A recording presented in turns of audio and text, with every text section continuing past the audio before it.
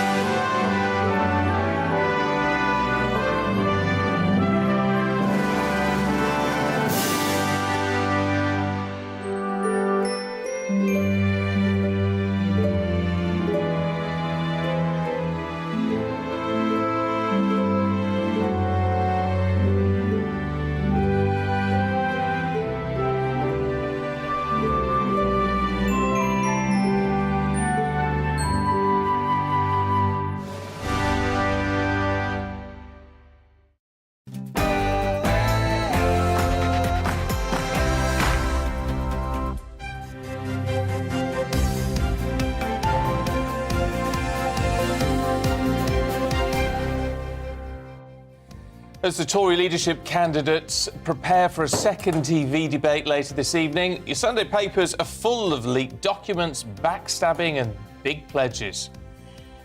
Good morning. It's 6 o'clock on Sunday, the 17th of July, and this is Breakfast on GB News with Stephen and Anne. You don't have to miss a thing whatever you're up to this morning. Sorry, Anne, I'm having trouble with the words this morning. We are we're on your radio, we're on your TV, and we're online as always, so take us out and about with you. This is what's happening today. Leaked documents appear to be trying to undermine Penny Mordaunt's claims that she never backed a plan for gender self-identification. Meanwhile, Rishi Sunak pledges to ditch EU laws that still hold Britain back, and Liz Truss says we need to end Stalinist housing targets. Work from home during the heat wave, says the Health Secretary, as Britain prepares itself for temperatures of about 40 degrees. Steve Barclay has said the heat may affect the rails, causing slower trains, so opting to stay at home may be the better choice. He also urged everyone to look out for vulnerable relatives and neighbours. And if you're watching us on our TV, then we will show you our weather map. Here you go, which shows that much of the country is already experiencing temperatures in the high 20s already this morning. And have you been to a wedding recently or planning one? It costs a lot to be a guest these days, from the travelling, the hotels, the presents and the outfits. Estimates say the average spend for a guest, is around £700. We'll look at why attending someone's nuptials is leaving some with empty pockets. So let us know what you think, particularly about that, about the weather, about how you're looking after your pets, the weather. We're going to be talking about that this morning.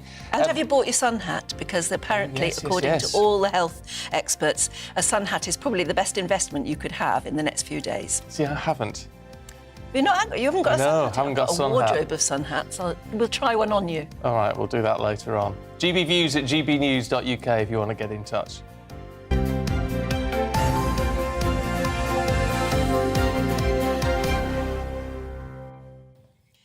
So, I'm going to have to get a sun hat. Yes, you are, yeah. In fact, what we're going to do a bit later on in the programme is look at some sun hats for you, for me. Thank you. And maybe for Stephanie and Aidan as well. Yes. Because, like I said, the health experts are saying it really is important to look after your head because, obviously, you could get sunstroke, actually. Mind you, I don't think I'm going to be going out over Monday and stay in? Tuesday. I've got days off work, so I'm going to stay at home, I think. I've got a parasol, like a big parasol thing in the garden. Oh, So I I was shall wondering if it sit was on a the- little parasol. No, I'm not like It wouldn't look so good, would it, really? something out of an Agatha Christie. Yes, that's right. Well, that'd be quite nice. But yes, sit under a parasol. But the main thing is to keep your head covered, apparently, because that's an easy way to get sunstroke. And I was thinking that yesterday. I was driving my car down to the shop, and I've got a sunroof. And when I bought the car, I wanted a car with a sunroof, and that was an extra feature that really meant something to me. And then now gradually, I've learned that on sunny days, when you want to open the sunroof, it's too sunny and it's beating down on your head. Yeah. So you actually end up closing it. Yeah. What's the point of a sunroof in a car now? True, I've got a panoramic roof. So the whole thing goes back? Well, no, the whole thing's glass, though. Oh, what So do you now- find in the sunshine? It's beating down So on I've you. now got this blind, so I've got the blind shut across There you it. are. I'm not terribly sure sunroofs in cars are a good thing at all. And I know we've been talking a lot about pets over the last few days. We have got a blue bulldog coming in this morning. Yeah. Blue French bulldog, is that what it is? I think so. Something like that. Anyway, so... I hope it's small because we'll have to plonk it on the desk Oh, here. if it's big, it'd be even better. There you go, we shall see. But I've just ordered, it's coming today, one of those cool mats for the cat. Yeah. Whether he'll get on I it or tried not, I the don't know. whole thing yesterday. I tried the paddling pool. I tried a fountain of water. I tried just wetting a towel and putting it on the grass. Now, I did that. I with- tried wetting a towel and putting it on the carpet inside. She wouldn't go near it. Really? She hung her tail between her legs and looked as though she was sort of saying to me, what have I done wrong? What have I done to deserve this? You see, I got a wet flannel last night when I went to bed and the cat came to bed with me. I put a wet flannel on the cat. What did he think of that? No, he stayed... He liked it? He liked it. For 20 minutes. Yeah, The only problem is when he did eventually move, of course, there's this big sort of wet stain on the sheets. Yes. But what can you do? What can you do? So it's worth a try, but we'll a see conundrum. what the gel mat, self-activating, pressure-activating, self-cooling gel mat, what that means, I've no idea. It's only 20 quid. Oh, So OK. Well, we'll be we interested shall see. to hear. It'll be the worst £20 I've ever spent. Probably is. But anyway, I'll let you know. We're all such fools for gimmicks for the dogs and cats, aren't we? We'll do anything to make them feel special, and they couldn't give a toss, really, should honestly couldn't. That's one way of putting it. Sorry, am I not allowed to say that? Thank goodness it's only 6:05 in the morning. 6:05. You didn't really hear that. There you go. Now, if there's something that you want to do this evening when it's a little bit cooler, hopefully, perhaps you'll pop the telly on, perhaps you won't bother. Yes, it's a leadership debate. Woohoo! We've just had one. Here comes another. Yeah, so the 5 Tory leadership hopefuls will be chatting amongst themselves and hopefully to us this evening. Yes, and I'm sure they won't be unkind or horrible to each other at all. So as they polish off their performances for this clash, this morning's Sunday papers are going to be grim reading for some, you know. Yeah, leaked documents appear to undermine Penny Mordaunt's claims that she never backed a plan for gender self-identification. Meanwhile, Rishi Sunak pledges to ditch EU laws that still hold Britain back. Liz Truss says we need to end Stalinist housing targets. We're joined now by Paula London, who's going to tell us what that means, actually. She's a political commentator and broadcaster. It's not very edifying, is it, seeing the way the knives are coming out and people are briefing against each other and it's all looking rather nasty? Well, it's a blue-on-blue war. Penny, I'm just quite concerned with her reality TV background. Obviously, she was a publicist. She's just going back on things that she's said, very important things. Obviously, you know, the trans debate.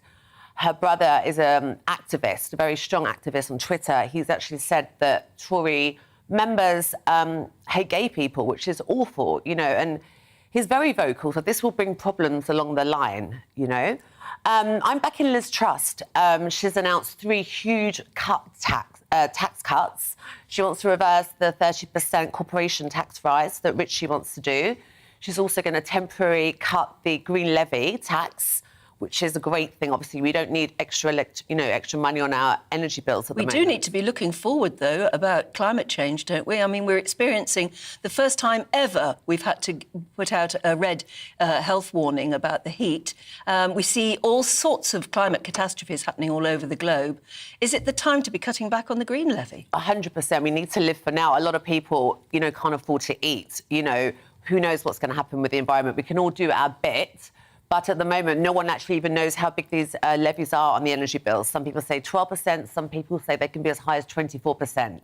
So at the moment, you know, if we listen to everyone that talks about the environment, you know, the world would have ended by now. You know, we're doing quite a lot. But there's within all of this, it's an interesting mix, isn't it, of policy and strategy, yes, which is obviously really the most important thing, compared to personality and performance, which is, in reality, is what these TV debates are all about. Yes, yeah. I just think we need to think about money now. That is our big problem. People don't have enough to live, you know, so obviously do what we can, you know, to help the environment. I mean, last year the government wanted us to buy more electric cars. They set out 8% as a target. And the British public increased that by 50%. 12% of cars were electric last year. So that's really going to help the environment. So, you know, people are using less plastic. Let's do our best, but, you know, let's not increase our energy bills when a lot of people can't even afford to eat at the moment. What do you think of the fact that one of these five will be our next Prime Minister? None of them appear to be behaving that well. That they are just undermining each other's campaigns. They're being pitched against each other. Yes, indeed. Do you think that's their fault, or do you think it's the fault of the media and the way we handle these things? Well, I wish the mainstream media hadn't driven Boris Johnson out, because none of these candidates are better than Boris Johnson. None of them are more trustworthy. They are just less scrutinised at the moment. And when they come to the front line, when we find out about what they're really up to or what they've done, they could be a hell of a lot worse than Boris. We should have kept Boris Johnson. We voted for him. You know, there was about 160 members of the Conservative Party, but since when Boris became the Prime Minister, this increased to around 200,000. So we have to remember, a lot of people joined the Conservative Party membership because of Boris Johnson, so they'll have loyalty towards him. And obviously, Richie stabbed him in the back. So I'm thinking they'll back Liz, because Liz has been very vocal about the 3 tax cuts she wants to do. She also wants to get the flights to Iran as soon as possible, and she's hoping she can send some asylum seekers to Turkey. They already have more asylum seekers than any other country in the world.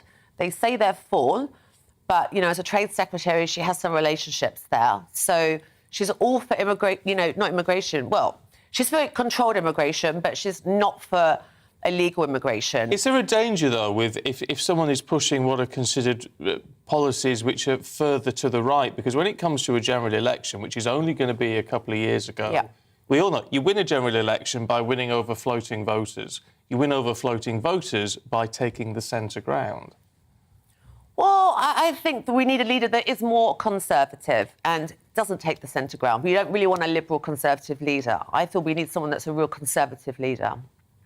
Mind you, that's what we maybe feel, we the greater electorate. But at the moment, the decision is being made by Tory MPs. And they feel, I think a lot of them feel, well, they'll be divided, won't they? A lot of them were Boris supporters and won't terribly like what happened to him. Yeah. And the other lot feel they wanted him out because he was too liberal. Well, it depends. I mean, Dominic Raab has stated that the only person that can be our Prime Minister is now Richie Sunak. So that makes me worried. Does he know something we don't know? Jacob Rees-Mogg, who I'm a fan of, he said that if Richie becomes the Prime Minister, he will leave. He won't work underneath him in the cabinet. So a lot of people did back Boris Johnson and still currently do, I believe. Is it? Well, yeah, within the parliamentary party, though, we know it was. I mean, before the election, before he won in 2019 when he became leader, and before that he was standing against Theresa May before that all went pear-shaped. Yep. But there was very much, amongst MPs, there was very much an anyone but Boris campaign. I mean, they didn't want him at the time. Well, we have to remember he recently won the confidence vote. So he did win. It wasn't by a huge majority, but he did win. So people do have confidence in him. It's just a shame that he wasn't allowed to prove himself. Oh, well, it's going to be interesting to see, isn't it, what happens tonight, how they perform. It'll be very interesting to see how differently they perform tonight, because some of them were, I mean, to most people, a bit disappointing. Yeah. Penny Liz Mordaunt did didn't well. do well. No, Liz it's generally thought she didn't. She came bottom of the instant poll afterwards. She came bottom on 6% approval. Well, I don't always believe these polls. I think people watching her, she come across well. Richie didn't come across well at all. He just said the only thing that he's not good at is taking time off work, and he works too hard. I think that's a pretty stupid thing to say, to be honest with you. Well, it will be interesting to see how they have been coached or coached themselves in front of the bedroom mirror in the last 24, 48 hours, won't it? It will be. Expecting, that's Penny Mordaunt, expecting because she got a fair bit of stick after Friday night. I'm expecting that she will have really sharpened things up a bit. I think so too. And I would imagine Liz Truss is going to be perhaps slightly warmer than she was, a bit more relaxed. She may not have that naturally to give anyway. Maybe not, but we shall see. It is going to be an interesting watch. How do you think? That's something I know that you'd have a view on, so please, a GB view.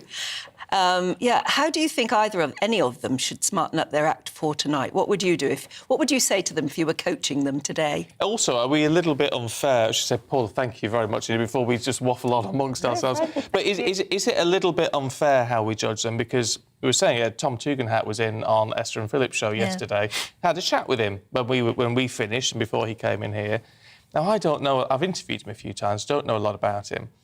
What a lovely man. Yeah, very impressive. And you do sort of think when you meet these people outside of a camera being on their face, sometimes they're very different. Well, that's like what you were saying yesterday about Priti Patel, who doesn't have a very good image.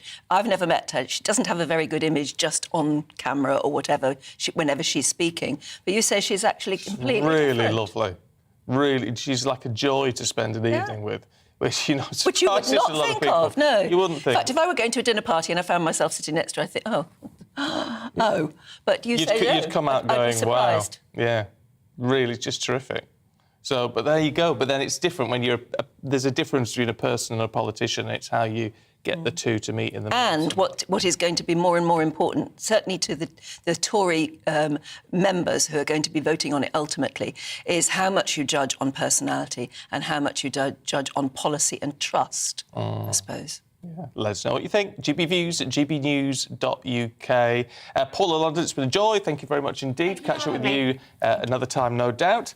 In the meantime, at 6:14, let's bring you up to date with what's going on today. And the new Health Secretary says extra measures are being put in place for ambulances as the UK gets set for a possible record high of 40 degrees over the next few days. Is that 100 Fahrenheit? Got a feeling it's something like that. 101, I think, something like that. Anyway, the Cabinet Office chaired a Cobra meeting on the heat wave as the Met Office issued a red extreme heat alert for parts of England for tomorrow and Tuesday. That means the weather could be a threat to life. And interestingly, Boris did not go to that Cobra meeting. Around 1.3 million families across the UK are facing the cost of living crisis with no savings. That's according to a think tank, the Resolution Foundation. They also say nearly half of families across Britain had savings worth less than a month's income. The government's announced that all schools in England will have a defibrillator by the end of the next academic year. Research shows that if you have a defibrillator within 3 to 5 minutes of a cardiac arrest, it increases your survival chances by 40%.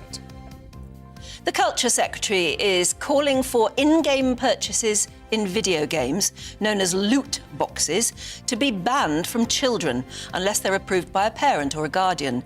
Nadine Dorries is urging video games companies to do more to ensure young people cannot get access. A government review found players who've bought loot boxes may be more likely to have gambling, mental health or money worries. A 3-year-old boy has died after colliding with a tractor on a farm in Bury. Greater Manchester police say he suffered critical injuries after the accident in the Tossington area and he died before he could be taken to hospital. The driver, who's thought to have known the child, is assisting police. They're not looking for anybody else.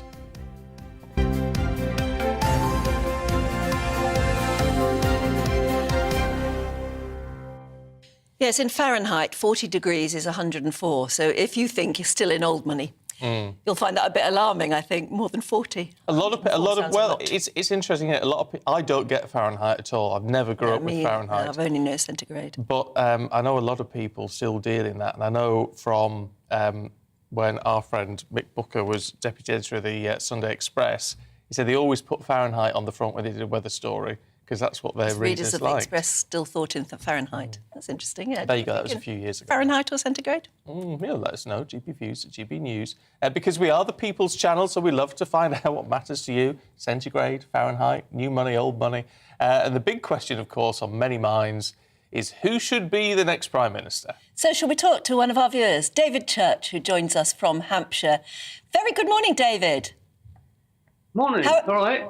How is lovely Hampshire at the moment? Is it warming up? I see you've got your summer shirt on already. Yeah, it's very sunny already, yeah. Yeah. Are you sort of dreading? Are you dreading this hot weather, David, or looking forward to it? No, I like it. So I called your office because I'd been a postman for 32 years and I'd worked outside in it all the time. Come snow or sunshine, I was there. So, and the reason I called is because they're talking the government giving advice. Well, I agree with it because obviously they've got to, but I'm quite pragmatic and I just think, well, you've just got to go out and get on with it because what I used to do is cover up.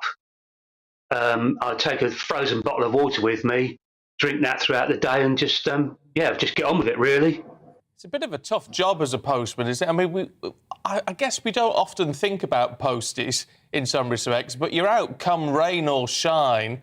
It can be a really tough job. Yes, it is. Yeah.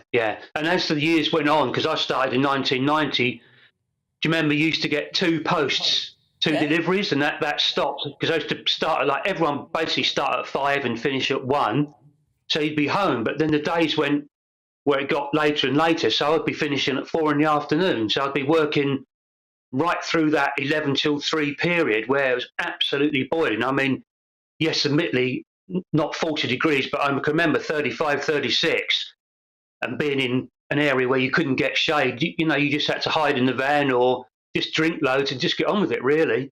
You haven't got a lot of choice. I can't say to Mrs. Smith, I'm not delivering your parcel because it's too hot today. You just go out and get on with it, That's right. It's one of those jobs, isn't it? Come rain or shine. And the other thing about a local...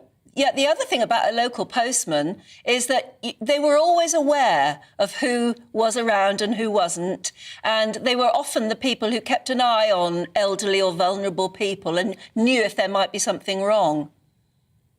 That's right. I had, in my latter years, because I ended up on what's called collections because my knees had gone, so I used to deliver out at a place called Shawford. I don't know if you've ever heard of it. Famous for Victor Meldrew's death at the railway station. That was its claim to fame. All right. It was like a village, and I'd go around there, and I knew everybody. He used to call me Dave, and I'd keep an eye on people, and it was a really lovely area. And as you say, I got to know the community.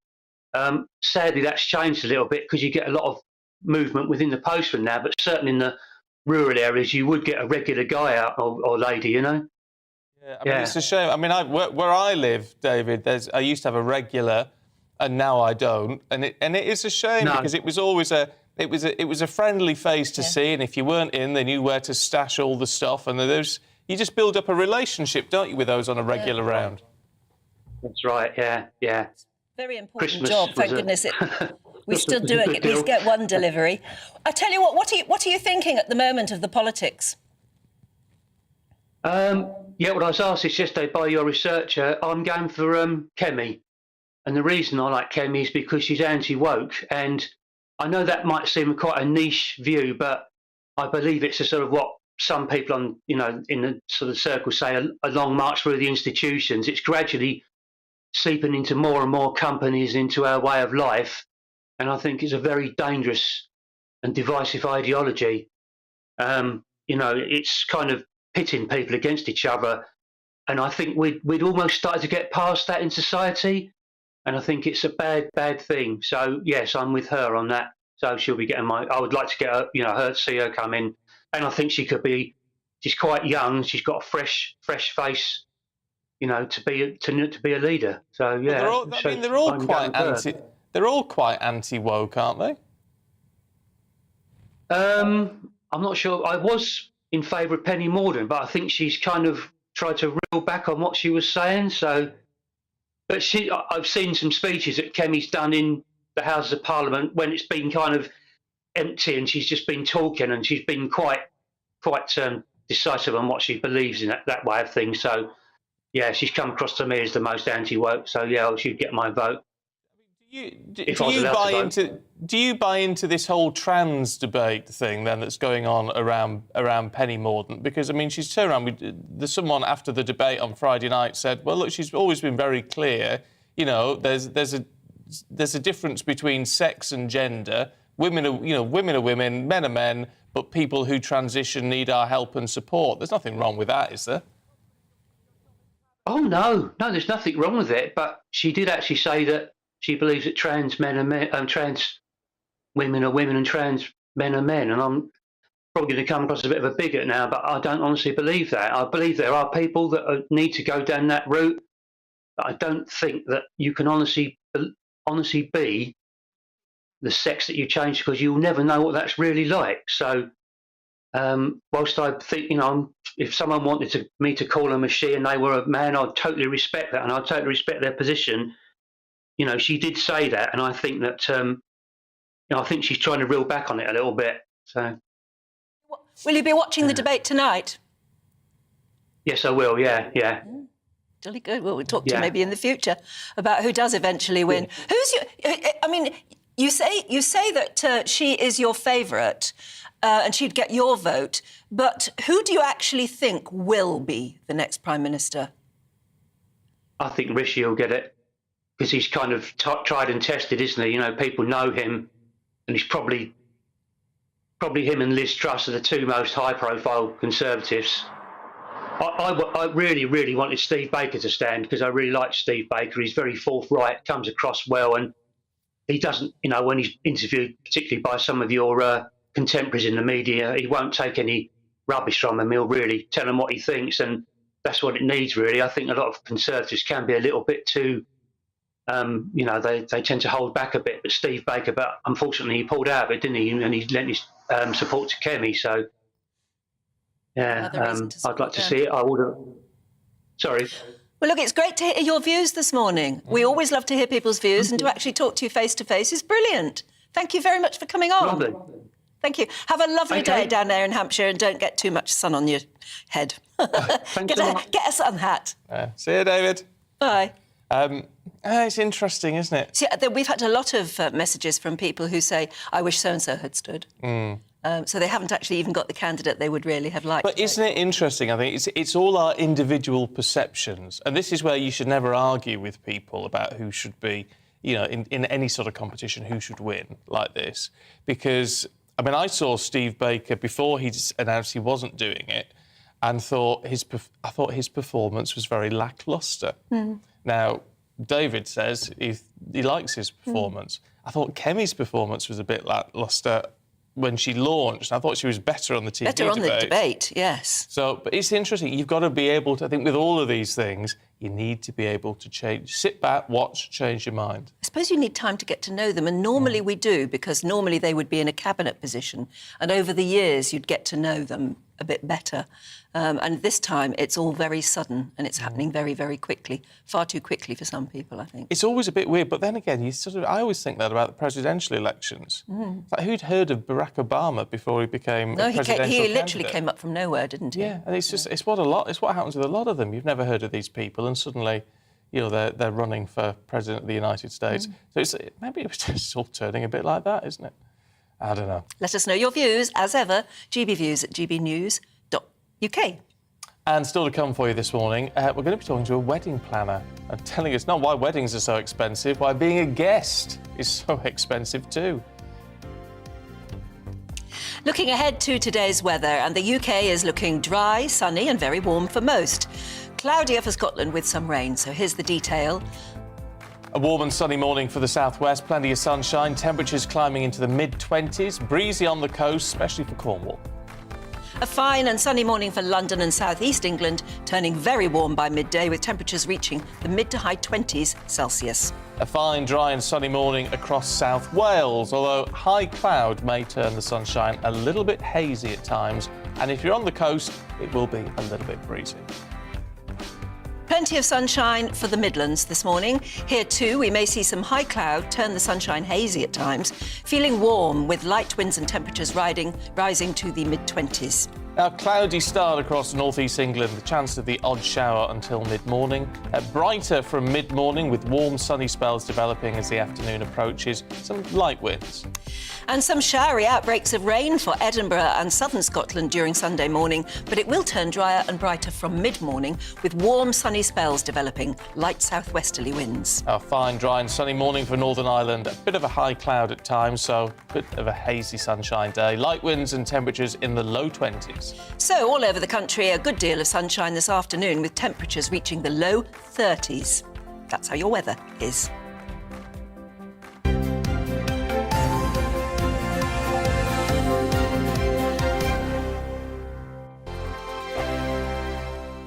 We are GB News. We're right across this great nation. On TV. On radio. On digital. Absolutely everywhere. We don't talk down to you. We embrace all voices with honest and civilised conversation. We are not part of the establishment. We're one of you. And we're only getting started. Join us on GB News, the People's Channel. Britain's news channel.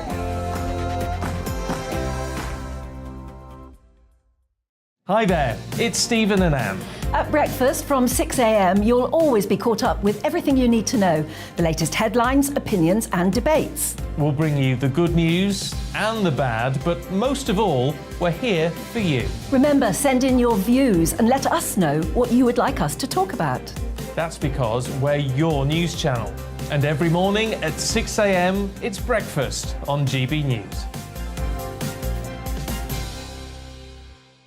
My name's Tom Harwood and join me 9:30 a.m. every weekday for The Briefing, your one-stop shop for everything you need to know about what's going on in politics today. I wonder if this is a deal that might need to be like the biscuits in this factory, twice baked. Is there not an opportunity here to win out against the extremes? Tom Harwood, GB News. What are you going to do about it? Things should have been done differently, and they certainly are being done differently. Don't miss it. The Briefing with me, Tom Harwood, 9:30 Monday to Friday on GB News. Where would you like to go? Just take me to the studio, please, Matt. You know where you're going. I've got a show to do. Friday Night Feast on GB News, 7 p.m. And it's like nothing you've ever seen before. We take a different angle on the week's biggest news stories. The viewers and listeners set me some absolutely mad challenges to do. We tried to rehome a rescue dog. And yes, there's some other wacky stuff in there as well. I feel like I could take on the world. Well, that's that. Friday Night Feast with me, Patrick Christie's, every Friday, 7 till 9 p.m. on GB News. Be there.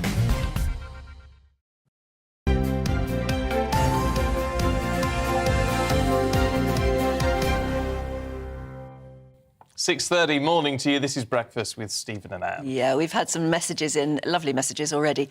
Lee in Cornwall. Hi, Lee. You always get up early, Lee, don't you? I think you've been in touch before. A very good sunny, warm Sunday to you both today. I know you guys tell people to keep hydrated, but please make sure you do too. It must be hot in that studio. I wish. It's freezing. He says, I've got the day off work at the Eden Project today. I'd love to go there. And we may not open today due to the rainforest becoming so hot. I'd love to go at the Eden Project. Me too. I've never been. Love to. It's another place for us to go one day, isn't it? Alan and Val are in New Zealand. They say, even with a heat wave, you are both always our ray of sunshine. Oh, and Sarah in Harrogate says, I am sitting with my two terriers, Atticus and Bertie. Congratulations on their names. I mean, that's wonderful. Atticus and Bertie. With my cup of tea, watching the grey clouds and pouring rain in a rural part of North Yorkshire. Oh. Well, at least you're not going to suffer from sunstroke today, are you? No, there you go. You see, you can take Atticus. Oh, I tell you what, here's an interesting one, talking about that. Oh, yeah. Stephen says, many years ago, during a 14-day holiday in Portugal, on the second day, I went to play golf, but I never thought to wear a hat. I then spent the rest of the holiday in bed, suffering from sunstroke. Since then, I never go out in the sun without a hat. Ooh. Yeah, there's a health warning saying that one of the best investments you could make in the next couple of days is to buy a hat. So we'll be looking at sun hats a bit later on. One particularly for Stephen, who says he hasn't got one. Never owned a sun hat. No, I haven't got a sun hat. You need to. Must have had one as a child or a young man. I'm sure you did. Yeah, a little beanie, probably. I never really think they suit me. No. It's very difficult finding a hat to suit. But we'll find you one. OK, we shall try. Some coming in. Now, it's a very happy birthday to the Duchess of Cornwall, who is 75 today. She's having a small family dinner after a busy week of engagements. Yes, on Thursday, Camilla marked the 160th anniversary of Battersea Dogs and Cats Home by hosting a reception at Clarence House. Our royal reporter, Camera Walker, has more on that. Dog lover, Duchess and future Queen consort. Camilla, Duchess of Cornwall, has risen above past criticism to win over the hearts of the public. When she married Prince Charles in 2005, royal aides insisted when the time came she would be known as Princess Consort. But in February this year, she got the ultimate royal endorsement. Her Majesty the Queen used her Accession Day message to say it was her wish Camilla would one day be known as Queen Consort, an act that sealed the Duchess's future of public duty. Good girl.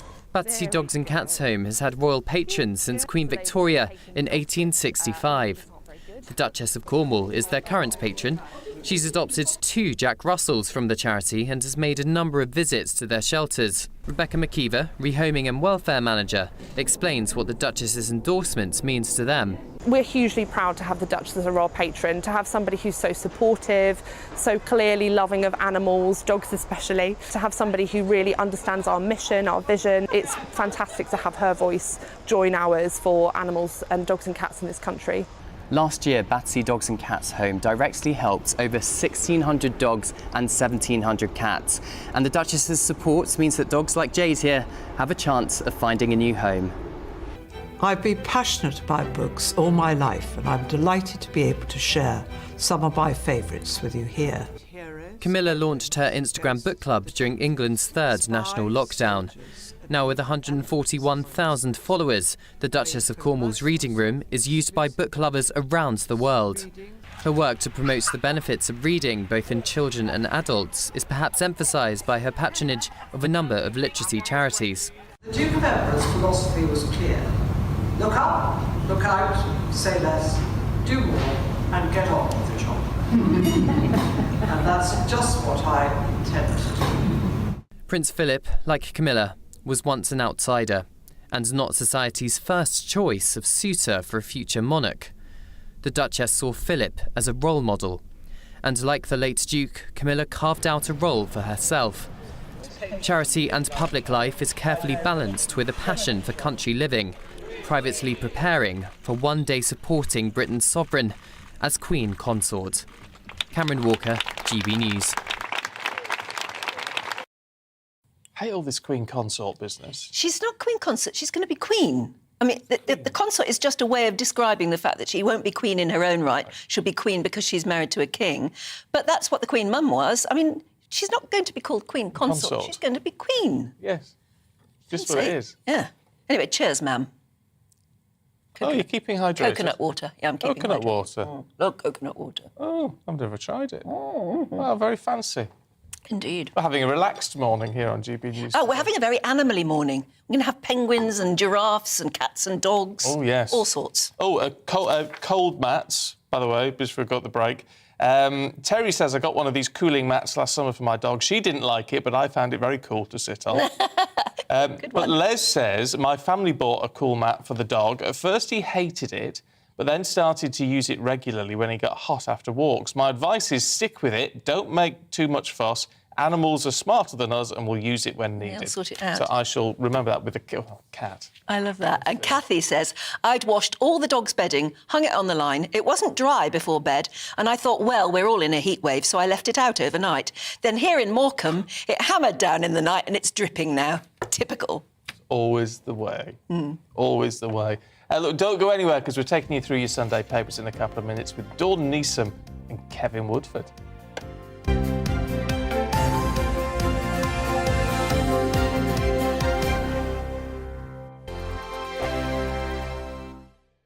We are GB News. We're right across this great nation. On TV. On radio. On digital. Absolutely everywhere. We don't talk down to you.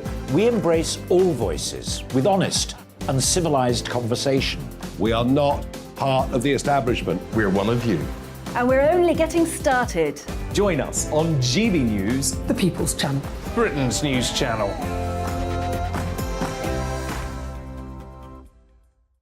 Hi there, it's Stephen and Anne.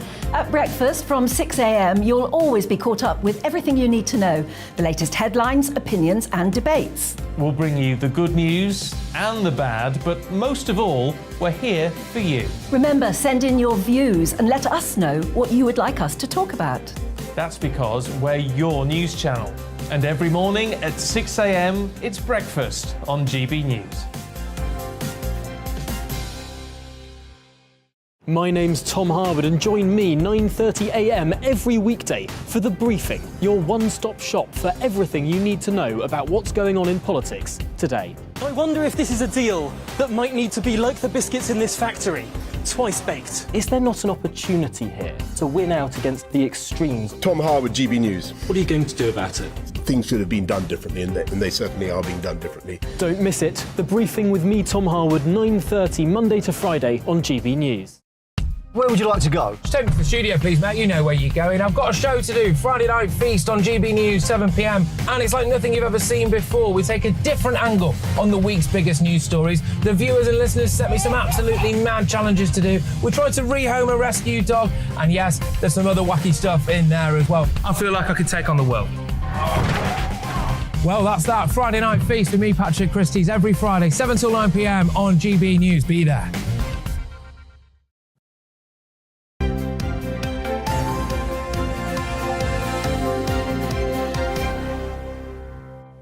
6:38. This is Breakfast with Stephen and Anne on your TV, on your radio and online.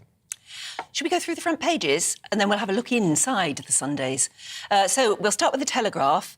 Leads with a photo, really, of Liz Truss, looking rather like Margaret Thatcher, I think. The paper reports that Truss will put an end to Stalinist housing targets, whilst Rishi Sunak promises in the Sunday Times... Rishi Sunak promises to ditch EU laws holding Britain back. The Sunday Times has a headline, Mordaunt's gender claims undermined by leaked papers, focusing on her views on gender self-identification. The Sunday Mirror combined two big stories together, Boris's leadership and the heatwave. It reports the Prime Minister is hosting a farewell party at Chequers tomorrow, while he actually missed the second Cobra meeting about the heatwave. The Observer has a picture of the wildfire in southern Europe and a warning from Alok Sharma. He's the MP, of course, who was president for the COP26 summit, if you remember. He said he could resign if the new Prime Minister dumps net zero. And the Daily Star Sunday says the heatwave will be followed by a baby boom.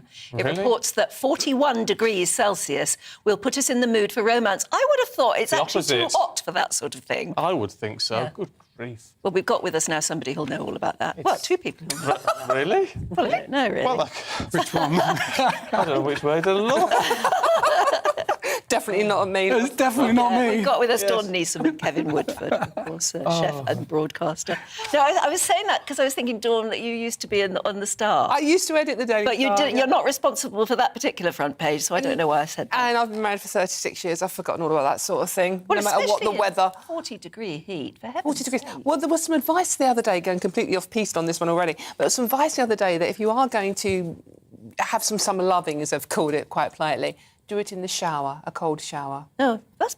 I don't think that would work. No? Well, Seriously, not cold water. No. Honestly. No, that's not a good look for boys, is it? No, it's not. It's a deflator. Anyway, moving swiftly on. I think we better. Swiftly on to the Sunday Times, Go on, Dawn. Stephen, let's talk about it more. Looking at Penny Mordaunt, I don't... Like, if I can be brutally honest, I don't understand why all of these... The trans issue is people... It's an easy goal, isn't it, for people just to have a dig at?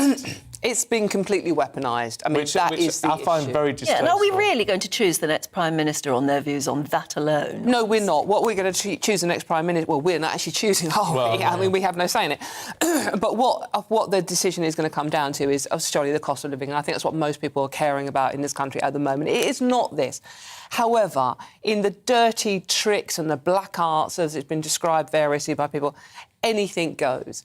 And the thing is, I mean, if they have got rid of Boris Johnson because he was a bit economical with the truth occasionally, Penny Mordaunt has also been proven by these more leaked papers, leaked by who, you have to ask, that she is also a bit economical with the truth because back in 2020, the government supported self-identification when she was in charge of the equalities.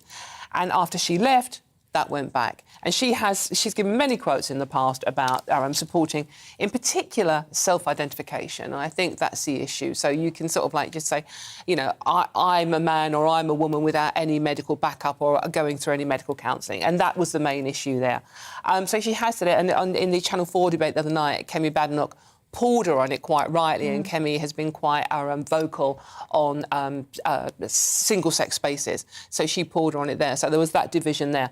But, I mean, this is going to come back to haunt Penny every single time. And, of course, there are other issues as well going on with Penny, but it does seem the knives are out for her big time. But as you say, Stephen, it is just the fact that it's it's been weaponised so much. It's almost overtaking things, and it is becoming an issue. Look, I feel strongly about this issue as a woman who's fought for women's rights.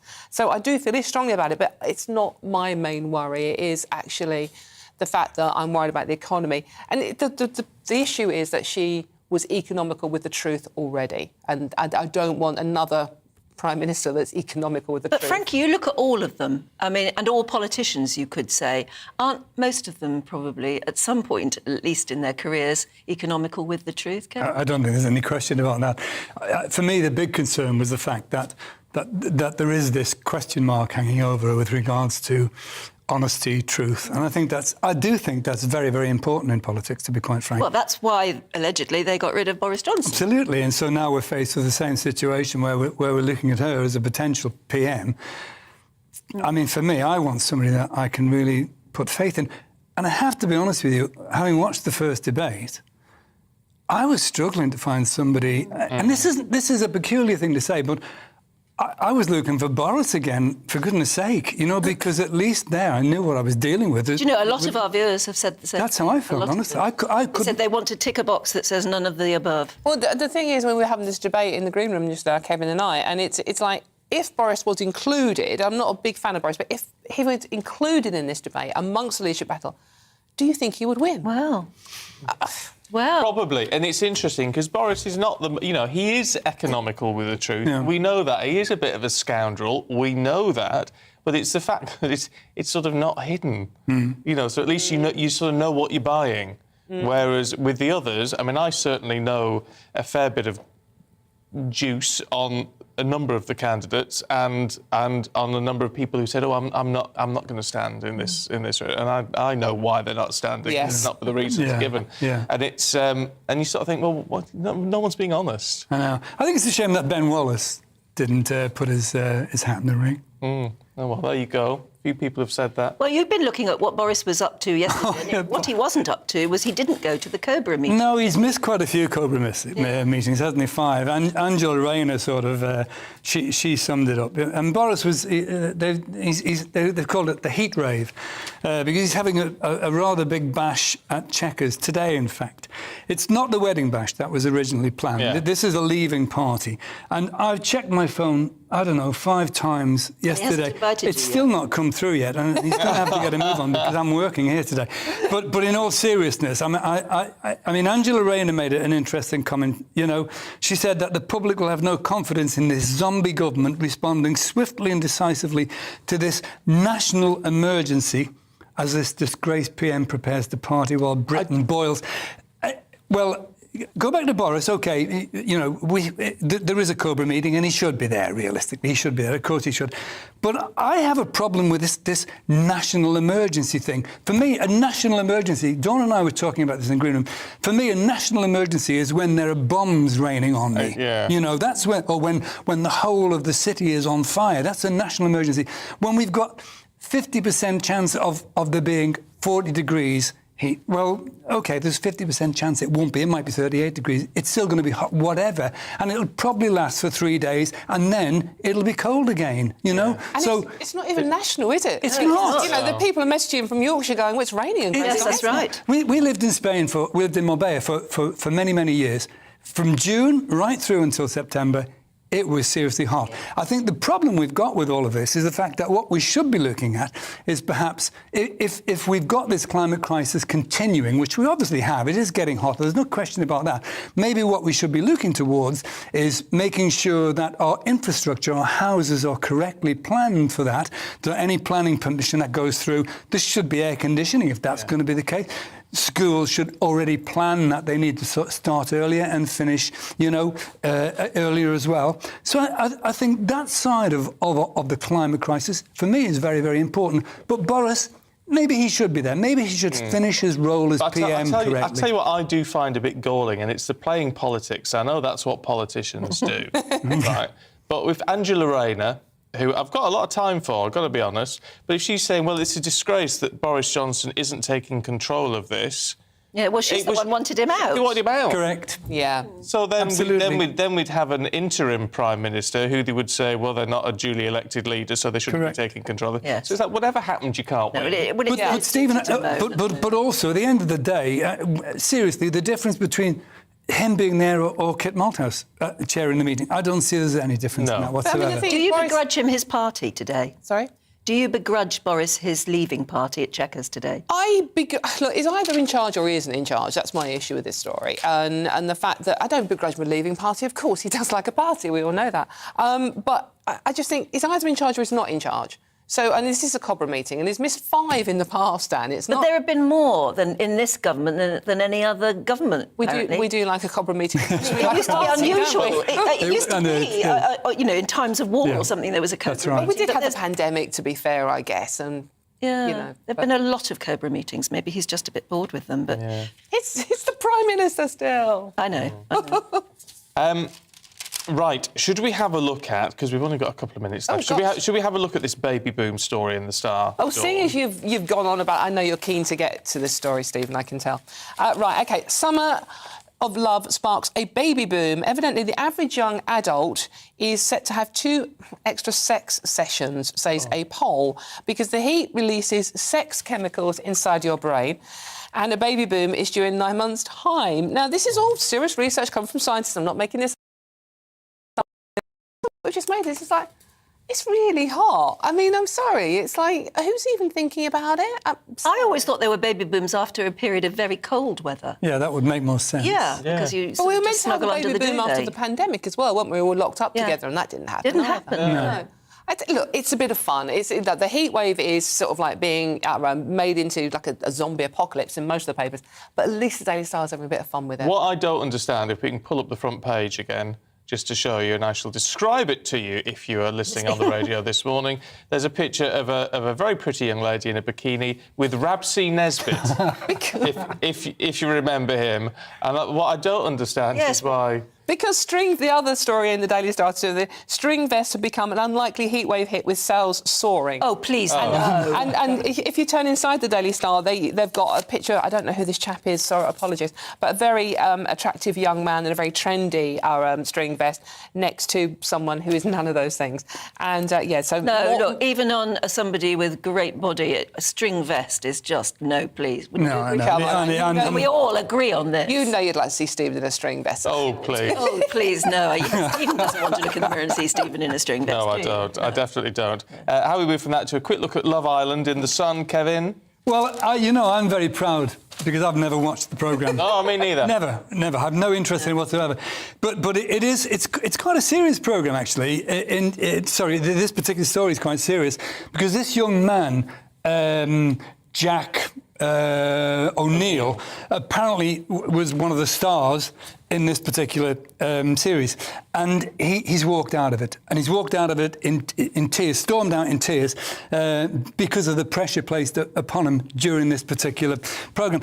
The thing about this is that this young man has ADHD, yeah, and he stopped taking his treatment 7 years ago. Now, my question is, the responsibility of the TV show is to make sure that somebody like him isn't put under that pressure.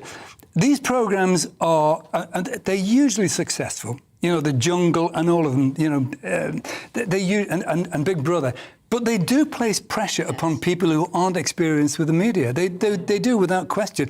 And we know that the producers place situations in front of them, which is going to create even more stress. So I think it's a sad, sad day that this has happened to this young guy. There were serious debates about this at the start of reality television. There were, because there have been several suicides linked to Love Island in particular. And it was generally concluded, and all the television companies said, we will be responsible, we will employ psychologists and psychiatrists on the team to make sure. But it hasn't happened. The thing is, this lad was diagnosed when he was 9 years old, Anne. So it's a medical record, so they must have known about it. It must have been discussed. So putting the pressure on someone like him, I think, it's like, what are they going for? Are they really caring about people's mental health, or are they caring about the ratings? Oh, well, yeah. Do you know, the thing is, after he walked away from the programme, the producers locked him in a room, literally for 2 days, took away his phone, and were trying to persuade him to go back in. So that further sort of, for me, endorses the fact that there's no level of responsibility and care placed upon them. We shall see what the TV company involved has to say about it. I'm sure they've got some... But I am still thrilled that I've never seen the programme, I have to be honest. No, I am. Yeah, me too. Kevin, Dawn, thank you very much indeed. We'll catch up with you a little bit later on. Now, as we look towards summer, I suppose you might be thinking of wedding bells. Yeah, there's going to be a wedding boom, of course, because many weddings have been put on hold because of the pandemic. They've always been pricey. But how pricey are they if you're just going to somebody else's? Yeah, well, this is happening to a friend of mine. She's finding that just being invited to a wedding is going to cost her a fortune. And this survey that's just been done actually backs her up, because it says that the average spent by wedding guests is £700. Guests, for instance, have to pay sometimes to stay somewhere, so at least £100 on hotels, nearly £90 on travelling to the event, and that's if it's in this country, as well as, of course, of coughing up something like £100 on a gift. Well, let's speak to someone who knows. Vanessa Harness, she's the owner and planning director of Harness & Co, a luxury wedding planner. Good to see you this morning. Look, it's all well and good if people do want to spend a fortune on their own wedding. Up to them, it's their choice. But if it gets pricey for guests, that's a different matter, isn't it? It is, and I think couples are very conscious these days that with the cost of living crisis that we're going into or experiencing as well, that they are trying to make it easier for guests to attend their weddings, particularly if you're of a certain age where you have a lot of weddings, you're in your late 20s, early 30s, and all your friends are getting married. Everyone is very conscious of the cost, not only to host a wedding, but for their guests to attend. What is the etiquette now, then? If you're planning a lovely wedding, say in this country, would you expect your guests to come to pay for themselves to get there and stay? Or is the etiquette that actually you should cough up, you should pay for them? It depends on where you sit on the guest list, in all honesty. So a lot of couples have like exclusive use venues, or they have venues where they can offer their guests luxury camping, so glamping.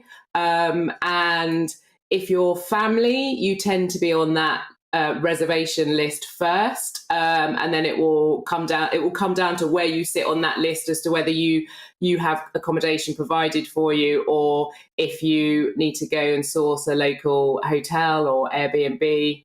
And we have some guests that camp as well, just to cut down the costs. Interesting, isn't it, as to whether you actually bother to go. If it's a big wedding with lots of people going, and it's still going to cost you £400, £500, £600 just to attend, I guess there's nothing wrong in just saying, "Well, actually, I'm busy." Shame, though. No, absolutely. And I think these days couples are very aware of how much it costs their guests to attend weddings, and there isn't an expectation that they will buy a lavish gift or they will have a new outfit, especially in the days of fast fashion, which is frowned on. Guests are recycling outfits, they're changing accessories, they're doing the whole, well, actually, does it matter if I wear the same outfit? Is anybody truly going to notice? And the reality is, no one is actually going to notice if you happen to wear the same outfit that you wore to a wedding 3 weeks ago, because it's a different set of guests. But as you said, it's very hard on some particularly young people of a certain age where there are lots and lots and lots of weddings going on. You sort of dread the silver envelope coming through the door, wouldn't you, almost? Yeah, you would. Because you've got to pick and choose. You've got to prioritise amongst your friends. Thanks very much indeed for covering that for us. Thank you. There's a big trend. You're welcome. Yeah, no, it's lovely to talk to you. Thank you. About a lovely subject, but it can get very pricey. And there's a trend for more and more people to sort of want to go abroad for a wedding in the sunshine. And that is good, because no one's going to pay for your flights. No. Or your hotels, actually, in all of that. So if you want to be a guest, you've got to do it yourself. See, we had an all-inclusive package thing where we had the whole hotel and things. And it was 2 nights, but we paid for people's first nights, and they had to pay, if they wanted to come, they paid for the second. That sounds a very good compromise. It was still £200. Yeah, exactly. So we just thought, well, that's enough, and we did cover the costs of people who don't, students and the older guests. Everybody else had to pay. Yeah, interesting one, isn't it? Do tell us if you've got a wedding coming up or if you've been invited to one that you're thinking, I can't afford that flight. This has happened to a friend of mine who's having to attend. She feels she has to attend this wedding and it's in America and she's going to have to pay to get out there and pay to stay. Yeah. And pay for a gift. Yeah, I'd just say no. Oh, that's what I said. I said invent COVID. Oh, you sneaky Sorry, devil. but I think that she's not going to do it. She's going to go. Yeah, it's not good if you're putting that sort of pressure on people. No, I know. It's look, don't go anywhere, because coming up in the next hour, we're going to take you to the zoo.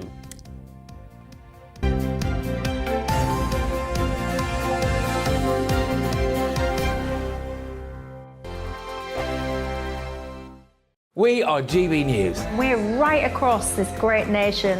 On TV. On radio. On digital. Absolutely everywhere. We don't talk down to you. We embrace all voices with honest and civilised conversation. We are not part of the establishment. We're one of you.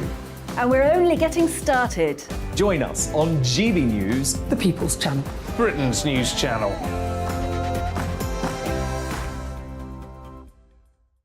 Hi there, it's Stephen and Anne. At breakfast from 6 a.m, you'll always be caught up with everything you need to know, the latest headlines, opinions and debates. We'll bring you the good news and the bad, but most of all, we're here for you. Remember, send in your views and let us know what you would like us to talk about. That's because we're your news channel. And every morning at 6 a.m, it's breakfast on GB News. My name's Tom Harwood and join me 9:30 a.m. every weekday for The Briefing, your one-stop shop for everything you need to know about what's going on in politics today. I wonder if this is a deal that might need to be like the biscuits in this factory, twice baked. Is there not an opportunity here to win out against the extremes? Tom Harwood, GB News. What are you going to do about it? Things should have been done differently, and they certainly are being done differently. Don't miss it. The Briefing with me, Tom Harwood, 9:30 Monday to Friday on GB News. Where would you like to go? Just take me to the studio, please, Matt. You know where you're going. I've got a show to do. Friday Night Feast on GB News, 7 p.m. And it's like nothing you've ever seen before. We take a different angle on the week's biggest news stories. The viewers and listeners set me some absolutely mad challenges to do. We tried to rehome a rescue dog. And yes, there's some other wacky stuff in there as well. I feel like I could take on the world. Well, that's that. Friday Night Feast with me, Patrick Christie's, every Friday, 7 till 9 p.m. on GB News. Be there.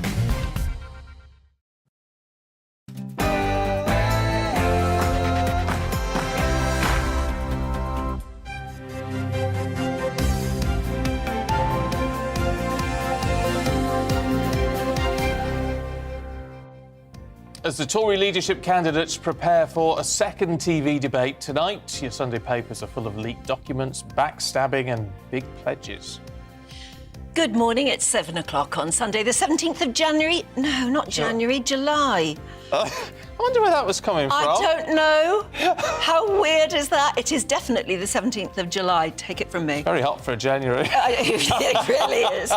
This is Breakfast on GB News with Stephen and Anne. Don't kick the telly, it's just me that made that mistake. You don't have to miss a thing, whatever you're up to this morning, on your radio, your TV and online. These are the headlines for you. Leaked documents appear to undermine Penny Mordaunt's claim that she never backed a plan for gender self-identification. Meanwhile, Rishi Sunak pledges to ditch EU laws that still hold Britain back, and Liz Truss says we need to end Stalinist housing targets. Work from home during the heatwave, says the Health Secretary. As Britain prepares itself for temperatures of around 40 degrees, Steve Barclay has said the heat could affect the rails, so there are going to be problems on the trains. Probably better staying at home. He also has warned us all to look out for vulnerable relatives and neighbours. And if you're watching us on TV, then here's our weather map, which shows much of the country. By 9 o'clock, we'll already be hitting temperatures in the high 20s. And as ever, do join in any of our discussions by emailing gbviews@gbnews.uk.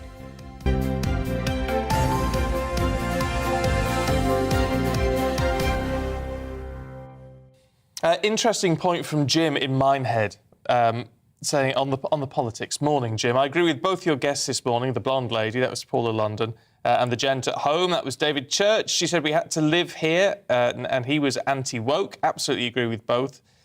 Stephen, you said that we have to have a middle-of-the-road politics, but I want a more right-wing approach. Let's put the UK first for a change. Well, it's not that you can't have your right-wing views, Jim. It's just if you want to win an election, then you've got to appeal to voters who may vote Labour or Lib Dem or whatever else. You've got to get so it's pulling them over, then that's, and then they're unlikely to vote for a party which is very right-wing in that sense, or very left-wing. It's how you win the majority. So it's not that we have to be middle of the road, it's just that's how you win over the electorate. It was interesting what we were saying as well about could Boris be on the list of contenders?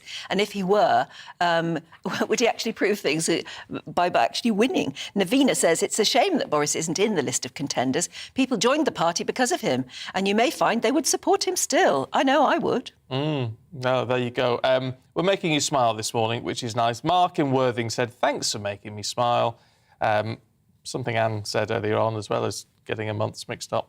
And secondly, the image where of I am this morning. Patel. It's weird. In this job, sometimes the brain just does not engage. Yes. Isn't it funny? And you end up saying something and thinking, I have no idea where that came from. It's interesting. We were talking about anxiety dreams as well, and we both found out we have the same sort of anxiety dream. Mine is that I'll never quite get to the studio on time, and that it's all a bit rushed, and I'm having to run into the studio and I'm missing the first thing. I've had that anxiety dream since I first started out in television at the age of, 24. Yeah. It's still there. And when I have the dream, it's still in my old ATV studios in Birmingham. Is it? Running down the corridor, trying to get there in time, yeah. I see. Mine, the one that I've had more than anything else, is my radio days, when I worked in the Midlands, Ram FM, Trent FM and Gem AM. Your better music mix, all that sort of thing. And running into the news booth where you'd read and not being able to focus on the words on the script. Gosh. It's frightening, isn't it? Anxiety dreams are fascinating things, actually. They can be very, very upsetting. And then you sort of wake up in an absolute lather and trying to figure out why you dreamt what you did. And you can't get rid of it. You have to sort of try and find out. But if you have any interesting anxiety dreams, only clean ones, please, do get in touch. Isn't it awful when you have those dreams and when you wake up, you can't shake it? Yeah. And it's you have to go and do something else. Even if it's the middle of the night, I find you have to just go and do something else. Fill your brain with something else entirely. Oh, awful. Sometimes I have dreams that I've killed someone and someone's going to find out. Oh, that is so common. Is it? Yeah. It was only on holiday last year with my sisters that I said, we were talking about dreams around the dinner table. And I said, I have this terrible, terrible dream that I've killed somebody and sooner or later I'm going to be found out. And they all have the same dream. That's funny. Yeah. Do you? Have you had... I thought it was just I put it down... No, I thought it was just me for ages. It's not, apparently. It's a very common dream. I think we all watch too many whodunnits on television. I do watch a lot of procedurals, as That's they right, call me them, too, the yeah, I crime love drama them. things. But I don't know. It turns out to be a very common dream. Yeah. If you've had it, let us know, because you're not the only one. If you thought you were, you're not. Yeah. Actually, this weekend we were hoping to get a dream analyst on. Well, we need to do that, maybe so we'll next do it, weekend. but she wasn't available, so we'll get one booked in, because it's fascinating, all that sort of thing. It really is. I wonder what sort of anxiety dreams the Tory leadership contestants are having. Quite a few, I should think. I would have thought so. If you were due for the debate tonight, you'd be so nervous and worried, and I'll bet you've had a few sleepless nights, if not some very nasty dreams, because the second live TV debate between those 5 Tory leadership hopefuls is going to happen this evening. Yeah, the candidates will be polishing off their performances. This morning's Sunday papers, though, may not be giving them a lot of confidence. No, because these leaked documents appear to undermine Penny Mordaunt's claim that she never backed a plan for gender self-identification. Meanwhile, Rishi Sunak is pledging to ditch EU laws that could hold Britain back, and Liz Truss is saying something about ending Stalinist housing targets. Let's talk to political commentator Benedict Spence, who's here. Good to see you, Benedict, as always. What do you make of this? Because it certainly seems a lot of the candidates getting out policy ideas.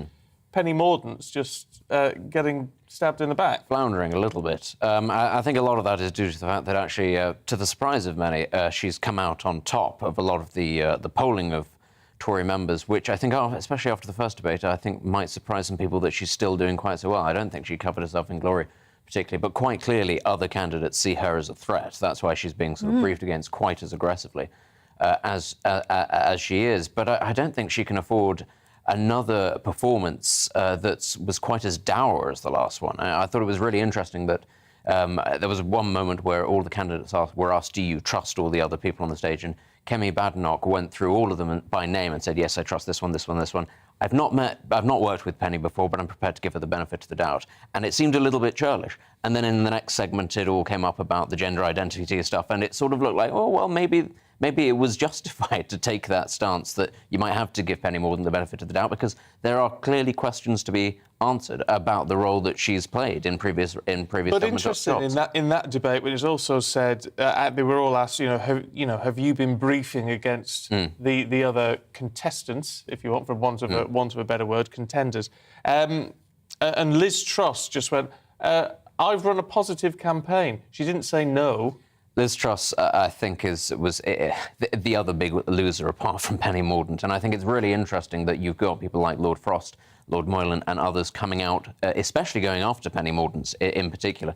But, of course, they're batting for Liz Truss at the moment. But in terms of actual performance, we hear a lot, don't we, about, oh, well, Liz Truss has got an economic plan, she's across the details, she does quite well on the world stage with negotiating trade deals.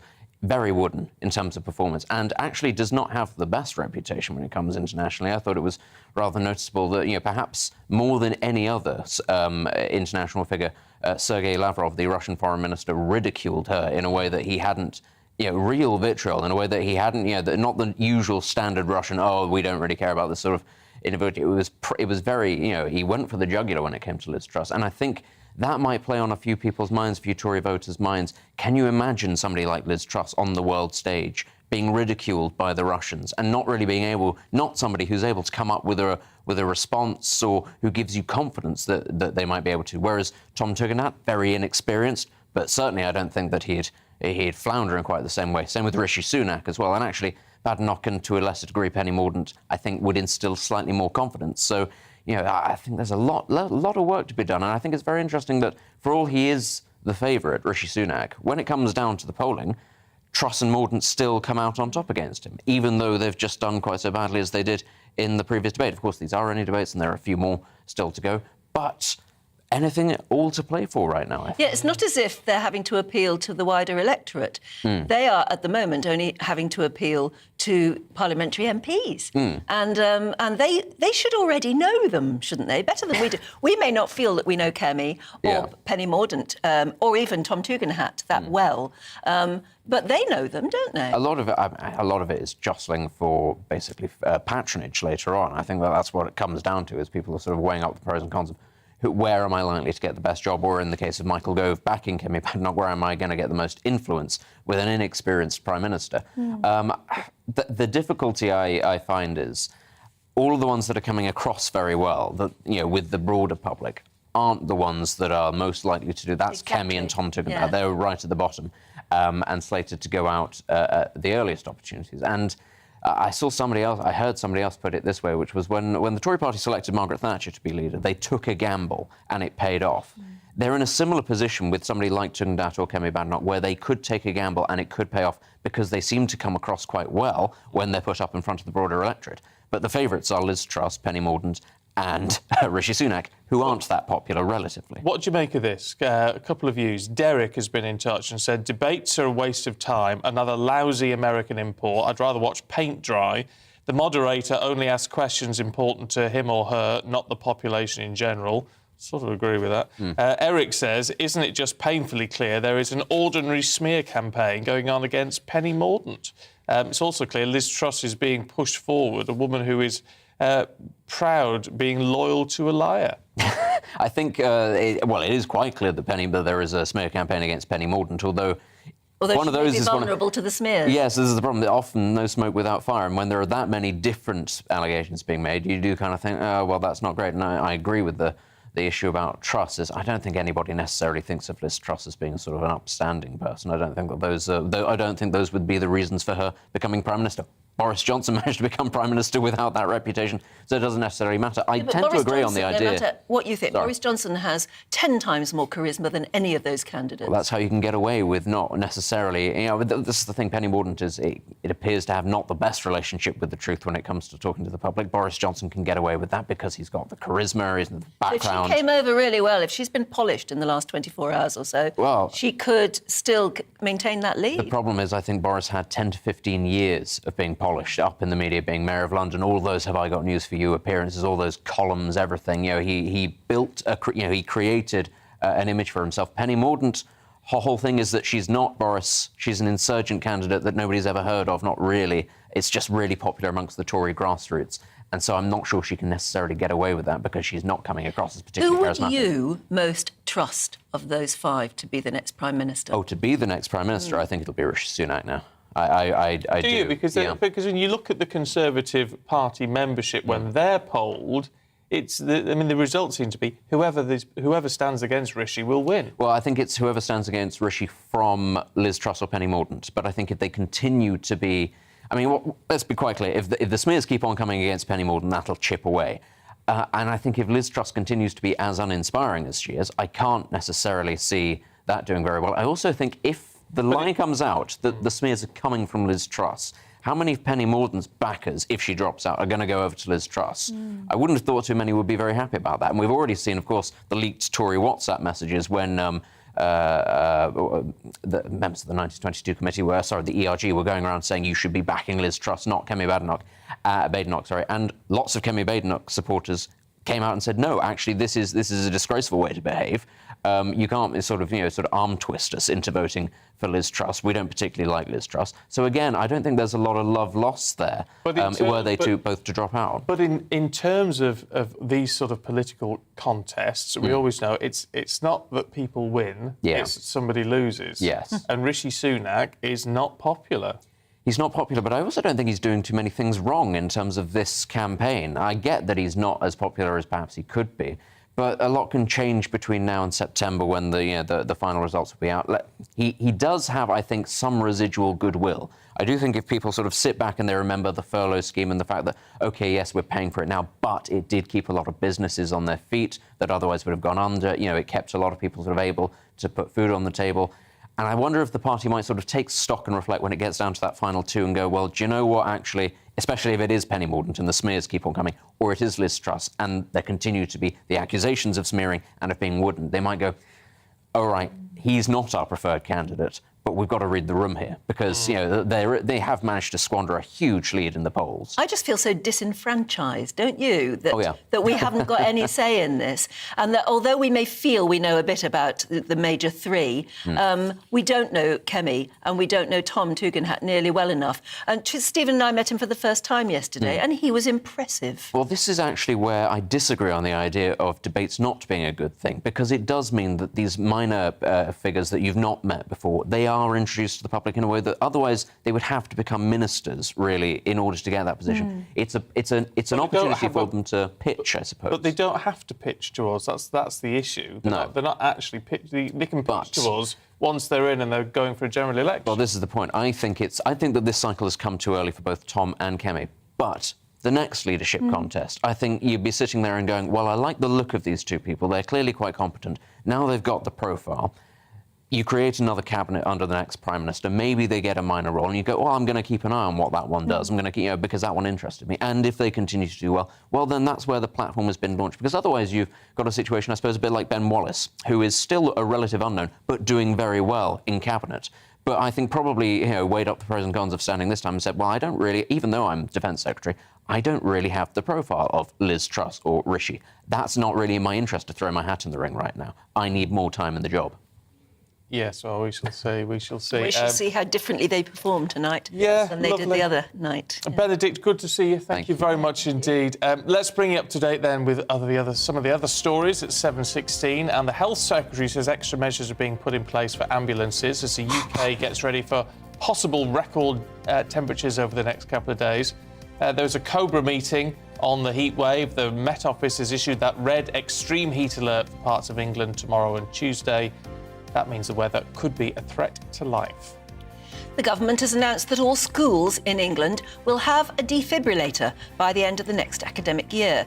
Research shows that accessing a defibrillator within 3 to 5 minutes of a cardiac arrest increases the chance of survival by over 40%. Kemi Badenoch has promised to do whatever it takes to deal with the small boats issue as she sets out her campaign for Tory leadership, focusing on immigration and border control. Family and property ownership were also at the heart of her message. It's as she and the 4 remaining leadership contenders prepare for that second TV debate tonight. And a 3-year-old boy has died after colliding with a tractor on a farm in Bury. Greater Manchester Police say he suffered critical injuries after the accident in the Tottington area. He died before he could be taken to hospital. The tractor driver, who's thought to know the child, is assisting police. They're not looking for anyone in connection now with the incident. A British man has been found dead next to a woman with serious injuries at a hotel in Florence. Italian media says the 40-year-old was found dead in his hotel room yesterday morning. The 43-year-old woman, thought to be his partner, is being treated in hospital, and investigations are clearly underway.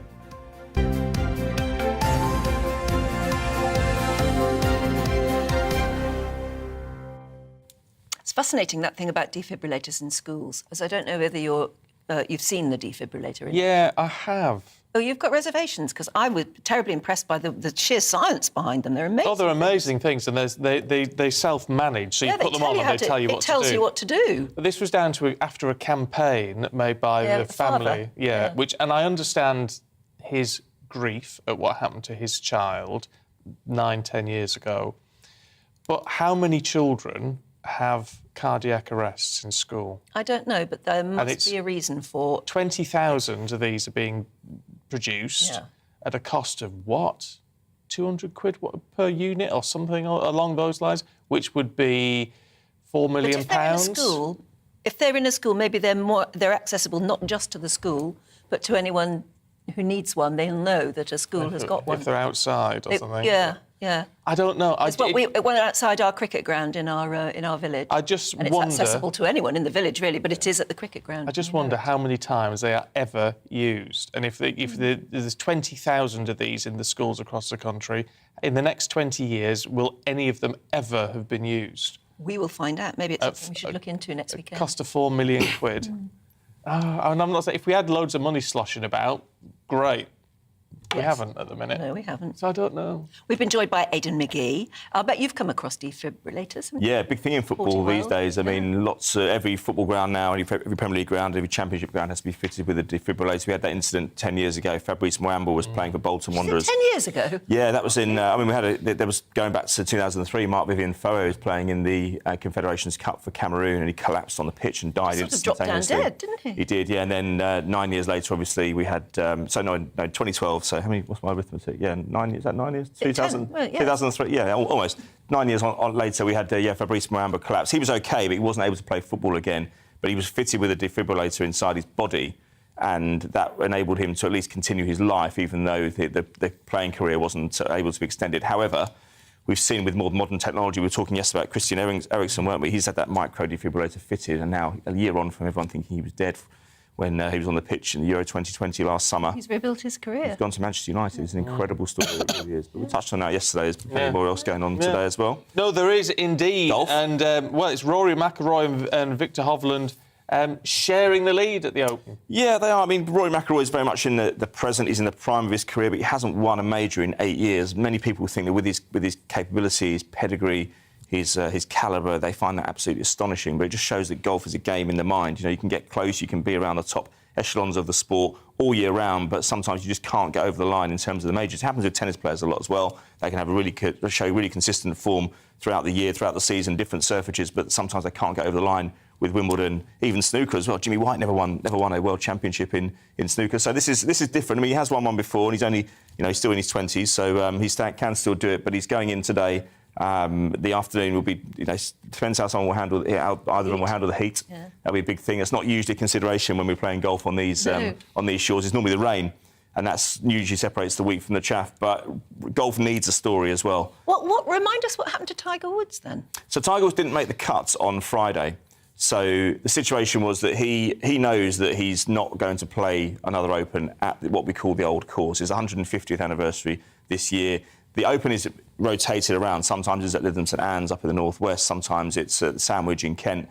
This time it was due to be at Tiger Woods' favourite course, which is St Andrews. He didn't quite make the cut on Friday. There was a big picture of him in the papers, wasn't there? Yeah, Cry of the Tiger. Very tearful. Yeah. Cry of the Tiger, they called it. So, but yeah, he got there, but he knows that by the time it rotates round to the Open next time at St Andrews, it'll be 2030. He doubts that he'll be in the right physical condition to do that because he's had back problems. He's 46 now. So that'll be, 8 years' time. He doesn't think he'll be competing at 54. And he welled up and got a bit emotional, but I thought it was a fantastic headline on the back of the Star. Yeah. I don't think they'll be sweltering in the heat up there. Roz has been in touch. Morning, Roz, who says, not everyone's got great weather. I'm in Alford in Aberdeenshire and it's 16 degrees. Do come to Scotland and have a weather break. Yes, I think we should. That's a very good idea. Train ride, though, from Glasgow to Aberdeen. So we'll have to check what it's going to be like in Glasgow. Yeah, but St Andrews is on North. the same... St Andrews is on the east coast. Oh, I see, right, yeah. Oh, OK, fair enough, yeah. We might see similar weather. So, yeah, look, it needs a story because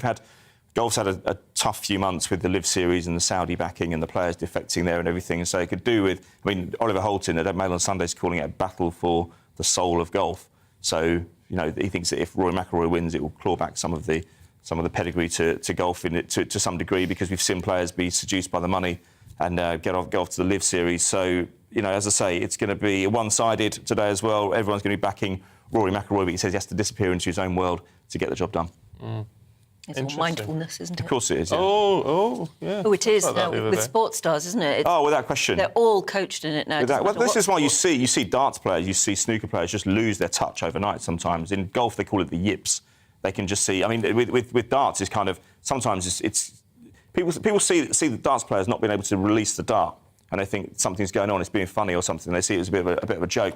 But it's literally... They're visualising, aren't they? They're visualising, but they can't release... When they get dartitis, they can't release the dart, and that finishes careers. Dartitis? Yes. Is that a thing? Absolutely, yeah. It's a very serious condition. It's heartbreaking when you see players go through that because... they can't release... They can't. They just get... the repetitions was what they've been working hard on for years. And you see players in their prime just lose it, and they have to go away, and they spin round, and they try take their position on the oche again, and they try and throw, and they cannot release it. It's really... as I say, when you first see it, you think this is something weird going on here. This is like pantomime stuff. But it's heartbreaking. It's basically...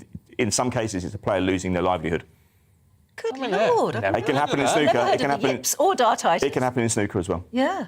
How incredible. You literally can't let go of the implement, that's what it is. The power of the mind doing something. It's the mind, it's nothing else. It's nothing else, there's nothing physically wrong with them. It's something in the mind. Phil Taylor, the former world darts champion, said to me that he used to go into his bunker all year round and just practice and practice and practice. Dartitis, luckily, didn't affect him during his career, but the repetition is what you train for all year round. And what that means is that when you go into that environment, that sweaty, hot, sometimes even alcohol-fuelled environment, as it used to be in the old days, and smoke as well. Sometimes you get the crowd on top of you to try and put you off the game, but if you've practised all year round to do that and do that, you cannot miss. And that's why footballers practice penalties now, because it's about coordination, it's about a mind game, it's about accuracy, and if you keep repeating it on the day, in theory, nothing else should get inside you. But dartitis is a different thing, or the yips or whatever. It's where you literally can't let go of the implement. And as I say, when it does seem a bit pantomime when you first see it, but you can look at instances of it on YouTube and you see people's careers falling apart.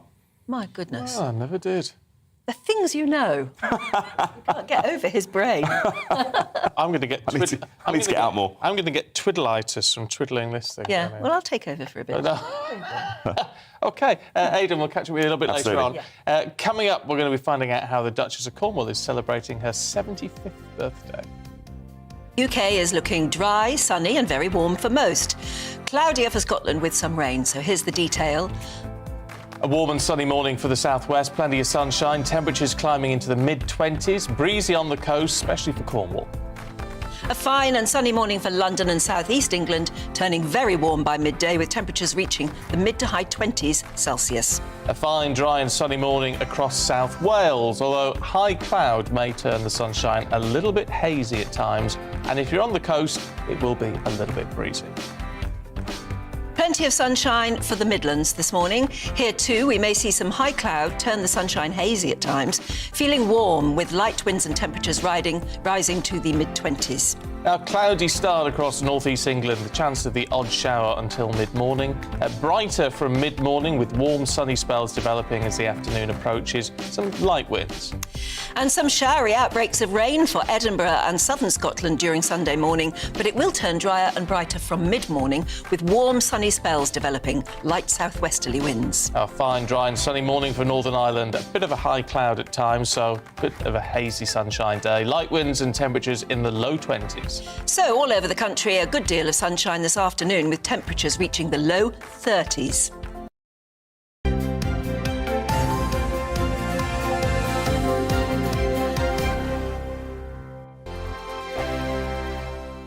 We are GB News. We're right across this great nation.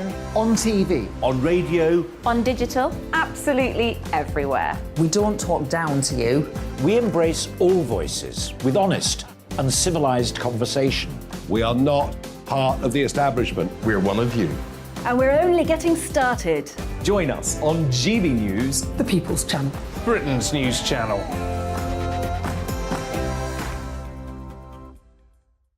Hi there, it's Stephen and Anne. At breakfast from 6 a.m, you'll always be caught up with everything you need to know.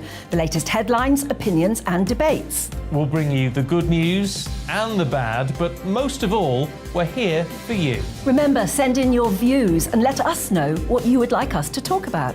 That's because we're your news channel. And every morning at 6 a.m, it's breakfast on GB News.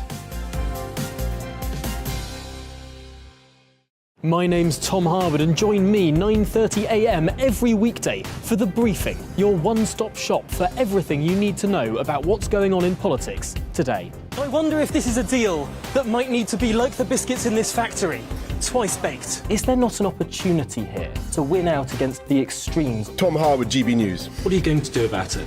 Things should have been done differently, and they certainly are being done differently. Don't miss it. The Briefing with me, Tom Harwood, 9:30 Monday to Friday on GB News. Where would you like to go? Just take me to the studio, please, mate. You know where you're going. I've got a show to do. Friday Night Feast on GB News, 7 p.m. And it's like nothing you've ever seen before. We take a different angle on the week's biggest news stories. The viewers and listeners set me some absolutely mad challenges to do. We're trying to rehome a rescue dog. And yes, there's some other wacky stuff in there as well. I feel like I could take on the world. Well, that's that. Friday Night Feast with me, Patrick Christie's, every Friday, 7 till 9 p.m. on GB News. Be there.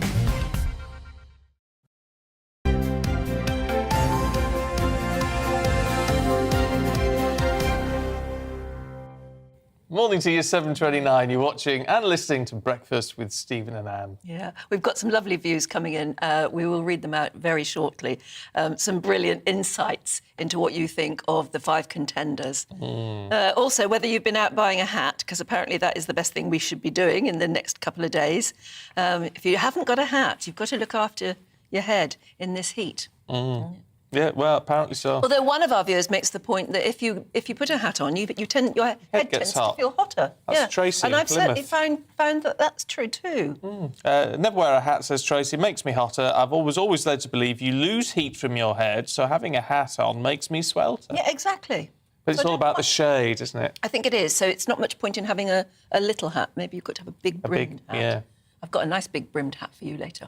Have you? Good one. Can you imagine what I'm going to look like? I'm going to look like the Duchess of Cornwall. Yes, that's right. She's good at hats. Yeah. And she's celebrating her 75th birthday today with a small family dinner after a very busy week of engagements. Yes, on Thursday, she marked the 160th anniversary of Battersea Dogs and Cats Home by hosting a reception at Clarence House. Cameron Walker reports. Dog lover, Duchess and future Queen consort. Camilla, Duchess of Cornwall, has risen above past criticism to win over the hearts of the public. When she married Prince Charles in 2005, royal aides insisted when the time came she would be known as Princess Consort. But in February this year, she got the ultimate royal endorsement. Her Majesty the Queen used her accession day message to say it was her wish Camilla would one day be known as Queen Consort, an act that sealed the Duchess's future of public duty. Good girl. Battersea Dogs and Cats Home has had royal patrons since Queen Victoria in 1865. The Duchess of Cornwall is their current patron. She's adopted 2 Jack Russells from the charity and has made a number of visits to their shelters. Rebecca McKeever, Rehoming and Welfare Manager, explains what the Duchess's endorsement means to them. We're hugely proud to have the Duchess as a royal patron, to have somebody who's so supportive, so clearly loving of animals, dogs especially, to have somebody who really understands our mission, our vision. It's fantastic to have her voice join ours for animals and dogs and cats in this country. Last year, Battersea Dogs and Cats Home directly helped over 1,600 dogs and 1,700 cats. And the Duchess's support means that dogs like Jade here have a chance of finding a new home. I've been passionate about books all my life, and I'm delighted to be able to share some of my favourites with you here. Camilla launched her Instagram book club during England's 3rd national lockdown. Now with 141,000 followers, the Duchess of Cornwall's reading room is used by book lovers around the world. Her work to promote the benefits of reading, both in children and adults, is perhaps emphasised by her patronage of a number of literacy charities. The Duke of Edinburgh's philosophy was clear. Look up, look out, say less, do more, and get on with the job. And that's just what I intend to do. Prince Philip, like Camilla, was once an outsider and not society's first choice of suitor for a future monarch. The Duchess saw Philip as a role model, and like the late Duke, Camilla carved out a role for herself. Charity and public life is carefully balanced with a passion for country living, privately preparing for one day supporting Britain's sovereign as Queen Consort. Cameron Walker, GB News. So happy birthday to Duchess of Cornwall. Yes, nice small family dinner, very nice too. Yeah, and looking good at 75, I think looking very good actually. But we were talking about hats, and my goodness, she chose a good one for her wedding. Oh, it's so lovely to see that picture again, actually. That was quite a thing. It's just like sort of, I don't know what you just... Woo! It was a whoosh around her head. It did look really nice, Absolutely actually. fantastic. Yeah, you have to be good at hats if you're a royal, don't you? You have to find a style that suits you because you have to wear a hat all the time. I guess someone advises. Oh, they will have a hat advisor. Yes. A royal hat advisor. Hatologist, whatever you call them. Well, we'll discover that a bit later on, because we're talking about how important it is to have a sun hat during this hot weather. Very important, actually. And lots of men don't usually wear hats. When you go on holiday, do you not wear a sun hat at all? No. Even if the sun's beating down on you? No, I did. I mean, actually, last time when I was away last year, I did buy like a little straw trilby thing, but it looked ridiculous in it. Yeah, that's what you think. You probably not to other people. Maybe. You've got to find a hat that suits you. And we've got some differently shaped ones for you a bit later on in the programme. Yes, something to look forward to. Try that on. Coming up, though, talking of the heat, actually, how to spot signs of heat stroke and what can you really do to prevent it?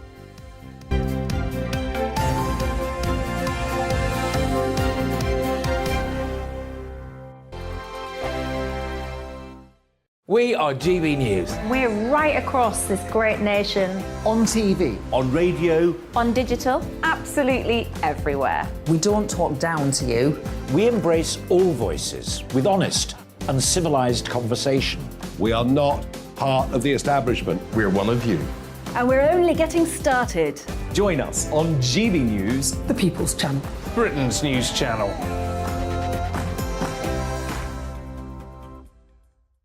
Hi there, it's Stephen and Anne.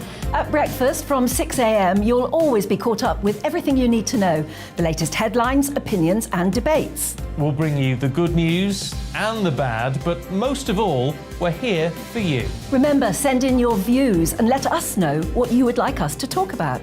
That's because we're your news channel. And every morning at 6 a.m, it's breakfast on GB News.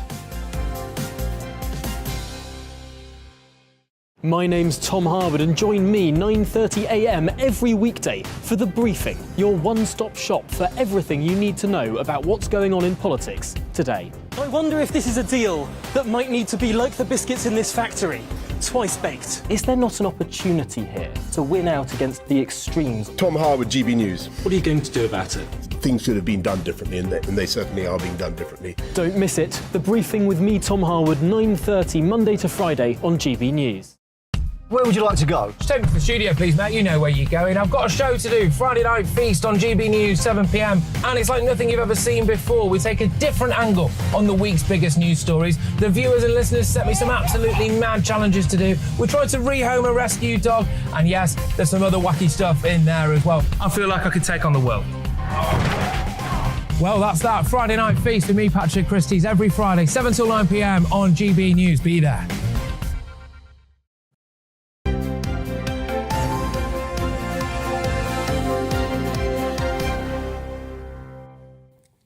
Good morning. Do you know, Camilla, the Duchess of Cornwall, has said in one of these interviews that she's really annoyed when people come along to dinner, that they're always on their phones. Oh, sorry. For those of you listening on the radio, Stephen's been on his phone. He didn't even know we were back on air. Well, I was looking at tweets. Of course you were. Yeah. I was looking at some tweets and people telling me someone was... If I invited you to dinner, would you be on that phone all the time? Yeah, probably.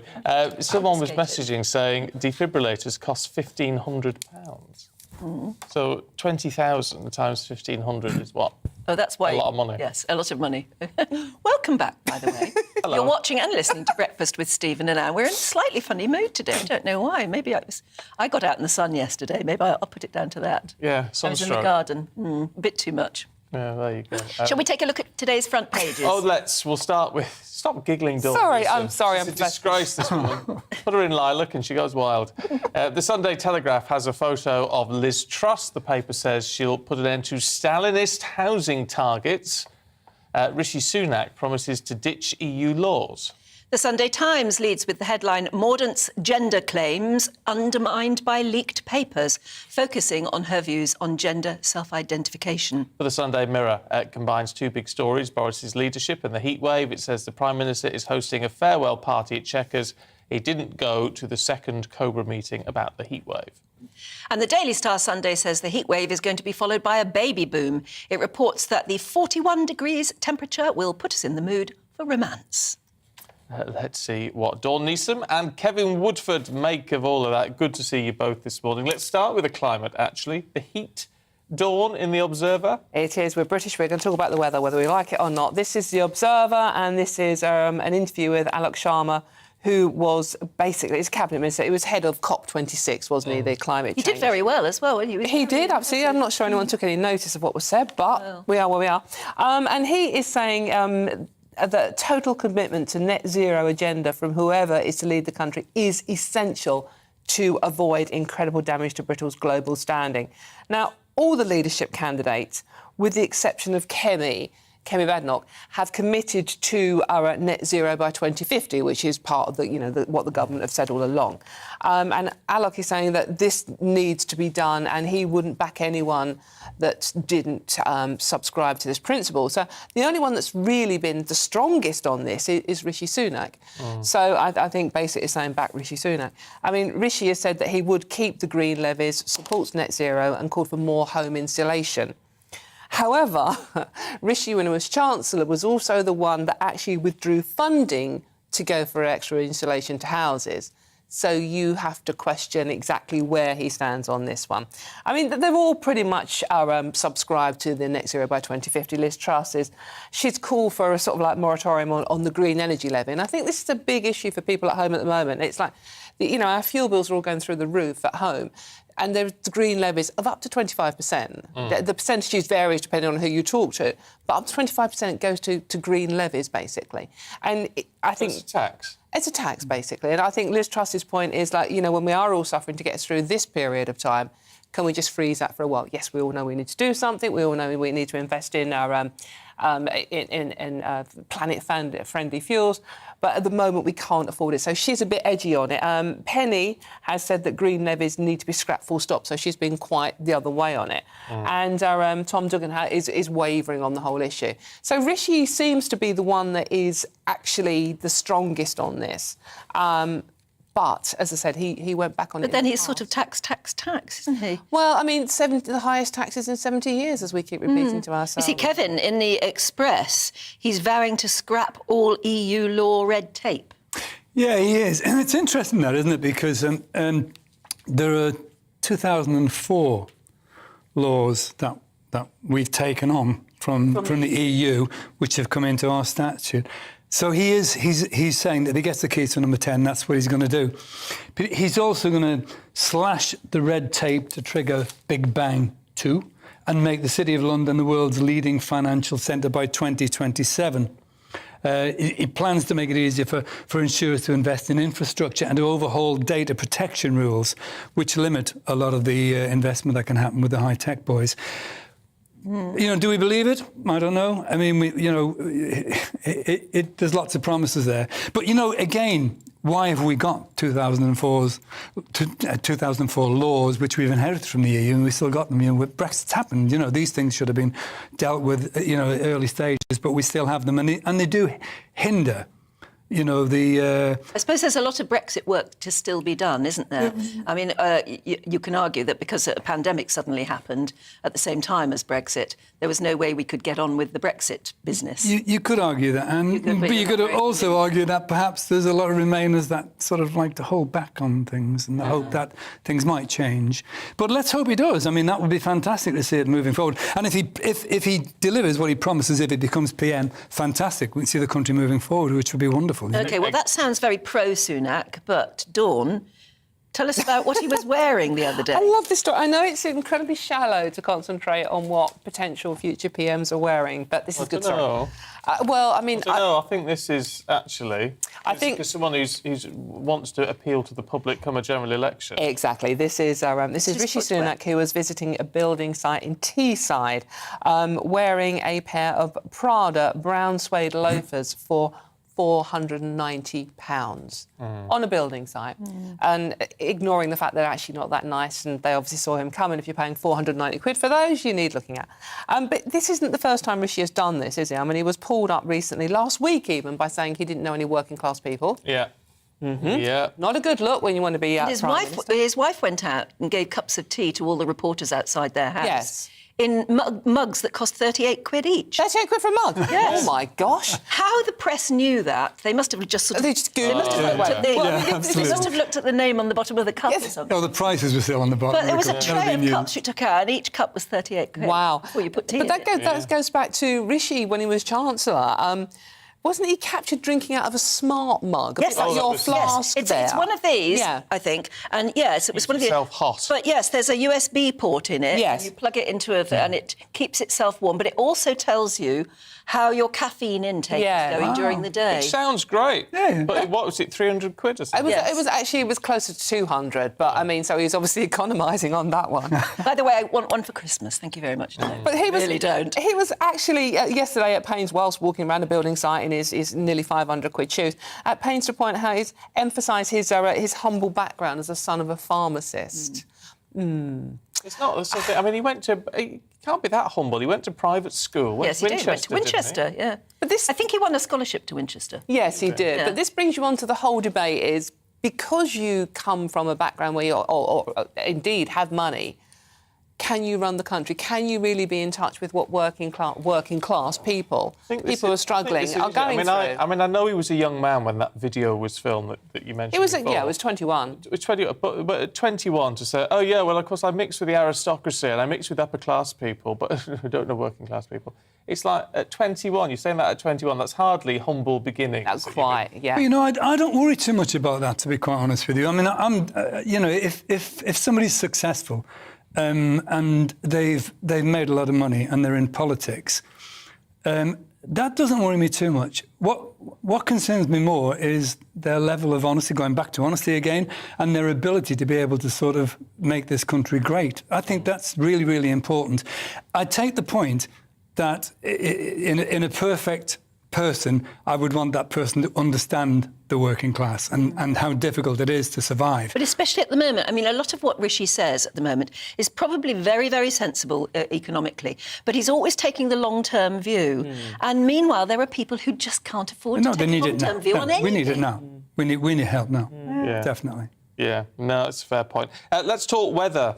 We've got the heat wave in the mail, Kevin, but also tell us about Casper. Oh, Casper, yeah. We can show Casper. Oh, really? Oh, my goodness. Okay, Casper's my little baby. He's a 1.5-year-old French bulldog who they absolutely detest heat. because they often have breathing problems. They're also, we were assured... This is in your garden? Yeah, this is in my garden. This is Casper yesterday, who they hate heat and they hate water. They don't like going near water because they just detest it. He's an oddity then. Casper is an oddity. He's a very strange little chap who adores water. And it's perfect because while the temperature soars, Casper can still be outside and he will play with that all day, so we don't have to worry about him. He'll run through that hose all day. Absolutely adores it. Yeah. You're on the radio this morning. Casper's got the sprinkler on and he's diving through the. He's a happy little boy. He's putting his head in the sprinkler no matter where it's pointing. But there's lots of advice, isn't there, with regards to the heat in terms of what you should be doing. Well, funnily enough, we've got a vet coming in a bit later with a French bulldog. And so we're talking about how you should be putting sun cream I've just seen it. Yeah, you have to put it on their pink bits. Yeah. I shall remember that when I go home this afternoon. So how do we breeze through the heat wave according to right, according to Mail on Sunday, then there's some obvious things that we should do. For example, use the desk fan as an air conditioning unit, which is obvious. They suggest hanging towels outside of your window helps. Right, yeah. Just to give extra protection from the sun coming in. The ones that I like are you put your pillowcases in the freezer, then presumably unstiffen them because I guess they'd be quite stiff when they come out of the freezer, right? Yeah.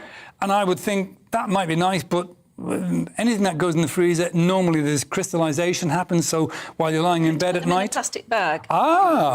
Do you? In a plastic bag? Do you do this, Anne? Yes. Well, you can do the same with jumpers or whatever what you're wearing. Oh. Really? As long as you put it in a sealed plastic bag, one of those Ziplocky type things, then put that in the freezer. And that's more hygienic. As you say, the moisture doesn't crystallize. And then you wouldn't get wet in the middle of the night. But I mean, they only last so long before your body heats. Yeah, they do, don't they, really? I would recommend putting a thing of wet wipes in the freezer. And then every so often you can peel off a frozen wet wipe and just... While you're in bed? Yeah, they suggest putting your feet in cold water is great because that's obviously really going to cool you down. Turning the appliances off so that they're on standby, and apparently that generates a tremendous amount of heat. And refill your... Now, this is great. Refilling your water bottle. There's an app now called Refill that you can put on your phone, and it will tell you wherever you are, it'll tell you the nearest place where you can actually refill your little water bottle free of charge.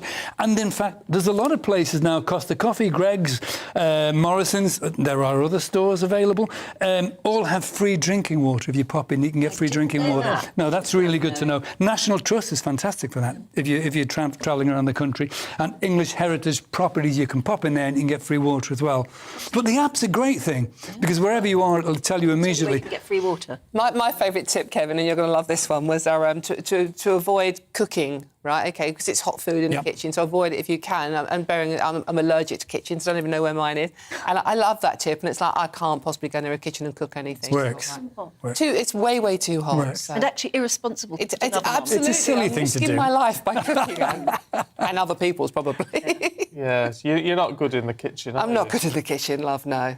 No, don't ever do the dinner party thing, no, you would get food poisoning. This is what restaurants are for, not good, is it? It's not good, Kevin. I don't know, people can't take joy out of cooking.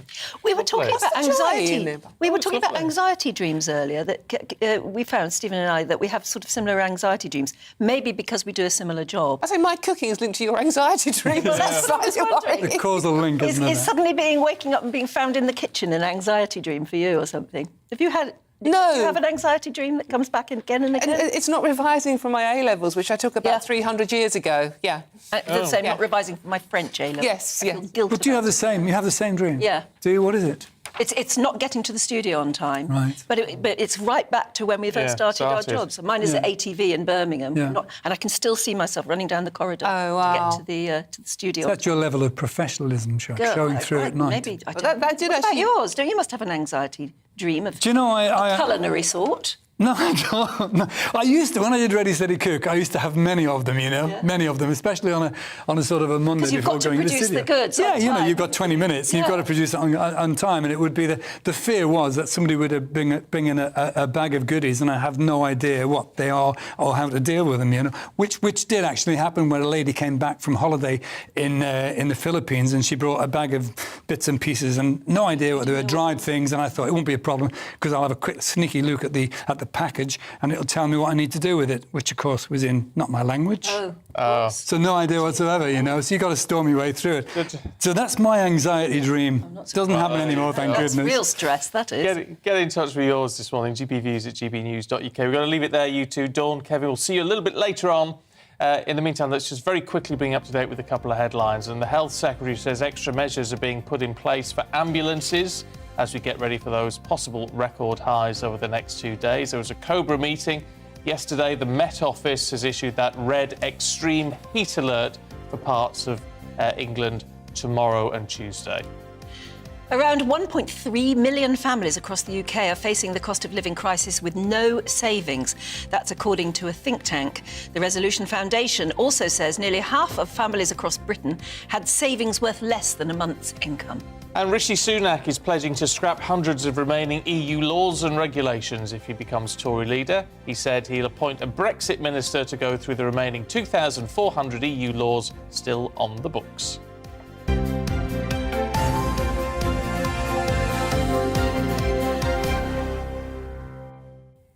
The Health Secretary, Steve Barclay, says extra measures are being put in place for ambulance services ahead of the soaring temperatures tomorrow and Tuesday. Yeah, more call handlers will be on duty. They're going to work extra hours to cope with the increase in heat-related conditions. And we're also being warned to spot the symptoms of heat stroke and heat exhaustion in vulnerable people.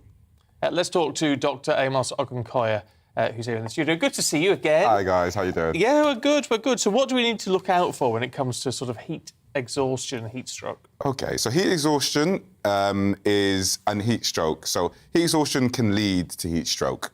You can't treat heat stroke at home. So the key message is if you feel like you might have heat stroke, it's an emergency. You need to get yourself into hospital. Heat exhaustion, some of the things that you need to look out for are, feeling warm, excessive sweating, faintness, dizziness, and feeling like you're overheating, basically.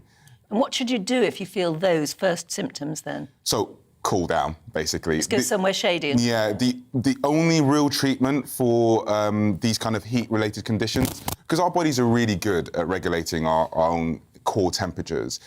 So if you give it a little bit of help, you'll bring your temperature down. So shades, cold showers.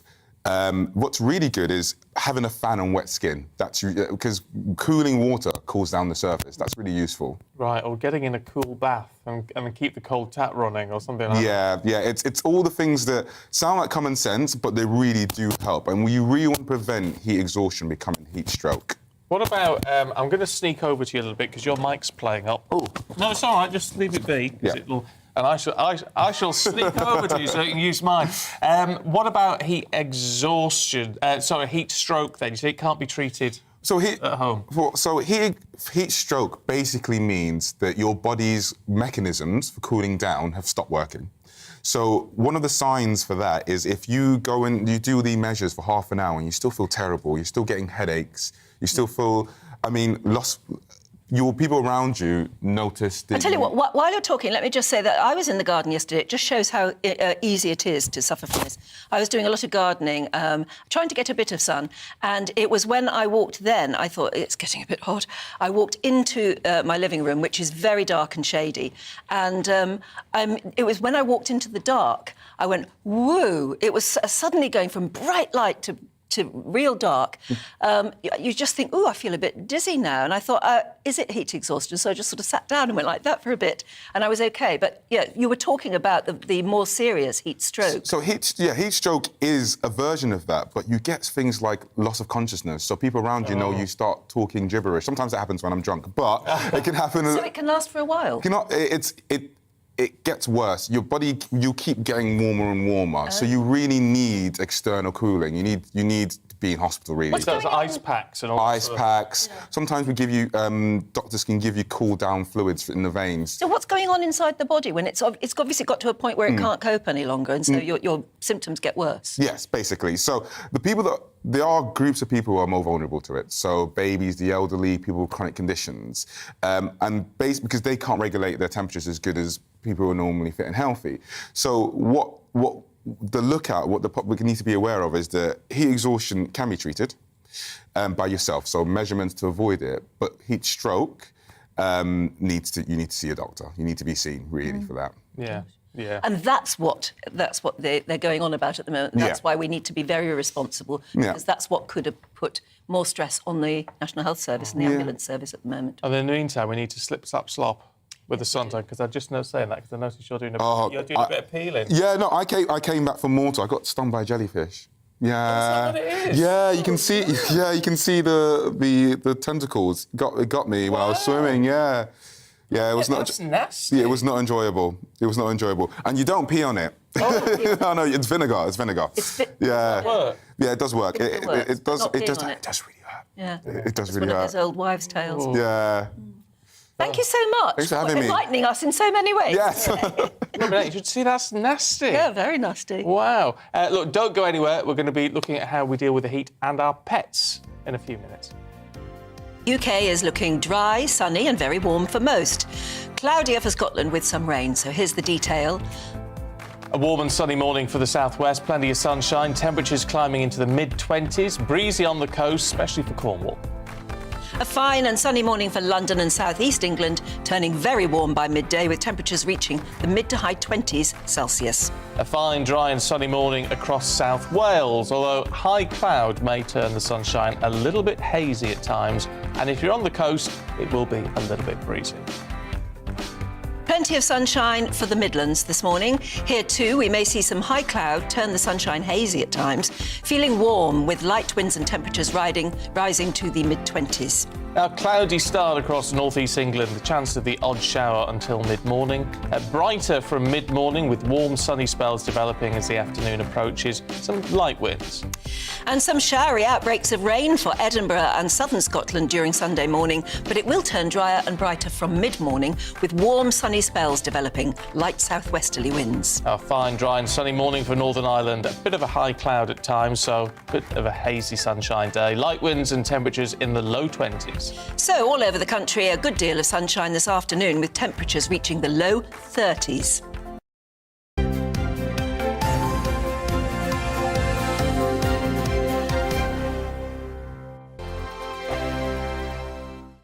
We are GB News. We're right across this great nation. On TV. On radio. On digital. Absolutely everywhere. We don't talk down to you. We embrace all voices with honest and civilised conversation. We are not part of the establishment. We're one of you. And we're only getting started. Join us on GB News, The People's Channel. Britain's news channel.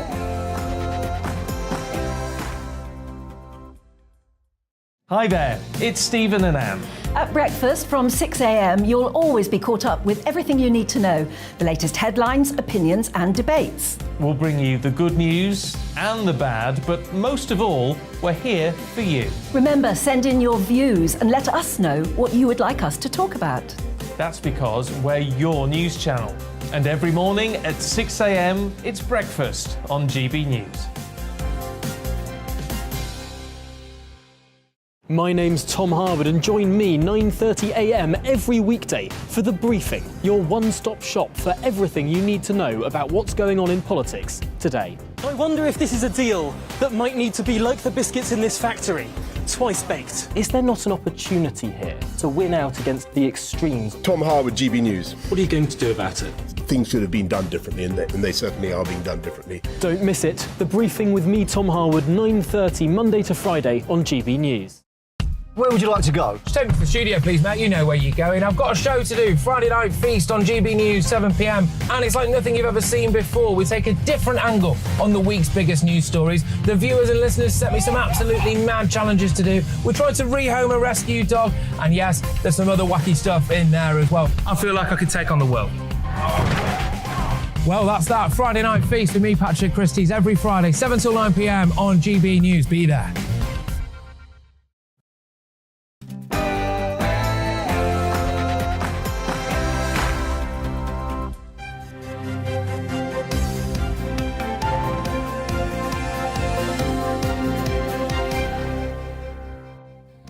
As the Tory leadership candidates prepare for that second TV debate tonight, your Sunday paper's full of leaked documents, backstabbing and big pledges.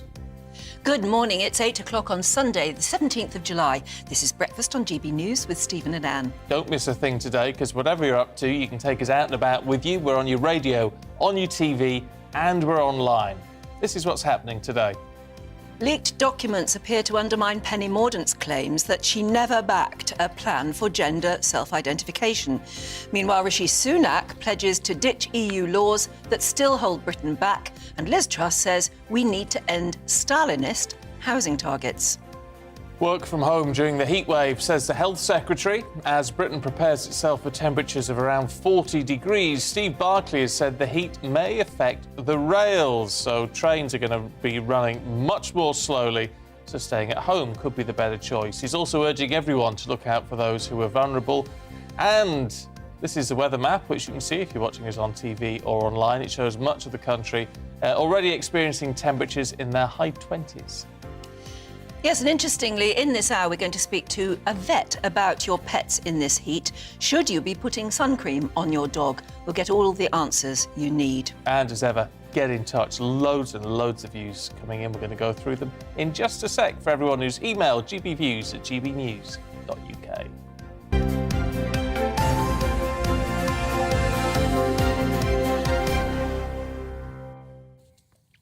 Philip's emailed in. Morning, Philip. How could anyone ever vote for a Conservative government when they appear to disagree amongst themselves? No loyalty and no regard for the public.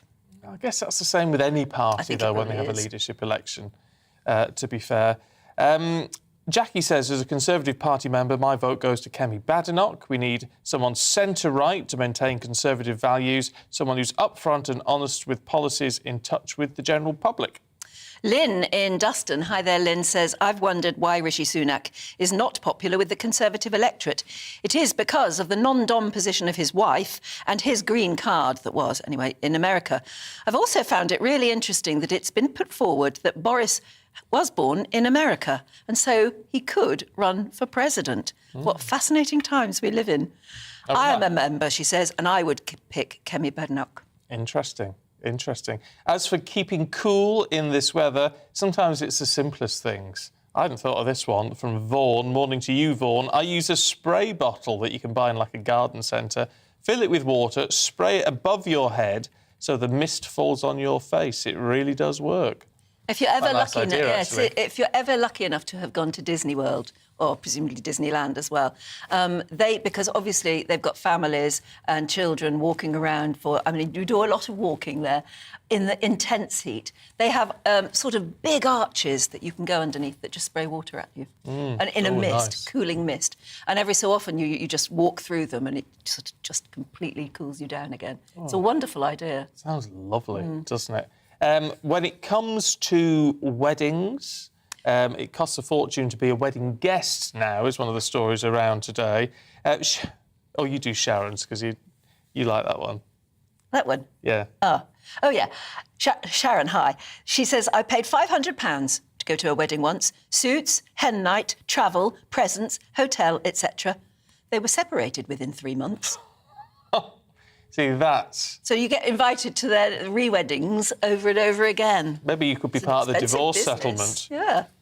Richard in Crawley says, if you get married, you have to remember that others have costs to bear. Expect others to fork out a lot of money because you want something swanky is not sensible, and the wedding industry encourages more and more expense. Yeah, I think that's right. I think it is, isn't it? We all think now, because of those celebrity weddings you see, that we have to spend a fortune on them, and you don't really, do you? No. Liz says, we were talking about anxiety dreams and why so many of us seem to suffer from them. And then you have to ask yourself why you have the dream you dream. And it can go on right through your life. Liz says, I can't tell you what a terrible effect my constant, really in-depth dreams have on my daily life. It's always been like that. So many different stress dreams, trying to save the children, walking on dangerous places. And the recent one is going on holiday with furniture, and then I can't take it home. She says, I'm 60 and I've had this all my life. I mean, that's a weird one, taking furniture with you on holiday, isn't it? Strange, isn't it? Tony in Southport says, I regularly have dreams about my past career in the Coldstream Guards. One is going to Wellington Barracks in London from another barracks, to mount guard at Buckingham Palace, and means you had to carry all your ceremonial uniform. That's a lot of it. Yeah, it is. The nightmare is forgetting a small but essential item, in particular the white gloves worn by senior sergeants, or it could be the red sash. You could understand that, can't you? Because you get into trouble for forgetting a You get small, into real trouble. but very visible item like that. And Get this one's... ag-eyed. Yeah. Jan says, I've had this recurring anxiety dream for years and years. I'm in a department store and I'm wandering about on each floor, but I don't know what I'm supposed to be looking for. But eventually I want to exit. But then I can't find the way out. And every time I take the lift, I'm on a different floor and getting more and more anxious, and I can never find the way out. Ooh. Ooh. That's interesting. I have anxiety dreams about lifts. Me too. Ooh. Ones where they get in and they go really, really fast, so, and sometimes they drop. And sometimes they go sideways. Yes. Down funny tunnels. Yes. But I can never get to the floor that I want. It always stops at a different floor. And then you have to get back in and it drops. And I get into a lift and there's no fourth wall. Oh. So you're having to creep back against the side so you don't fall out. Oh, lifts are frightening things, actually, aren't they? I wonder why we have these common... They're common dreams, exactly. That's weird. We must talk to a dreamologist. Yeah. Mustn't we? We must do. I was talking about defibrillators in schools because the government has announced that all schools, 20,000 in England, are going to get defibrillators by the end of the next academic year. And I was saying, is that a sensible way to spend money? Because how often will they ever be used? If we had loads of cash, I was saying, fine, what a great idea. But as we're tight for money and lots of people are wanting money, could that money be spent better elsewhere? Marie says, Stephen, I disagree with you. My great niece has tetralogy of Fallot, whatever that is. Must be a heart condition. Was not going to be signed off by her consultant to be able to go to school unless the school had a defibrillator. Our local cold-hearted council refused to supply one and we had to raise the money for it. This saves her life. That is important. I mean, if you've got an identified pupil with a problem, then it's clearly important. But well done for raising the money yourself. Yeah. Alan says, these machines need maintaining and calibrating every year. Just another look what we're doing for you moment. We can't get an ambulance to you, but you've got a defibrillator. But Les says, as someone who is still advanced first aid trained and works in remote areas in the oil industry, I find Stephen's comments rather confusing. The saving of one life with this equipment is a cost worth spending, even if the majority of these devices are never used. I'm sure the family of one person saved won't agree with you either. I'm sure they wouldn't, Les. I mean, you raise a really, really valid point. But isn't that the problem that politicians face, particularly managing the National Health Service, is do you invest an awful lot of money in one thing that might save a very small amount of lives? Every life is important, obviously. Or do you spend the money which will reach more people in a different way? And those are the decisions that politicians have to make and that we hang them out to dry for if we feel they've got it wrong. Yeah, we do. Is that fair? We do. I mean, it's. I remember once there was a show on TV about making these sort of big decisions, and it was about an attack in London. And one of it was on BBC Two or something, but I'd done some news inserts for it, which is why I was watching it. And it was about a tube tunnel cracking and flooding, and what do you do? And they had sort of celebrities on saying, well, do you block off that tunnel, let those people drown? And they chose not to do that. And as a result, the whole network flooded and it killed many more people. Gosh. So it's those sort of very... You can't... Whatever you do, you can't do the right thing. Because I will criticise them for doing one thing and others would criticise if they didn't. Well, they faced that on 9/11, didn't they, when they'd actually identified the last plane, which turned out to be the one that, in the end, the passengers took over and managed to crash. Not that they wanted that, but, the politicians and the military had to take the decision, do we shoot it down? What do we do? And who wants to be in charge of that sort of decision-making? Yeah. Politicians, prime ministers. It's terrible, isn't it? But it's why your views really matter to us, because, I mean, Les and Marie disagree with what I said. And, you know, my view isn't set in stone. I changed my mind and I will think about what you said. And it's all about having this debate. Talking about debates... Oh, no, yes. There's going to be another one tonight, a live TV debate between the 5 Tory leadership hopefuls. It's going to take place 7:30 this evening, something like that. Yep, as the candidates polish off their performances for this clash, this morning's Sunday papers will give them grim reading, I'm afraid. Yeah, there's leaked documents which appear to undermine some of Penny Mordaunt's claims over gender self-identification. Meanwhile, Rishi Sunak pledges to ditch EU laws that he says hold Britain back. Liz Truss says we need to end Stalinist housing targets.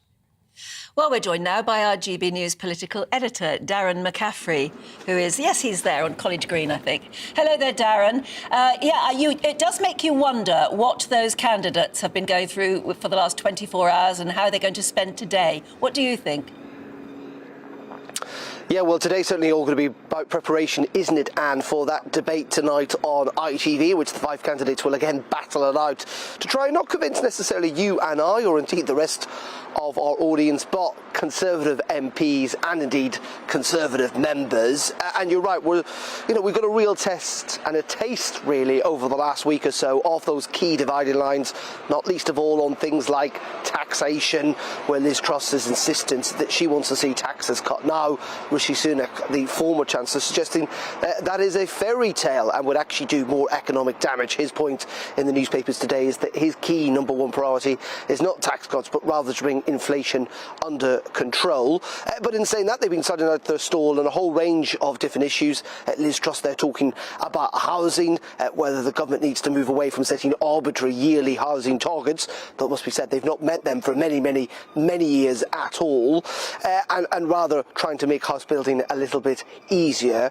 But it is the personal attacks in the newspapers that are in many ways proving most interesting this morning, though clearly there is a concerted campaign to damage Penny Mordaunt. We heard from Lord Frost the other day, didn't we, questioning her ability to run ministerial offices. Well, today she insists you should look at her record about what she's done. She talked about trying to settle the firefighters' dispute and also bringing a pension dispute to the end. She said, people look at my record and people will know and have seen me at the dispatch box about who I am. But you're right in pointing out the Sunday Times has got a story today questioning her events, if you like, her version of events around the trans issue and self-ID. It appears that civil servant leaked documents from them reveal that she may not have been as open and honest as she would like to have suggested. So in many ways, this has got a little bit personal, and it may well do so before that crucial third round vote that we're expecting to see tomorrow evening, actually, here in Parliament. That will be crucial, of course, for those candidates. At least one will get knocked out. Darren, thank you very much indeed. Yeah, it's going to be an interesting one tonight because I'm fascinated to see how different they will be from the first one, which frankly wasn't terribly impressive for anyone, really, was it? No, not really. It was a bit flat. We shall see. Now, should we talk pets? Yeah, well, we've been talking about the heat wave most of the morning, haven't we? At least, my apologies, the heat wave for most of the south of the UK. But research shows that 1/3 of dog owners don't know what to do if their dog is suffering from heat stroke, or how to stop them suffering from heat stroke in this sort of weather. The RSPCA say it could be a matter of life or death if owners don't know what to do and don't take extra care in the next couple of days when temperatures are going to get so high. Well, let's talk to Dr. Jean Ho, who's a vet at Poplar Vets in London, and he's here with some tips. And also, at the other end of the table here is Enrique, who is with Raya, the dog. Raya, that's right. Who's a lovely French bulldog. Absolutely gorgeous. Good to see you all this morning. Dr. Jean, what do we need to look out for? OK, so dogs are really loyal and wonderful family companions, and they're covered with fur. So unlike us, they can't take their coats off easily. And the only way they can cool down is by panting. And they sweat a little bit through their paws and maybe from the nose. But in general, they can't cool down without breathing faster. And you'll see a lot of dogs like Rhea who have slightly shorter noses. So even if they're panting, they can't kind of cool down as efficiently as a dog with a longer nose. So we have the situation where sometimes it's too hot for them to be able to lose the heat. And they can get really, really stressed. So you'll see them panting a lot. Mad, yes. Yeah. And they'll sometimes become quite quiet, so maybe not move as much, start drooling, go off their food. and in a very bad situation, they'll lie down, and if you lift their lips, they'll look a little bit purple. Right. Instead of pink, a healthy pink colour. So, I mean, you know your dog, don't you? And if you see your dog being a bit different from normal, panting too much, or as you say, looking a bit spaced out, then it could be the heat getting to them. Yeah, and a quick way to check is just check the temperature of their ears. So you can sometimes feel the temperature, the core temperature, by feeling their ears. But I think it's super important to avoid this, heat in the middle of the day. But if you do see your dog behaving like that, is it a case of a cool bath, or can you take action yourself? I recommend wetting the dog down, whether with a shower or a hose or something, and putting a fan on them. Right. But you're not supposed to use freezing cold water, but something like lukewarm water. So something that wouldn't give them a shock? No shock, exactly. And obviously older dogs with heart problems or kidney problems, or very young dogs might be more at risk because they haven't figured out, that they don't understand the situation. Yeah. These sort of breeds with the very short nose, lovely ears there, and sometimes there are an awful lot of breeds that are very, very fluffy at the moment, aren't they? They're sort of bred to look cute and fluffy. Do they suffer from heat probably more than other dogs? I mean, my sister has had dogs all her life, and she said she just takes them out and they walk in puddles or they swim in the river or something. And she's never known a dog that doesn't love water, but then she said that she's never had one of these fluffy dogs. Yeah, I think every dog's different. Well, yes. So you've got to read them yourself. What about the use of sun cream? Well, I guess we wouldn't normally put sun cream on a dog because we wouldn't be taking them deliberately to the sun. But if you had a dog with very white ears, maybe thin skin, and very short fur, something like a white boxer, you might want to put mineral-based sun cream, like a children's sun cream, on the tips of the ears. We actually find more of a problem for cats, white cats. They have very, very pink ears. Yes, you can see their skin, can't you? Exactly. So what do you do? Because I'm a cat man. Are you? Yes, oh yes. So what do you do with the cat? Because, cats are quite good at... I know they're not big drinkers, but they're quite good at self-regulating. If it gets really hot, they will just slink away, disappear, and sort of spread out as thinly as they can. Do we need to worry as much about cats? I think they're quite good because they lick their fur and then the saliva kind of evaporates, so it's their natural way of cooling down. They are a bit more savvy than dogs are, and they're not taken out for walks in the middle of the day, so that's another issue. Right. Yeah, they are more. I have just ordered, it's coming today, one of those cooling mats. Yeah. Are they any good? Yeah, I like them. Cooling mats, gel mats. You can put things in the freezer, then wrap it with a towel so, it's not going to burn them, but it can cool them down. And for dogs, you can mist them, if you like. And I don't want to forget about bunny rabbits. Oh, right, yes. And gerbils, they're the ones that might be kept in a hutch. We have to make sure, some people forget that maybe it's quite close to a window, maybe in direct sunlight, to just check that they have they've got plenty of shade and breeze, and shade, exactly. Yeah. Yes, I don't want to seem rude. But I said that. But I can't resist. You know what I'm like with animals. Yes. Oh, sorry, I've knocked over some water there. Hello. Oh, aren't you lovely? Aren't you lovely? It's cool here. It is nice and cool. It's lovely and cool in this, yes. We've had a lot of people saying, do you get very hot in the studio? No, this studio is really... Brett's had enough, I think. Yeah. Oh, thank you so much for bringing the doggy in. I'm such a softie for animals. I can't help myself. So why don't you get a dog as well? Well, we are going to get a dog, but after Timmy's day. Timmy, okay. He's 14, so we're going to have to wait till Timmy is gone. And then I've been told my husband wants a dog, so... Well, I'll tell you what... I'll be getting a cat as well at the same time. Yeah. Thank you so much for coming in to tell us about, because so many people have been very upset about that they don't know what to do with their dogs and cats, and bunny rabbits as well, and gerbils or whatever, guinea pigs, in this heat. It's very important to discuss it. But it gives us a chance to just get a bit soft, doesn't it? But I tell you what, if you're thinking about another pet, coming up, one of our reporters is live from a zoo.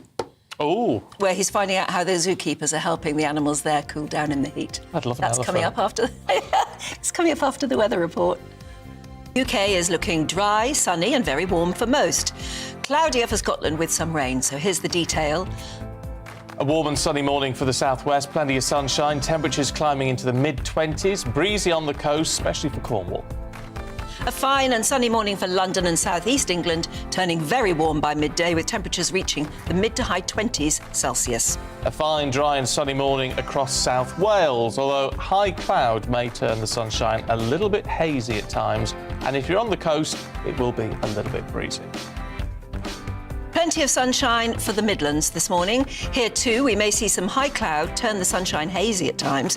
Feeling warm with light winds and temperatures rising to the mid-20s. Now, cloudy start across northeast England, the chance of the odd shower until mid-morning.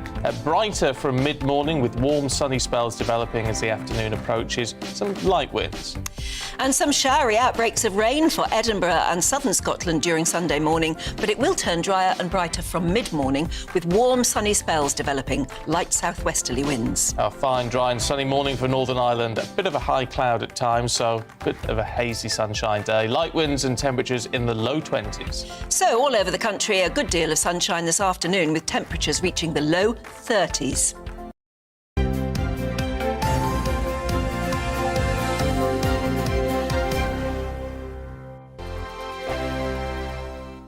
We are GB News. We're right across this great nation. On TV. On radio. On digital. Absolutely everywhere. We don't talk down to you. We embrace all voices with honest and civilised conversation.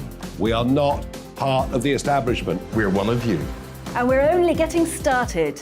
Join us on GB News, The People's Channel. Britain's news channel.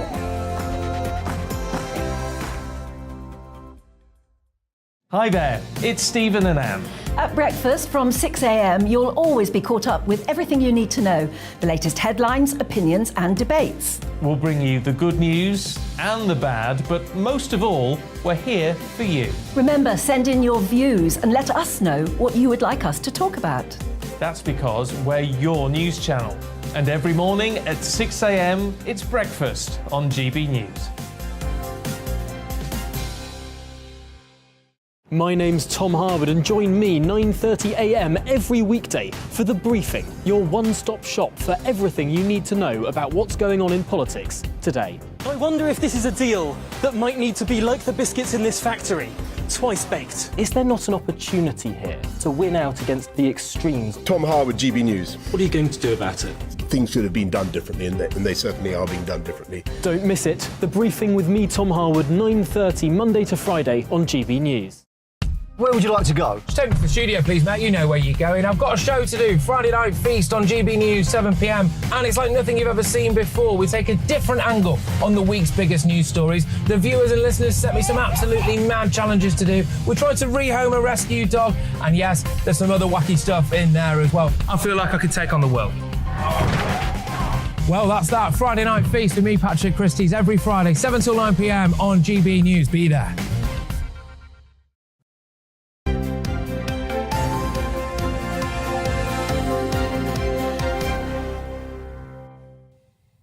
Morning again. Yes, good morning. This breakfast, Stephen and Anne, at 8:24. I've just got to say, loads of you getting in touch. I'll go through some of these views a little bit later on, but on defibs, defibrillators, and really saying it's all a wonderful thing to do, and that I should be less cynical about spending this money and getting defibrillators in school. Yeah, so, we'll go through them again in a minute, shall we? Yeah, but do you know what?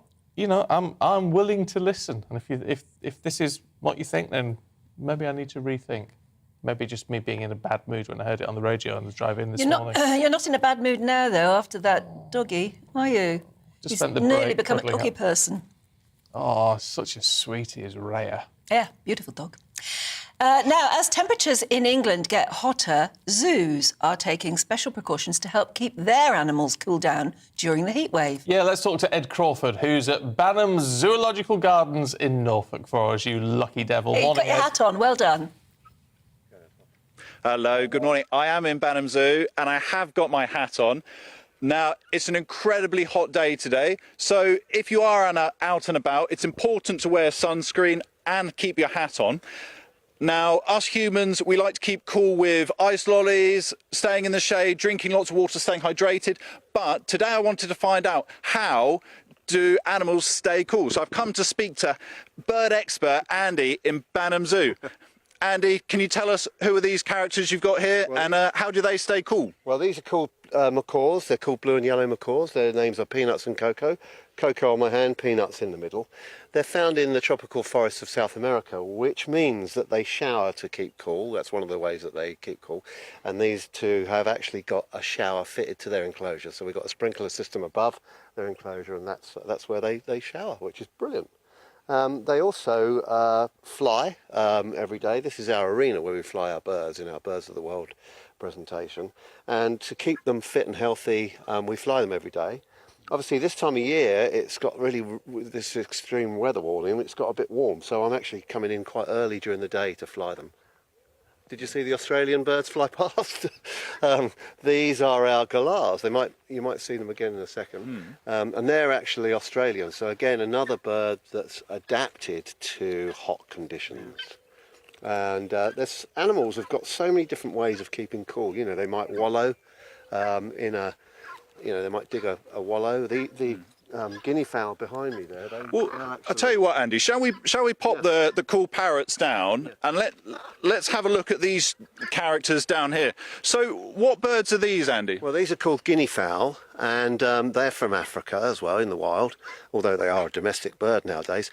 And what they'll do is they're good at digging. So they'll dig a scrape in the ground, and they will get cooler soil that way and just kind of lie on the cool soil. And of course they'll sit in the shade. Oh, brilliant. Now, Andy, so is it true that birds, that you give some of your birds like frozen lollipops? Is that true? Yes, we do. It's great for us to have frozen drinks and lollipops, and the birds and the animals here appreciate it too. I've got one just here if you'd like to see. Yes, please, let's have a look. So this is basically, it's just, well, there's fruit inside there, and there's raisins inside there, and there's actually peanuts inside there as well.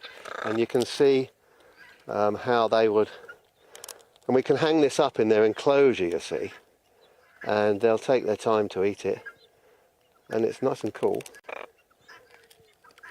and a nice cool treat on a hot day. So it's almost like a parrot calippo or something. That's it, yeah, and it's great fun to make. You can make all different kind of styles and make it just with fruit juice, or you can see the fruit inside there. You're not having any peanuts. Coco's kind of stealing it all. He's more dominant than Peanuts, but Peanuts will have a little go. Now, Andy, the Met Office has issued an amber weather warning. What other kind of precautions are you taking for visitors in Banham Zoo today? Well, we do have plenty of cold drinks and plenty of ice creams. We've got lots of benches that are situated underneath shady trees. We've also got our display, which we would normally do outside, but we do have an extra display on inside in our air-conditioned theatre called Amazing Animals. So people get to come inside and stay cool, see the animals. And of course, you know, there's, as I say, there's always the ice creams as well. We've got drinking fountains as well all around the zoo. Well, that seems like an appropriate moment to hand back. It is incredibly hot out here, so if you are going out enjoying the sun this weekend, make sure to wear a sun hat, stay hydrated, bit of sun cream if you can, and well, we're going to go off and get a drink of water now, so I'll hand back to you in the studio. OK, Ed, thank you very much indeed. Yeah, it's lovely to see those. What macaws. They're macaws, yeah. Absolutely beautiful, shimmering colours, aren't they? Wonderful animals. You won't want to get on the wrong side of them, size of those beaks. No, no. You wouldn't want them to think of you as nice, Lolly. No. But lovely, though. Yeah, it's nice to think that the zoos are trying to... Well, I mean, I know they care for their animals, so it's nice to think they're thinking of them in this heat. Like animal special, isn't it? Yeah. Animal magic. Well, it is one of those days, isn't it? I want to run through these before, because we're going to do showbiz in a little bit. But before we get to all that light stuff, the defibs thing. Carol says it's a great idea to have defibrillators in schools. One of the main reasons is 12 young people drop dead in this country every week, mainly whilst playing sport. Gosh, is that true? 12 a week? Well, Susie says approximately 270 children die each year in school from sudden cardiac arrest. Defibrillators cost from about £700, but there will be a massive discount for the large number purchased. A defib lasts for numerous years, so if a defib lasts for 5 to 7 years, this purchase could save the lives of nearly 2,000 children. Mike in Bangkok says, as a former paramedic, I applaud school systems for having these. While I hope it never has to be deployed, having such devices can be truly life-saving for young and old alike. And Mick says, Stephen, defibrillators should be in all large public buildings, schools, sports centres, shopping centres. Well, they are sort of about a lot of places, aren't they? It's not just the pupils, there's teachers up to retirement age as well. If one saved the life of one person, it's just paid for itself. Well, look, maybe you're all right on that one. Maybe, I mean, it's a number. I was saying, would they ever be used? But if there are 270 children dying each year in schools from sudden cardiac arrest. Now, I don't know if that number from Susie is accurate or not, because I can't just look it up. But if it is, if it was a tenth of that, then I tell you what, I change. think we can definitely look closer into this maybe next weekend when we're back with you then.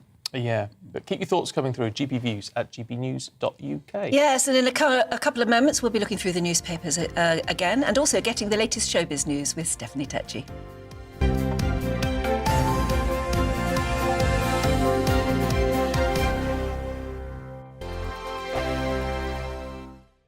We are GB News. We're right across this great nation. On TV. On radio. On digital. Absolutely everywhere. We don't talk down to you. We embrace all voices with honest and civilised conversation. We are not part of the establishment. We're one of you. And we're only getting started. Join us on GB News, The People's Channel. Britain's news channel.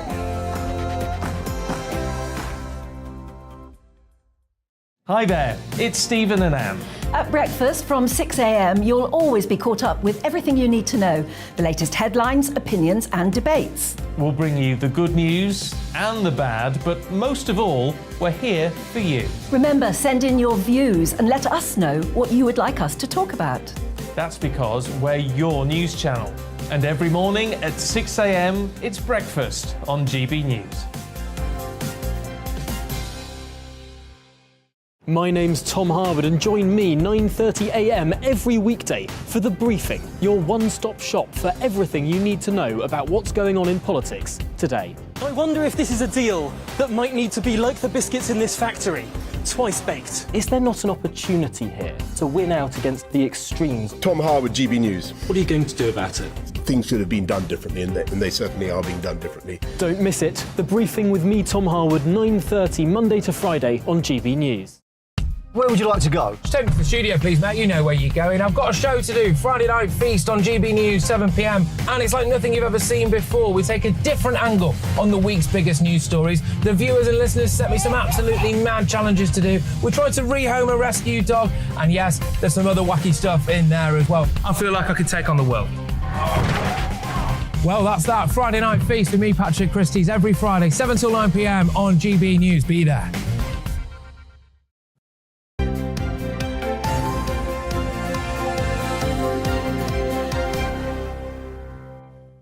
Breakfast with Stephen and Anne on your TV, your radio and online. Good morning. It is 8:34. So let's go through the newspapers now with Dawn Neeson and Kevin Woodford. Morning, and thank you for coming in again. Pleasure. However, we're going to start with you, Dawn. In The Sun, story about migrants. We have a food theme for our first couple of stories. We're coordinated here, Kevin and I.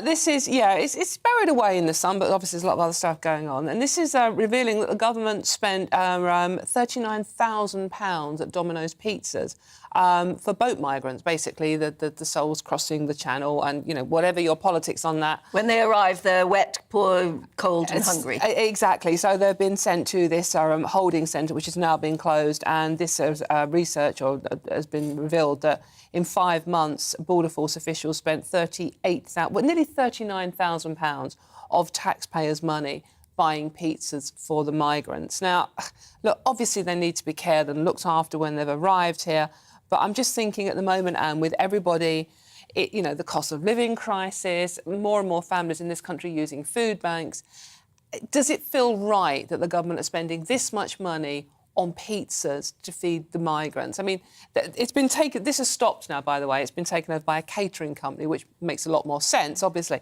But, the pizza company in particular was saying, they were snowed under.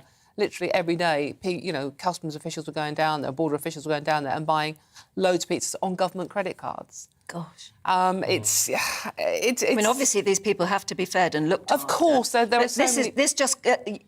when you learn detail like this, you sort of understand why it is such a burden looking after people who've arrived and also why illegally. And why people get so angry about the situation as well. And, it's a very divisive subject. Did Domino's Pizza give them a discount? Well, quite not, evidently. Was there 3,900 of the chain's £9.99 medium pizzas, such as a veggie supreme or a Texas barbecue. So how long they suggest what toppings you could have? Well, I think they were given the menu, basically. But, I mean, last year, as we all know now, 28,500 migrants crossed the Channel in small boats, and more than 14,000 have made the journey so far this year. I just hope that changing that burden to a catering company turns out to be cost-efficient as well, because catering companies can cost a fortune. Absolutely. I mean, that's what they're there for. They're a commercial company. I don't see how it would make any difference whatsoever, to be quite frank with you. Domino, a commercial company, a catering company is going to look to maximise its profit. But it needs to be cost-effective, just making the change, doesn't it? No, it does. I mean, but there's the whole issue, isn't it, with this? I mean, it's such an evocative subject, because, we've got people on the streets at the moment that, can't afford to feed themselves, and we're helping others. I just think it's such a shame. It shows how complex it's very much so. But the whole food thing's interesting because take us to your story in the Mail about M&S food. Absolutely. Well, Marks and Spencer's at the moment, along with the Mail are doing a thing on war on food waste. And it's interesting this, because we were in Marks and Spencer's, my wife and I, the other day, and we were looking at, because we tend to sort of look at dates, obviously, because what's the sell by date and what's the eat by date? Two different things, best by and eat by. And Marks and Spencer are now scrapping around about 85% of their best by dates, So that's fine, because if you look at certain things like fruit, for example, I mean, apples are a great example. Then that's perfectly okay. There's a line to draw. Things that have a deterioration process, chicken, meat, anything like that, fish, then that mustn't be touched at all. That needs to be absolutely it is.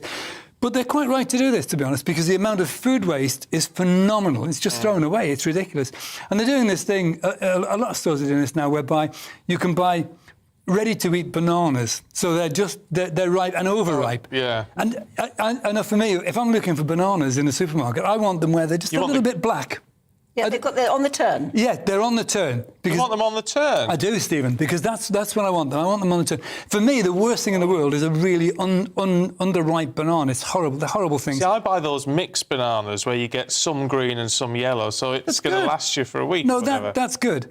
But, I mean, you can now buy, I think they're selling for 25p, Marks are selling 3 bananas. They're ready-to-eat bananas for 25p, which is great value. Yeah. And, you can buy more than that. The trick is, buy more than that, because then banana bread is fantastic. So let the bananas become really overripe, and then you can make banana bread, banana muffins, all sorts of stuff like that. When they go... But they are right to do it, because the amount of food waste in this country is absolutely phenomenal. Well, and they should have a little sticker saying, if you're going to make banana bread, these are the ones for you. That's right, and what they are starting to help you out. Absolutely, they're starting to put recipes together with that. That's what they're doing, which is a great idea, But I think it's fine. I think it's fine for the majority of food to get rid of the best by, because it does put people off. People will look at certain ingredients and think. Get a bit confused, because it always used to be best before. It did, and then they changed it to used by, correct, which does feel like much more of a cut-off point, doesn't it? Yeah. And then sell by is an industry thing, isn't it? Correct. It's for them. That's they correct. have to mark down sell by stuff. Correct.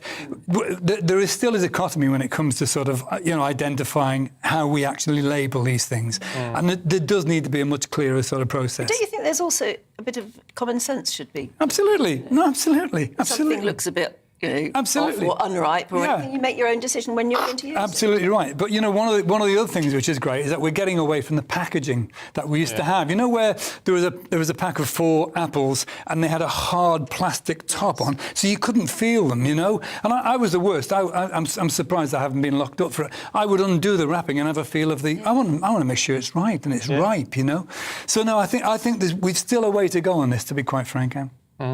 Interesting. We do over-package vegetables. Oh, we still do. It's crazy. Cucumbers have got a cellophane wrapping on them. It's ridiculous. It's crazy. Dawn to the Sunday Times, looking at abortion. This is actually, I think, personally, the most shocking story I've read in any of the papers this morning. This is 2 women are facing prison for having an abortion, including one who obtained the pills from an authorised provider. In what country? In the UK, Anne, in this country. I'm stunned by this. It must be a very unusual situation. Well, evidently, 52 women reported to police since 2015, so it's not as unusual as you think. But basically, the story is on Friday, a 25-year-old woman pleaded not guilty at Oxford Crown Court to a single charge of administering poison with intent to procure a miscarriage. Now, this poor young... That's self-abortion? It was. This poor young woman, she was 28 weeks pregnant. She was obviously desperate. English isn't her first language, I think might be a bit of a clue as to what's going on here. And basically, she got the pills legally from whoever supplies these things, but the morning after pill, basically, is what we're talking about, which you're not meant to take after 10 weeks. She was 28 weeks pregnant. I'm assuming that the crime was reported because she went into hospital then and gave birth to a stillborn fetus at 28 weeks.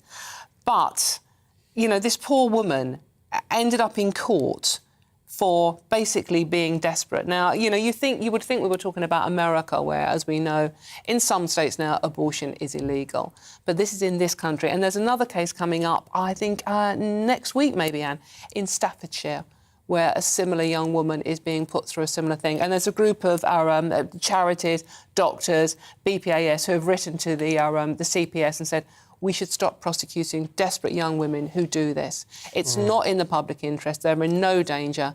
And the fact basically they're being prosecuted under a bill that goes back to the Infant Life... 1861.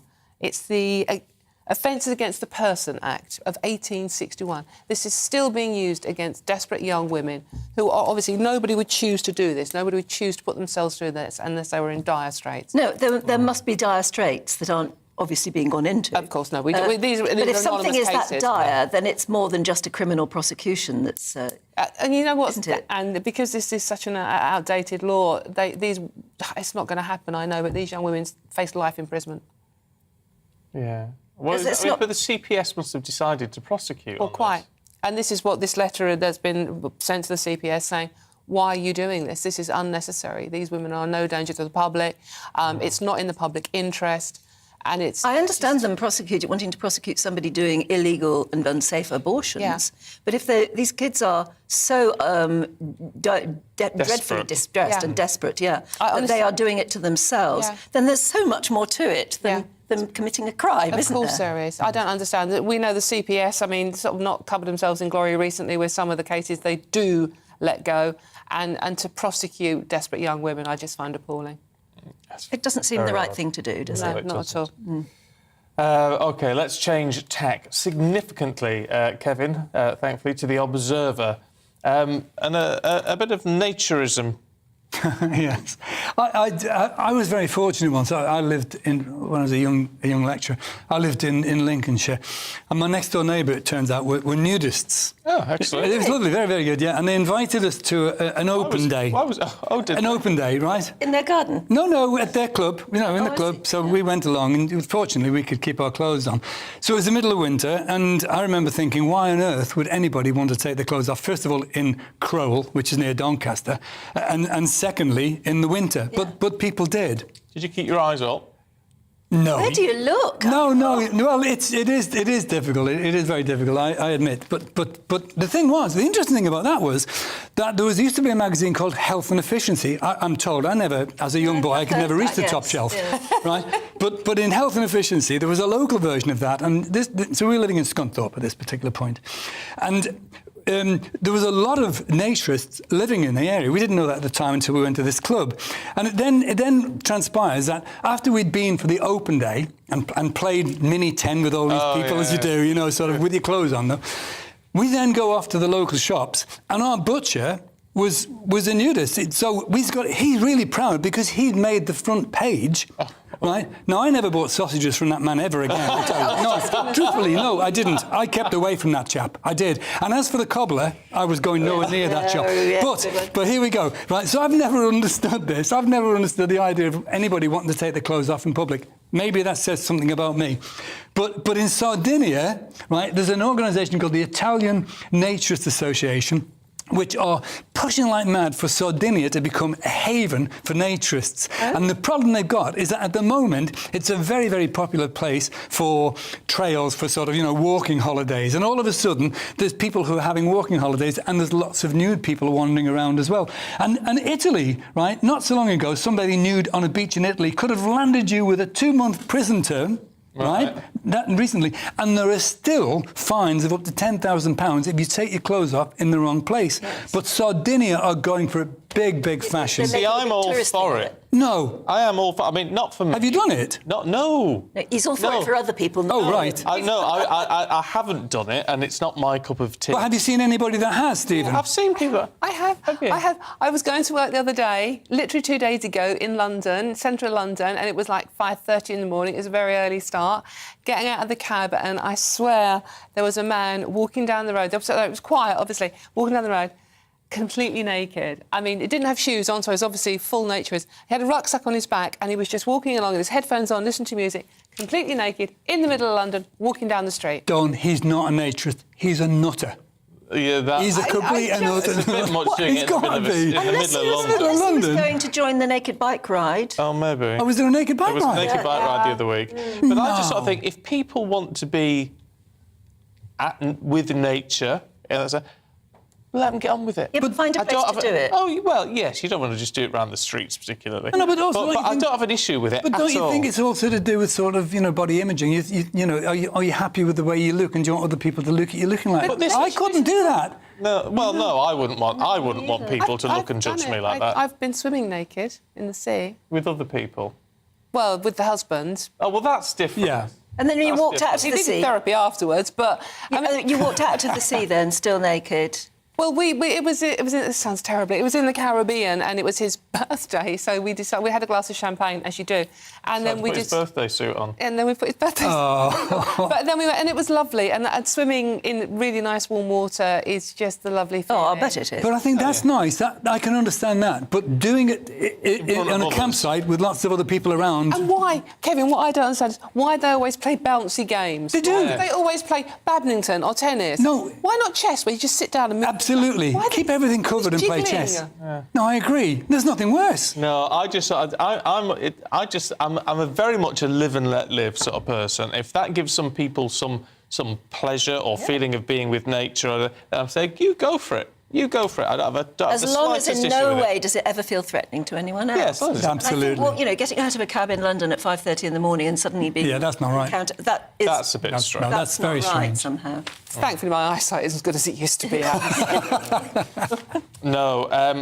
Now talking of things, and this is another Kevin one. I'm sure you want to kick in on this one. William Shatner says he's a sex symbol at 90. Yes. The man's deluded.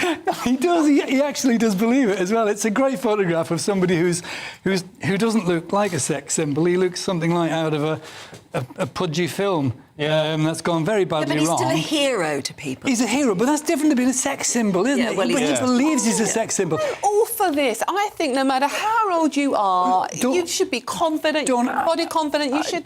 Totally with you. Honestly, totally with you. But I think there's a level of realism. I believe that. I think we used to say, you know, once you got over 60, that was you finished. That was it. Well, it isn't like that anymore. Thank goodness, right? But I think you've got to be realistic. You've got to be realistic, right?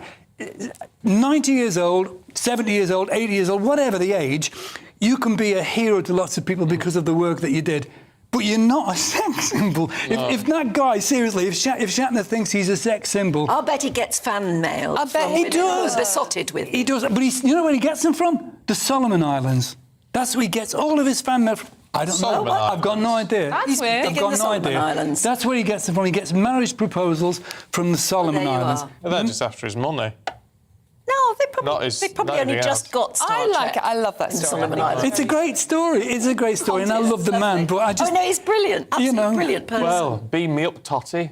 Oh, God. oh my That was goodness. dreadful. I'm here all week. We're out of time. Dawn, Kevin, thank you both for it. Thank you. Kevin, That was brilliant. Thank you. finally we've done a show to you after years of I know, talking about it. it's been great. We got a little one, didn't we? Yours A little three the other taster. week, a quickie, a little. Will you come back? A precursor. I'd love to come back. And Dawn's good. I would. Let me just God, get over this definitely. Keep me experience Yeah, first. yeah. A few weeks to recover. Thank you both very much. Strong cup of indeed. coffee after that.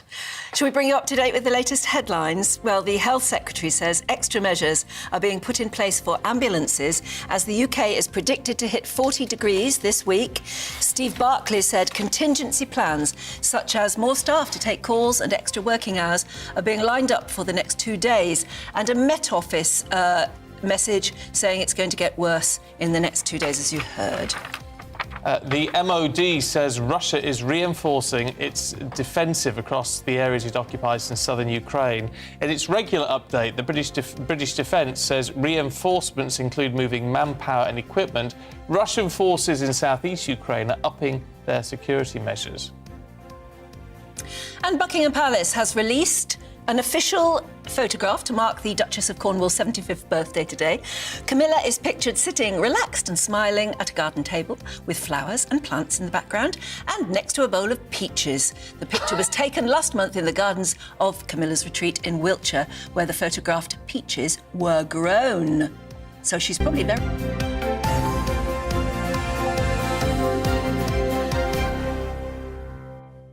No, I was just saying she's probably very proud of her peaches. Proud of her peaches? Yeah, something like that, yeah. Oh, God, that sounded actually... That's quite something if she's grown them locally in Wiltshire. Is it? Yeah. I don't know. I'm not a fan of peaches. Oh. I know, but you have to have a nice warm... you have to have a good climate, don't you? You have to have lots of rain as well, I think, the peaches. Whatever, what do I know? Someone who's not dressed for rain today is Stephanie Tetchy. You look extremely summery. I love this. I know, I love my summer wardrobe. I'm just like, I try to make use of all my outfits that I don't get to wear usually. I'm like, next year I could have put on a bit more weight, so I make sure I wear all my outfits. And I love the earrings, just they are so fabulous. Golden leaves. Now, let's talk mobile phones, should we? Gosh, like, you know, social media, we don't go anywhere without our cameras these days. You don't? I definitely don't. But Bob Dylan is returning to the UK in October, where he'll be performing 2 nights in Glasgow's Armadillo. But he says that he's going to ban the audience bringing their phones. So when they arrive, they're going to have to put their phones in a bag called a Yonder bag, and it's going to be stored away. This hasn't gone down well with fans, because obviously everyone captures things, but Bob Dylan would rather people just concentrate on the concert, and he doesn't want any footage of the concert being leaked out on social media. It's a bit old-fashioned, that view, It's isn't it? very old-fashioned, but I can kind of see it because I'm guilty of it. You know, you're at a concert, you're not really focusing. You're too busy holding your phone up. As a performer, you must look out on just a sea of phones being held up and like that. lights and stuff like that. And if you think back to the 90s, 80s, 70s, there wasn't, like, mobile phones. People were just in the moment, but this is 2022 and his fans are not happy about it. They're still going to go, but they won't have their phones for the duration of the concert. Yeah. We're not in the 80s and 70s anymore, Bob Dylan. I just think if young people want to enjoy the concert that way, that's what they should be. Well, it's a bit like Beyonce. Like, she likes to control how she's going to look online. So probably he doesn't want things getting out on social media which he can't approve, probably. Well, it might be. Might be something like that. Now, there's a huge story doing the rounds, which he absolutely denies, it's worth pointing out, about Ricky Martin. Oh, gosh, it's really a controversial story. Earlier this month, Ricky Martin was hit with a restraining order due to a domestic incident that happened in Puerto Rico, where he's from. but the victim wasn't named. And this weekend, it's been named as his nephew, Eric, and his brother has come out and said it's his son, and they're accusing Ricky Martin of incest. Gosh. Apparently, they had a relationship for 9 months or so, and he's been accused of exercising physical and mental damage against him. Ricky has denied the allegations, but he'll be going to court on July 21st, and if he's found guilty, he can face up to 50 years in prison. It's a very touchy subject, and I've always thought of incest as being a relationship between brother and sister. Yeah. Or yes, that would, or a parent and child. But I don't know about nephew. Yeah, uncle. I've never heard. Does that count? I've never heard a story like this before, No. and obviously because it's a case that's in Puerto And the nephew is Rico. 21. He's 21, and he's the son of Ricky's brother. Eric. Yeah. So he hadn't been named till this weekend. So it's been quite a big story. Ricky's called the allegations disgusting, and he said he's going to fight for his innocence. And it'll be quite interesting to see how this case turns out. It will be. It will be. Quick look at Miley in class. Now, this is what she says. She pays her children money for chores. I get that. Yeah, that often happens to teenagers. But she's also saying she demands to be invoiced for pocket money. Yeah. So I've interviewed Miley many times. She's quite the feminist, and she believes that women do not get what they deserve when it comes to asking for the right pay, the right salary. So what she's trying to do in this new book, They Don't Teach This at School, she mentions that she teaches her daughters Ava and Hero to ask for money when they do the chores for her, and she makes them send her an invoice, so she's just getting them into She's trying to get into the business acumen, so it can help them kind of, when they're older, they won't be so scared to ask about what they deserve. But, you know, I know a lot of parents out there might be like, why should you have to pay your kids to do chores? But there is a method to the madness for Miley. I sort of see that. Did you used to do that with your sons? Oh, I tried everything, bribery included, and never worked. But I can understand. It's a big problem that children feel they deserve what they were asked for just like that, or deserve pocket money for doing nothing. And I think an invoice system, it sounds quite sensible, I like it, definitely. Because it's made them think about what they do and whether they deserve the money for it. Well, she said during lockdown, her oldest daughter done a lot of jobs, and she ended up invoicing her for quite a bit of money. So there was a bit of a backlash on that. Oh, well, we'll invoice you for coming on the desk a little bit later. That means you've got to pay us, darling. Oh, all the time. You're coming in later because we're going to be looking at sun hats. And I brought some in for you. Me too, I brought some in. Lovely, lovely. Right, we'll see you later. Get Stephen kitted out because he's never worn one I've got one especially for you, Stephen. have You're you? going to love it. Oh, right, I look forward to that. It's a J-Lo hat. Oh, I might not love it. I don't know, we shall see. We've got lots coming up for you in just a moment. UK is looking dry, sunny and very warm for most. Cloudier for Scotland with some rain, so here's the detail. A warm and sunny morning for the southwest, plenty of sunshine, temperatures climbing into the mid-20s, breezy on the coast, especially for Cornwall. A fine and sunny morning for London and southeast England, turning very warm by midday with temperatures reaching the mid to high 20s Celsius. A fine, dry and sunny morning across South Wales, although high cloud may turn the sunshine a little bit hazy at times, and if you're on the coast, it will be a little bit breezy. Plenty of sunshine for the Midlands this morning. Here too, we may see some high cloud turn the sunshine hazy at times. Feeling warm with light winds and temperatures rising to the mid-20s. Now, cloudy start across northeast England, the chance of the odd shower until mid-morning. Brighter from mid-morning with warm sunny spells developing as the afternoon approaches. Some light winds.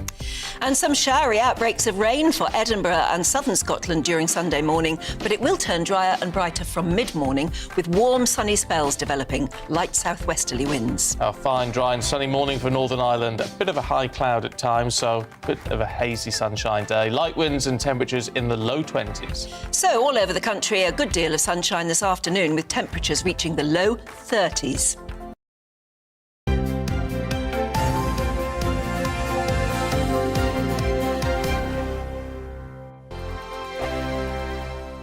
We are GB News. We're right across this great nation.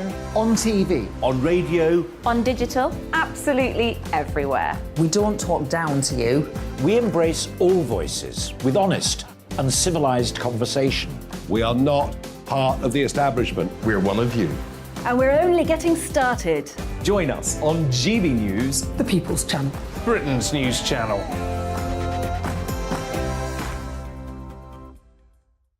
Hi there, it's Stephen and Anne. At breakfast from 6 a.m, you'll always be caught up with everything you need to know, the latest headlines, opinions and debates. We'll bring you the good news and the bad, but most of all, we're here for you. Remember, send in your views and let us know what you would like us to talk about. That's because we're your news channel. And every morning at 6 a.m, it's breakfast on GB News. My name's Tom Harwood and join me 9:30 a.m. every weekday for The Briefing, your one-stop shop for everything you need to know about what's going on in politics today. I wonder if this is a deal that might need to be like the biscuits in this factory, twice baked. Is there not an opportunity here to win out against the extremes? Tom Harwood, GB News. What are you going to do about it? Things should have been done differently, and they certainly are being done differently. Don't miss it. The Briefing with me, Tom Harwood, 9:30 Monday to Friday on GB News. Where would you like to go? Just take me to the studio, please, mate. You know where you're going. I've got a show to do. Friday Night Feast on GB News, 7 p.m. And it's like nothing you've ever seen before. We take a different angle on the week's biggest news stories. The viewers and listeners set me some absolutely mad challenges to do. We tried to rehome a rescue dog. And yes, there's some other wacky stuff in there as well. I feel like I could take on the world. Well, that's that. Friday Night Feast with me, Patrick Christie's, every Friday, 7 till 9 p.m. on GB News. Be there.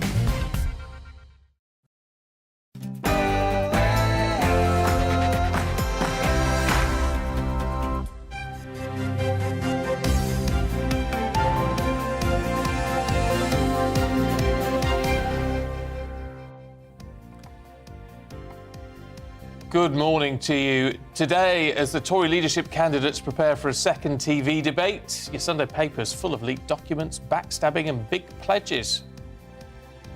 So a very good morning to you. It's 9 o'clock on Sunday, the 17th of July. This is Breakfast on GB News with Stephen and Anne. Don't miss a thing today, whatever you're up to, because we're on your radio, your TV and online. This is what's happening today. Yeah, leaked documents appear to undermine Penny Mordaunt's claims that she never backed a plan for gender self-identification.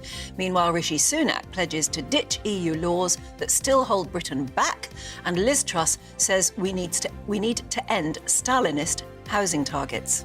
Work from home during the heatwave, says the Health Secretary. As Britain prepares itself for temperatures of 40 degrees, Steve Barclay says, amongst other things, it could affect the rail, so trains may have to run slower. Could be much better, he says, to stay at home. And if you're watching us on TV or online, this is a weather map for you, showing the country already experiencing temperatures in their high 20s already this morning. And in this hour, we're going to return to Banham Zoo in Norfolk, where we're finding out how they keep the tigers cool in this heatwave. You wouldn't want them to get overwrought, would you? No, you certainly would not. I'd love to cuddle a tiger. You see some videos on YouTube with these people and they sort of cuddle up with tigers. Yeah, but they're daft. No, well, yeah. And they end up ruining the day, a lot of them do. I suppose they will. Even the Tiger King. Just so beautiful, aren't they? They are beautiful. GB Views at gbnews.uk for all of your thoughts this morning.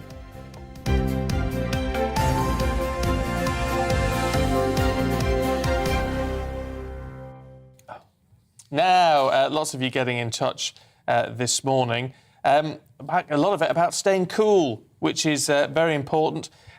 Susan says, I put a wet T-shirt or towel over my body at night, cools me down immediately. When outside, wear a wet scarf. Yeah, that always works. Does it?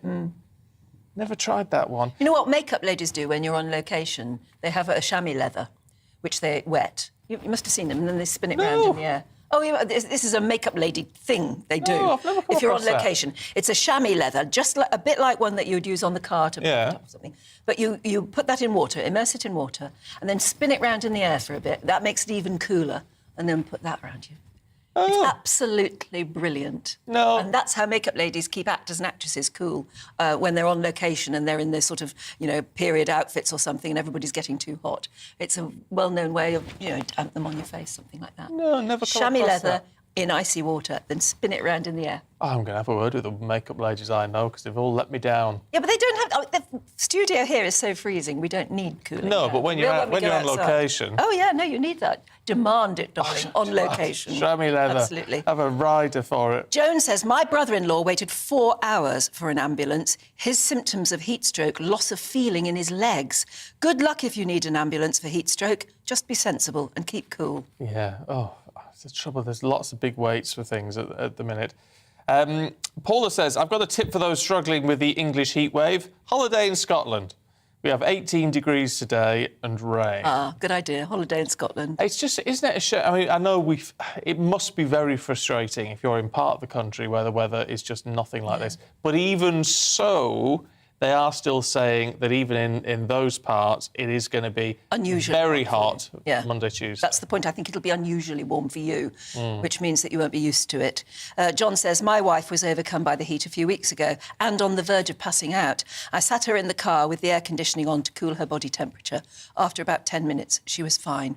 Yeah. Yeah, maybe that's another thing to think about, actually. If you do feel yourself a bit dizzy or something, maybe go and sit in the car if you've got AC in there and just allow yourself to cool down. Yeah, it's just you've got to turn it on to get the AC on, haven't you? Which is more good. fuel being used. It is. We're talking about anxiety dreams because me and Anne share a strange number of anxiety dreams, which is very odd. But then we found that the more we're talking about these sort of anxiety dreams, that you... everybody seems to have the same sort of dreams. Odd, yeah. I mean, Anne says, I used to work in the police service, and one of my responsibilities was involvement on royal visits. I was in the last car of the royal entourage, and my biggest fear was that on the day of the visit I wouldn't get to headquarters in time before all the cars set off to collect either the Queen or Prince Charles or Princess Diana or Princess Anne. If you weren't there on time, the cars would leave without you, as the visits were timed to the split second. I always made a point of going into work extra early, but it was an anxiety dream for me. Marion in Gilbert says, I have anxiety dreams. One of my earliest was 1963 when my son was diagnosed with diabetes. In my dream, I was grovelling on my stomach under barbed wire with guns going off like World War I, and I was looking for insulin. My son is now 62 and is very well. You can absolutely get that. You basically felt that you were under fire, didn't you? And you were so stressed out. And Sue has got the same one that both you and I have a bit of. I sometimes dream that I get into a lift with no walls.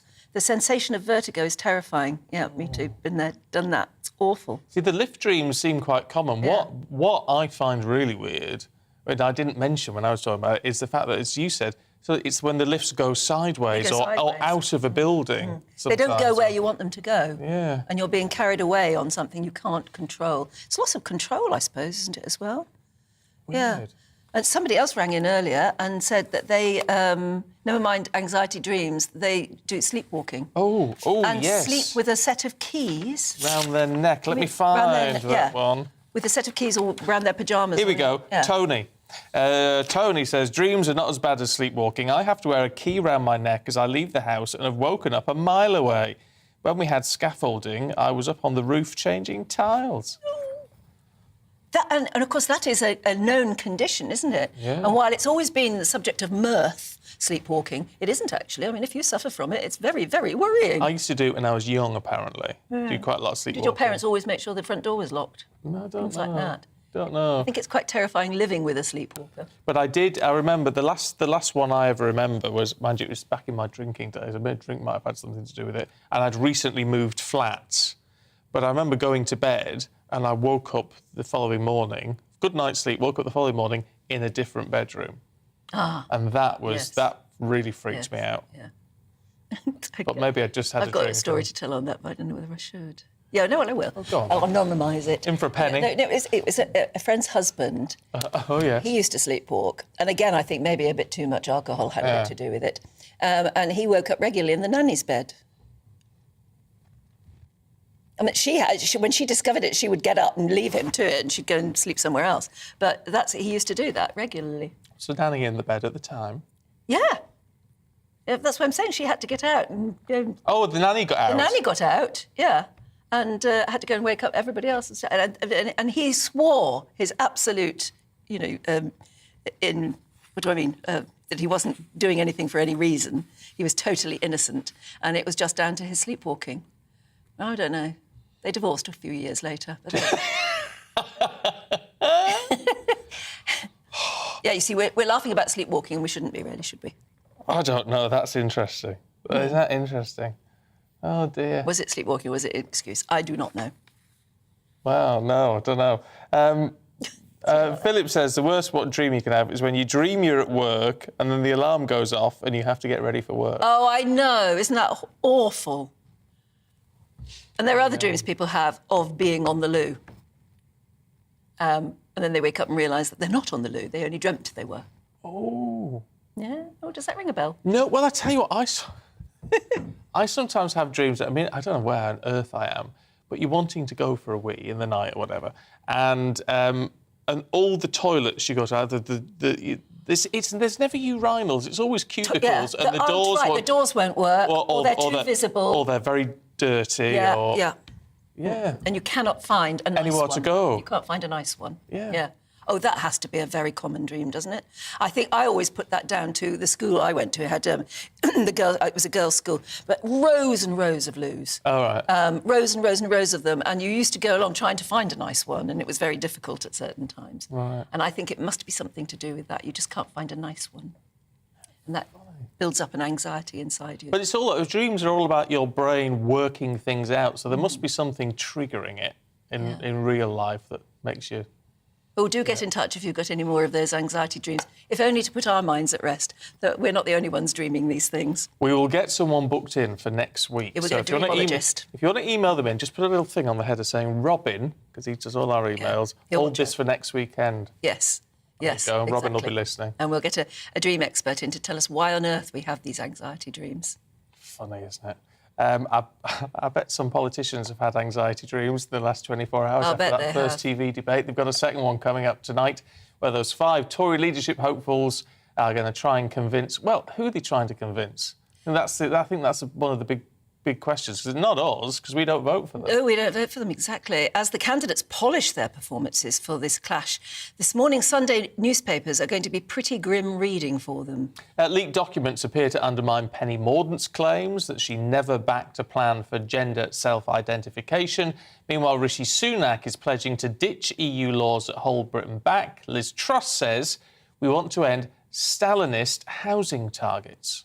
Now, we're joined just now by our GB News political editor, Darren McCaffrey, who's outside the Houses of Parliament. Hello there, Darren. Is it quiet there, or is there a bit of, skullduggery going on? Are MPs in today? They're not, no. Many of them are back in the constituencies. It's one of these things, though, Anne, isn't it, that it's very easy to do skullduggery with WhatsApp and mobile phones these days. You do no longer need to be in person, but certainly there will be a lot of messages being sent around this weekend, a lot of preparation, as you say, ahead of that big debate tonight on ITV involving all the 5 remaining candidates. And unsurprisingly, we're also hearing and seeing from some of their supporters on the television this morning. Dominic Raab, the Deputy Prime Minister who's backing Rishi Sunak, insisting that the former Chancellor had not been plotting for months to bring down Boris Johnson. Clearly that will be a big factor, won't it, in the thinking of many Conservative members about the roles that the individual leadership candidates may or may not have played in the downfall of Boris Johnson. Liz Truss has been very, very clear that she did not resign because she wanted to remain loyal to Boris Johnson. But you're right in pointing out they're all trying to set out their stalls today. Rishi Sunak insisting that his big priority is not tackling and bringing down taxes like Liz Truss is, but rather trying to tackle inflation, he argues. Trying to do otherwise would make things worse. Liz Truss is talking about housing, how we need to move away from those arbitrary yearly targets, though frankly they've not been met by the government for many, many, many years. And you're right in also talking about Penny Mordaunt in the sense that she's taken a bit of a hammering in the newspapers this morning, particularly over the recollection of what she may and may not have done as Equality Ministers around self-ID. Some leaked documents for civil servants seem to dispute her recall of events. Could that prove damaging? Well, she still remains the bookies' favourite, it must be said, though a poll in the Sunday Telegraph today puts Rishi Sunak in the lead when it comes to members. And we've heard also from Dominic Raab, that Deputy Prime Minister today, taking a dig at Liz Truss when it comes to tax and her record in the Treasury, saying that people can see if spending and headcounts went up or down Did she cut taxes? Did she spend more, or did it go down when she was in the Treasury between 2017 and 2019? So lots of personal battles going to play out in the day ahead. That big debate is on tonight on ITV, and then the third round of voting is tomorrow, early evening here at Westminster, which will see at least another candidate knocked out. We are hoping to have the final two by the middle of the week. It's interesting, isn't it, just how useful these debates are going to be. It's going to be interesting tonight, Darren, to see how performances have changed, what they've learnt from Friday night. But in terms of the topics that they're discussing, is it just more of the same? Well, good question. I think ultimately, at the end of the day, that will be up to ITV and the audience to decide whether they are. Lots of people pointed out, Brexit wasn't much talked about on Friday. Migration wasn't talked about much on Friday during that Channel 4 debate. Clearly, Krishna Guru-Murthy made a point at the start saying that actually when they asked the audience, trust in politics was a big issue, and that's why they went pretty hard on all of that. I would suspect that many of the questions, and indeed the format, might be slightly different tonight. It's always an agreement, though, isn't it, between the broadcasters and the individuals taking part. But you're right also, I think we will have to see a change of tack from some of the candidates. Liz Truss, can she try and be a bit less stilted, a bit less wooden, a bit more charismatic, frankly? For Penny Mordaunt, is it fair to say she played it pretty safe on Friday? Actually needs to be a bit punchier than she was. The problem, of course, though, for the Conservative Party is in many ways the big winner from all these debates, to a large degree, is Keir Starmer, because this is a Conservative Party, yes, battling out for the future ideas of where the government goes, but also tearing strips of each other, which, frankly, for a lot of voters is not particularly appetising. As someone once said, I think it was Boris Johnson, divided parties do not win elections. Yes, interesting that he would have said that. OK, enjoy the sunshine where you are, Darren. Actually, enjoy the dappled sunshine and shade. Thanks very much for joining us. Yeah, let's bring you up to date with the headlines for you. And a lot of it is about the weather, of course. Health Secretary saying extra measures being put in place for ambulances. We're expected to hit 40 degrees this week. Steve Barclay said contingency plans, more staff and longer working hours are being lined up for the next few days. That Met Office red extreme heat alert, which means threat to life, is going to be in place for parts of England tomorrow and Tuesday. And the MOD has said Russia's reinforcing its defensive across the areas it occupies in southern Ukraine. In its regular update, the British Defence says reinforcements include moving manpower and equipment, whilst Russian forces in southeastern Ukraine are upping their security measures. Back to politics, and Kemi Badenoch has promised to do whatever it takes to deal with the small boats issue as she set out her campaign again for Tory leadership. She's been looking at immigration and border control. Family and property ownership also at the heart of what she's pitching. It's as she and, as we've been saying, those four remaining contenders prepare for another TV debate tonight. And Buckingham Palace has released an official photograph to mark the Duchess of Cornwall's 75th birthday today. Camilla is pictured sitting relaxed and smiling at a garden table with flowers and plants in the background and next to a bowl of peaches, which apparently that picture and those peaches were taken and grown in her garden.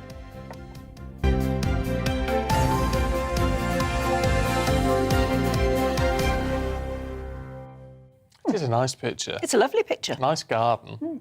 Wonder how much of it she does herself. Does she like gardening? Do we know? Well, he does, doesn't he? Well, he talks to the plants. I don't know if he prunes Oh, I think them. he does quite... Well, they have gardeners. They have people to do it. They have gardeners, yes, but he probably supervises. They have a man what does. It is a lovely picture. It is, yeah. I really sort of We're very much being warmed to her, though, aren't we? We are. It's all of these things are being done very, very gently. Oh, there are the peaches. Yeah. If you're a keen gardener, what do you think of that garden? Also, what do you think of climbing roses for an archway in the garden? Lovely. Yeah. You think, how quickly do they grow? We've just bought an archway and I've been given instructions that I need to plant something to grow up it. You can go to certain garden centres that specialise in big plants, large plants. Okay. So ones that are already, quite doing very well. Oh, right. And I would recommend that. Oh. Because then you're not starting little and having to wait years and years. You're starting quite big. You can buy ones that are a good 6 foot tall. That might get me in the good books. Yeah. Yeah. OK, I'll give you the address later. But there are lots, if you Google it, there are lots of particular garden centres now that specialise in big plants. And that's what they're called, big plants, big plant nurseries. Right, oh, yeah. So roses thought might be quite nice. Just if you take them home in the car with you, you have to be very careful. They haven't got lots of bugs on them. Oh. I bought 2 big climbing somethings, jasmines or something like that, and I put them in the car. And as I was driving home, I noticed there were these big sort of golden spiders. Oh. They weren't little ones; they were big, leggy ones, and they were very much golden coloured. Yeah, and they were crawling off the foliage onto the car, into the car. I thought, I've got to get home fast because I'm going to have to do something about this. Oh, no, spiders. That was scary. I didn't like that. So put them in bags to take them home, big bags. Right. Insects I don't Get mind. them delivered. Arachnids. Yeah, in the car where you can't get away from them. Not very nice. Oh, it's giving me the right jitters, is that? Sorry, that'll give you an anxiety dream, if nothing will. Now, in this heat wave, if you're doing it, it's what I'm thinking, gardening. Today's the day to do it because I won't want to do it Monday or Tuesday. It'll be too hot, yeah. Jinder says, speaking of this heat wave, this is Dexter. Look at Dexter. It's a lovely looking, I don't know what type It's of like dog a grey Dexter is. lab. There he is, taking the best No, he may not position, be. sleeping near the fan whilst watching us on telly this morning. We can't, yes, he's next to one of those newfangled fans. And we have no idea how big Dexter is there. He could be one of those French bulldogs almost. He could be, I reckon he's a biggie. He's Very Dexter. difficult to see. But anyway, it's lovely to see a picture of him. Thanks, Jinder. And there we are on the telly just above him. Beverly in Macclesfield says, that reminds me of Beverly Macker. Beverly Macker, what was that in? Was that in the royal family? I don't know. Is it Beverly Macker who lived next door to that lot in the royal family? I don't know. Macclesfield, there you go. Who is it from Macclesfield? Beverly. Oh, Beverly in Macclesfield, thank you. There you go. Sorry, I'm talking myself round in circles. I give my dog Alice doggy ice cream, and she's a West Highland Terrier, isn't she? Beautiful. I think, white, fluffy, pointy ears, gorgeous. Absolutely lovely. And Bruce says, my poor cat Robbie is a Siberian and suffers, cat that is, and suffers in this heat. His only relief is the cool tiles on my kitchen floor and ice cubes in his water. Oh, it's got quite a big, thick coat. My brother and sister-in-law's cat, Fizz, is I don't know what, she's not a breed, but her coat, I mean, she's got really long hair. I don't know what they're going to do with her in this Kitchen tiles, I think you need to. Mind you, they're up north in the lakes, so it may not be too hot. It's not going to be like it is down here, thankfully. Jenna says, just so you're talking about dogs in the heat, I thought I'd share photos from the walk this morning. That's Dax and Cisco from Milton Keynes. Oh, where in Milton Keynes are you? With that picture, I wonder. There's lots of water in Milton Keynes. See, that's what my sister says. She's never had trouble keeping her dog cool because he just loves the water. So if he sees a stream like that, he'll just go in it. Yeah. And that's how he keeps cool. I mean, I'm not a dog person per se, but what I do love, if you're out having a walk and you see a dog in a lake or whatever, and they're just having a whale of a time. They love water, don't they? And that is so. I always think that's so nice to see. Dogs just enjoying that themselves. gene in the dog that most dogs love water is clearly not in my dog. No. She hasn't got that gene. She's too sophisticated for that. She sees water as a punishment. Oh, bless her. Yeah. But anyway, Bless her. How big is she? Oh, she's only like a couple of foot and a half. Foot and a half, yeah. Yeah, she's heavy as a... What's it? She's ever so heavy. People go, how cute, and then try and pick her up. Well she's fed. Solid. She always has been, but very, very fluffy. Oh. So if you didn't take her to the groomers, she would just blow up into a complete puffball because she doesn't molt. Like a sheep. Yeah, but just like a sheep, yeah. Oh, love it. We're going to see what Anna, we're talking about animals, we're going to see what Ed Crawford's found. He's going to be at Banham Zoological Gardens trying to keep the animals cool in a couple of minutes. Here's your forecast.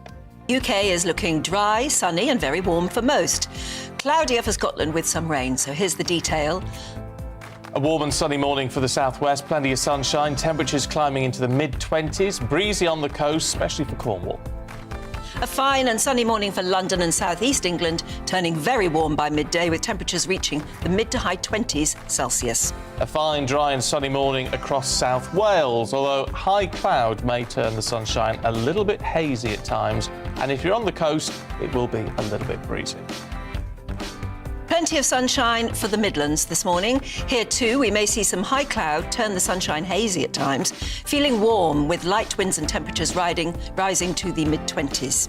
Now, cloudy start across northeast England, the chance of the odd shower until mid-morning. Brighter from mid-morning with warm sunny spells developing as the afternoon approaches. Some light winds.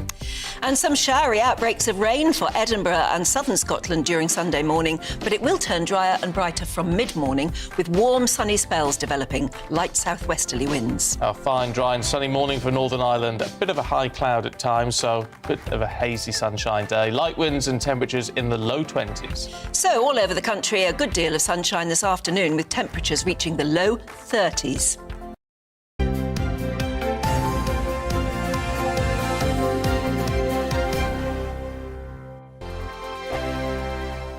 We are GB News. We're right across this great nation. On TV. On radio. On digital. Absolutely everywhere. We don't talk down to you. We embrace all voices with honest and civilised conversation. We are not part of the establishment. We're one of you. And we're only getting started. Join us on GB News, The People's Channel. Britain's news channel.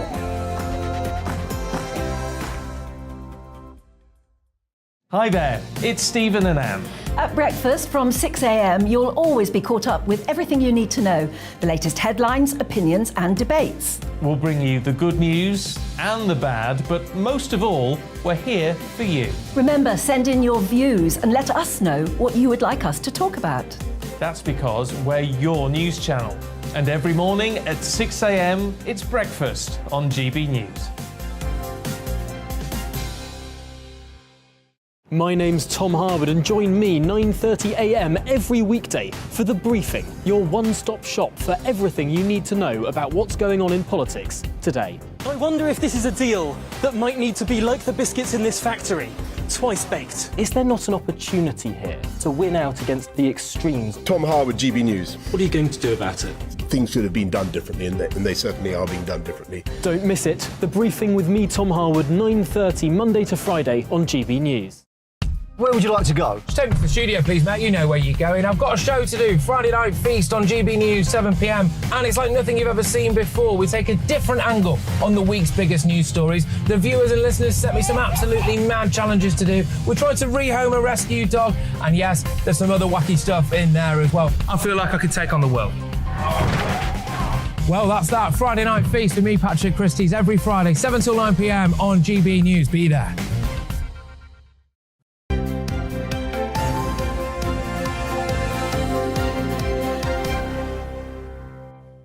Morning to you. This is Breakfast with Stephen and Anne on your TV and on your radio at 9:26. How are you getting on at the moment? Is it warming up where you are, or are you further north where it's not? And maybe actually you're the luckier ones at the moment because it is going to get hot down here very soon. And we're going to be talking about the best hats to wear because the health authorities are saying well, one of the best investments you can make over the next 2 days is to buy yourself a decent sun hat. And so even if, like Stephen, you're not used to wearing sun hats at all, now is the time to get used to it. Right, so there you go. We'll be looking at some hats later. That's us told. Also, how do you keep your pets cool? And what about those, well, they're not pets, are they? Bigger animals. Because zoos have got some pretty strong action that they need to take to keep their animals cool during that heat wave. I mean, it's warm today. It's going to be even hotter tomorrow for some parts of the country. And that red alert weather warning has been issued. Yeah, but how do you keep some of those amazing animals cool? Our reporter Ed Crawford is at Banham Zoo in Norfolk with, a tiger in his tank. Absolutely beautiful. There's got to be a job keeping fellas like him warm, Ed. Or cool. It is. These tigers look like they've got a thick fur coat. Now, I've come to Banham Zoo today to find out how do animals keep cool in this heat wave. As we know, we've got an amber weather warning across the UK at the moment, and that's why I've come to Banham Zoo to speak to two of the big cat experts here, Sarah and Yasmin. So, good morning, ladies. Can you tell me, how are you keeping tigers cool in the heat wave? So our family of big cats here at Banham, we've got a lovely big kind of enclosure with lots of tree cover for them. So if it gets too warm, they can seek out the shade. We've also got a really big pond at the other side of the enclosure. Most people think cats don't like water. Tigers, on the contrary, absolutely love water. They're known to swim for miles every day, hunting for prey, and also just to take a dip to keep cool. You'll quite often see our family, and particularly the cubs, having a little mess around in the water during the day. Yasmin, I can see some really interesting red-looking blocks there. Can you tell me what those are? Yeah, so we've got a really lovely treat today for our tigers. These are blood ice lollies. So we save all of the blood when we're preparing their meat diets, and we freeze it just to save it up for hot days like this so they can have a nice cool treat. Gosh, so they're definitely not vegan tigers. Now, you mentioned, Sarah, that tigers are keen on water. Will they be splashing about today in the pool? I'm sure at some point during the day, maybe several times. The cubs in particular normally come out like black and covered in water from all the slush in the pond. Now, a lot of people look at tigers and they think that would make an amazing pet. Obviously, these tigers are dangerous animals. You wouldn't recommend keeping them as pets? No, definitely not. Even though they look cute and cuddly, they've got some big teeth and some big claws in there, and they're expert hunters. So, no, definitely not. They do look super cuddly. Well, and will they be drinking a lot over this period? We always provide them with fresh water, so they have got the opportunity to drink whenever they wish. I'm sure with the ice and the water in the pond, they'll be more than covered for the hot weather. Well, we're as you can see, we're looking at the tigers at the moment, and they're beautiful animals. Are there any other precautions you've been taking in Banham to help the guests cope with this hot weather? Yeah, so around the park, we've got lots of freshwater drinking fountains where guests can fill up their water bottles, lots of shady picnic areas, and then we've got lots of ice cream shacks open, and we're selling ice cream slushies for the guests to enjoy. Well, I've also seen you've got meerkats and camels, but we're going to hand back to the studio in a minute because we're going to go and get a cheeky ice cream before the public start coming in. And yeah, so I hope everybody stays well hydrated today and have a great day. We're gonna hang out with the tigers for a bit and see you later. Very much indeed. What a beauty! Look at that. They're really enjoying those blood lollies, aren't they? Well, good. But you see, it's it makes a brilliant you wonder, idea. Could we do that for hours? Oh, look at them! Oh, hello. Oh, there's a bit of affection going on there. Oh, yeah. If you're listening on the radio, we're just looking at these absolutely fabulous tigers. Ed, I don't know if you can still hear us, but exactly what sort of tiger are we looking at? What kind of tiger is this, ladies? This is an Amur or Siberian tiger. They're actually the largest of the big cats. And as you can see, we've got a breeding group here at the minute. Our cubs are 9 months old. Yeah. So they're not Siberian tigers. That's the kind of tiger we all know about, isn't it? They are Siberian tigers, so they've been sort of renamed now as Amur tigers, but historically they were known as Siberian tigers. So they are from sort of Far East Russia, sort of spreading into China a little bit as well. Well, you can tell I'm not a zoologist. Yeah, go on, Mr. Cameraman. Give us a shot. Give us a shot back of those. They're wonderful tigers, enjoying their ice lollies. But it does make you wonder: can you freeze cat food or dog food? Or you must be able to, mustn't you? Sure. That made me wonder because I'm having such trouble thinking of how to keep my doggy cool because she will not go in the water, unlike those beautiful tigers. Maybe I should have it go freezing a block of something like I don't know, dog food or gravy with dog food, something like that. Or buy some blood from the butcher. I don't fancy that terribly, although she might like it. That would be a bit worrying, giving her taste for blood. But those tigers are clearly enjoying it, and it's such a brilliant idea. Yeah. Oh. Keeping them hydrated. Yeah, if you're listening on the radio this morning, you are just going to have to get on YouTube or whatever and rewind to 9:30 this morning and have a look at these absolutely fabulous animals. They're so beautiful. Well, thank you very much for Banham Zoo for allowing us a glimpse into your extraordinary world. Yeah. Now, if you don't fancy a blood a blood lolly, how about a blood sausage this afternoon? That's the thing, isn't it? I know it is, but yuck. Oh. But I mean, everybody will be thinking of barbecues, won't they, around this time? Although, you know, watch out for the heat again. But barbecue food, how do you make it without the excessive calories? Maybe a more healthy barbecue. We'll find out in a few minutes.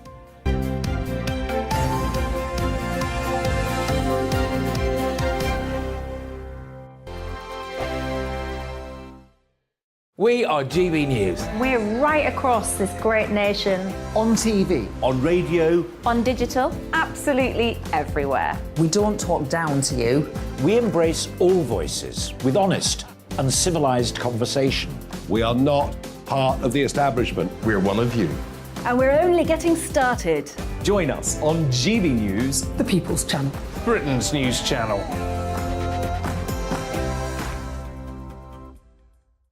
Hi there, it's Stephen and Anne.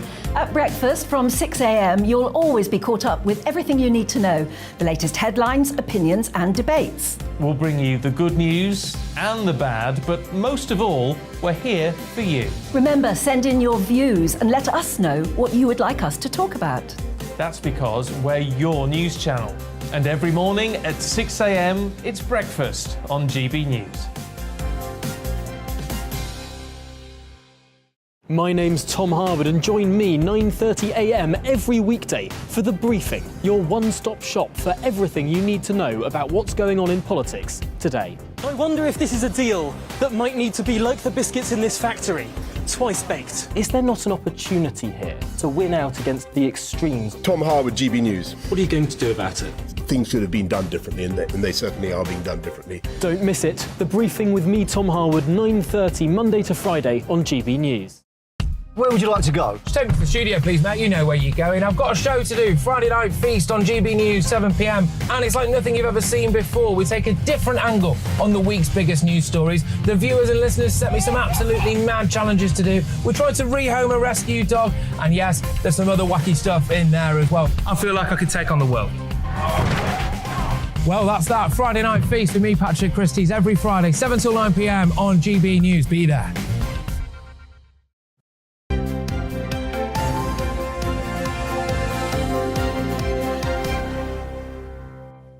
So many views coming. You know, we always get absolutely bombarded with views, which we love because it just shows that you've got so many different things to say about so many different subjects. I'm going to start off with a bit of naturism. Because we were talking about this during our newspaper review. Yes, all the was it Sardinia is trying to market itself now as the place to go to if you're a naturist, because they've got lots of naturist beaches and things like that. Rodney says apparently Alton Towers have, or did have, a naturist day where you can get on the rides, hotels, and everything else totally nude.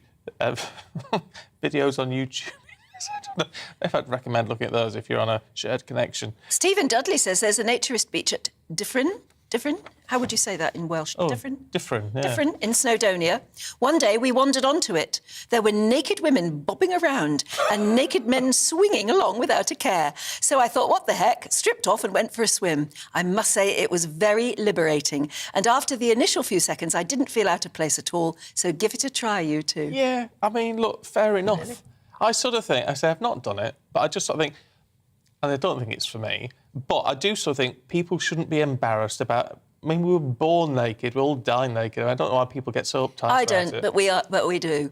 Another Rodney, either it's the same Rodney or another Rodney, who says our honeymoon was in the Greek island of Mykonos in the early 80s, and there were plenty of naturist beaches. Our favourite was Paradiso Beach, and a small ferry took us over. On many days, we loved it. It was a secluded sandy beach. One day, my new husband got a bit too much sun on a crucial pink part. How the hotel staff giggled later that evening because he couldn't really walk. You've got to watch out, especially in this sun. Slip, slap, slop. Yes. Bob in York says we spent lots of time on naturist beaches in the 1970s. There you go. Is it something that has fallen out of favour then, and maybe is trying to resurge? I don't know. Maybe. Yeah. Oh. It's all well and good. I was going to say, if you are being a naturist, you'll be very careful with the barbecues. Very. And spitting fat. Yes, because we're going to talk barbecues. Are we talking in a moment, or have we got a couple of Right, we'll go on to more ways of dealing with the heat wave in a moment then, shall we? Because, yes, we wanted to talk about barbecues because obviously you're going to be tempted to do so at the moment with this great weather. So how do you still enjoy your food if you are trying to lose a bit of weight, or at least what's your calorie intake? Well, let's talk to nutritionist Rhiannon Lambert, who's hopefully got some tips. Morning, Rhiannon. So, look, when it comes to barbecues, I always thought they were comparatively healthy in a way, because you are losing, certainly if you're cooking meat, you're losing a lot of that fat, aren't you? I mean, barbecues can be as healthy as you want them to be. And I think that's the key here. It's who's hosting, what spreads have we got on the table. There's a big difference between going for, I don't know, added mayonnaise in your burger and then having coleslaw on the side as well with all that extra mayonnaise versus having a salad with just a drizzle of light dressing and having your bun without all the extra condiments. So I think when it comes to eating barbecues, enjoy it. Ultimately, calories aren't also everything. It's the quality of food, like the different types of bread. I've got here, for instance, whole grain breads. You want to go for more wholemeal type options versus a white variety, because fibre is also important. So we've got quality of nutrition here, just as much as the energy in and energy out to think about. I mean, I speak from experience because I'm a veggie. I've been for 40-odd years now. But if you are wanting a sort of healthier barbecue, I know a lot of people will be saying, well, why should I bother? But if you are wanting a healthier barbecue, some of the meat substitute burgers and sausages and things actually have got they've got fewer calories, haven't they?